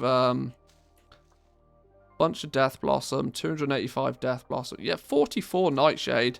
I did feel I was getting nightshade at a pretty reasonable speed.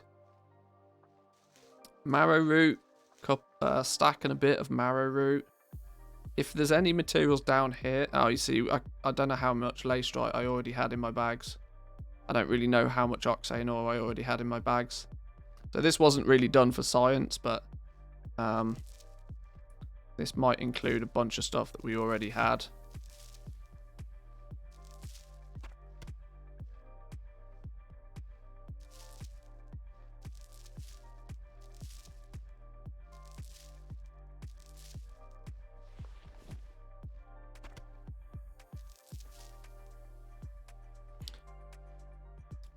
Enough bits and pieces to go throw them on the auction house.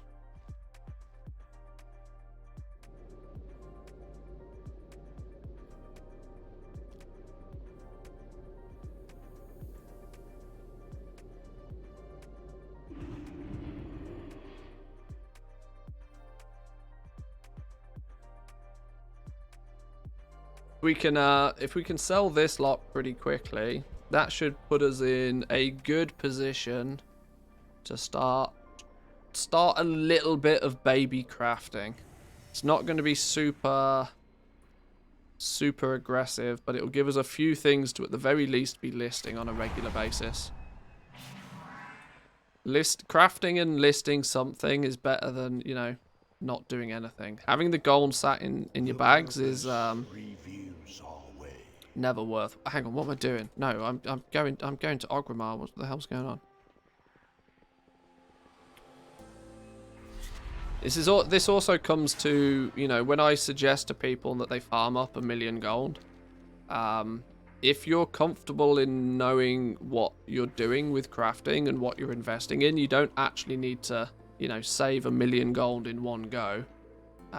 When I suggest people farm up 1,000,000 gold, it's just more of an indication to, you're probably going to need to spend 20-30 hours doing some farming to generate the wealth needed to then do bigger and better things. But that's not to say that you can't start spending that 1,000,000 gold.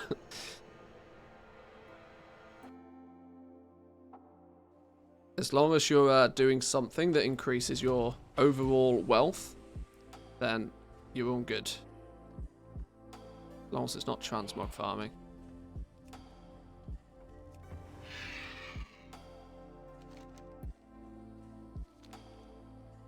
Crafted transmog, on the other hand, different beast. Can I lighten that coin purse for you? Right, what have we got price-wise on these? Okay, we'll just throw it in at that. We'll do 12-hour listings. Go. Get our lithium ore up there. We didn't... Did we really only get like 17 pieces of lithium ore? Maybe we did. Okay. Death Blossom. Make sure we're not getting caught out by deep undercuts anywhere.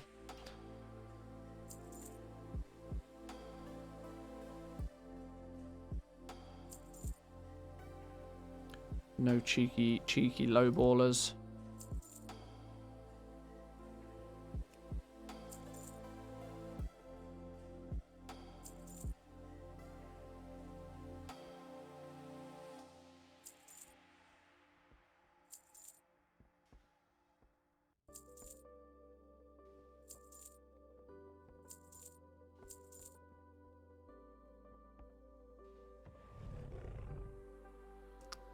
Where do we get Umbria Link from? I have no idea where we got Umbria Link from. Where did we get 9 Umbria Link from? How is that even possible? I have no idea. Sell it. No idea.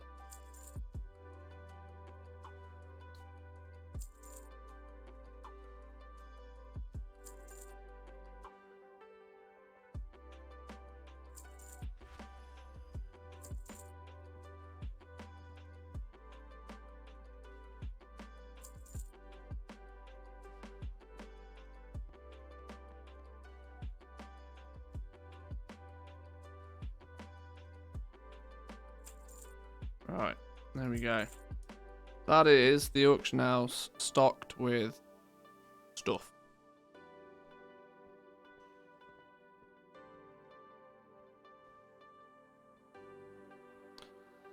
Now to wait for it to sell. We literally instantly sold the Elysium ore. Well, that'll do. God bless Super High Pop Realms.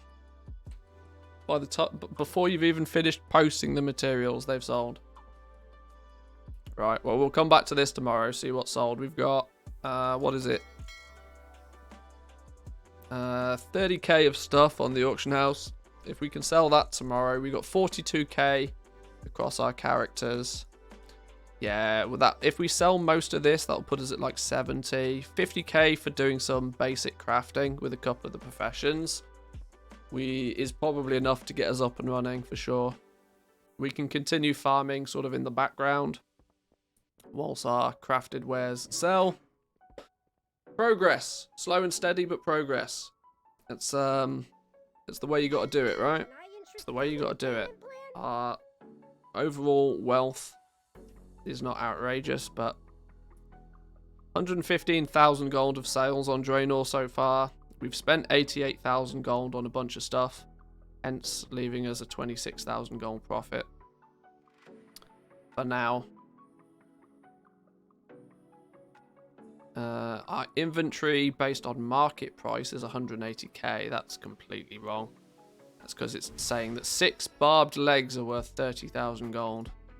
DB region market average. Okay, it's still wrong. It's still really wrong. It's valuing... Why is it valuing the 4 Ember Silk bags that we have, of which most of them are on alt? They're soulbound in the... What? What? How's that even a thing? Alright, sure. This is why these numbers are completely blah. Anyway, I'm going to leave it there for today, boys and girls. I'm hungry. I need to go get me some food. We've done way too much ranting today. I apologise for the ranting. Although, for some reason, you guys seem to enjoy it. We will be back tomorrow. We'll continue on Draenor. We will continue slowly but surely taking over this server, making it ours. Assuming, of course, lots of stuff sells and we can make some gold in the process. Yeah, not much more to add to that. Make sure you check out the YouTubes. Make sure you're subscribed over on YouTube as well. I'll be putting out some more sort of beginner-focused gold-making farming guides, I think, in the near future, as I feel I need to do a little bit more to help people get up and running with gold making. That's my plan, at least. But we'll be back tomorrow. Have a good day. Happy farming, happy gold making, and I'll see you all in the morrow. Peace.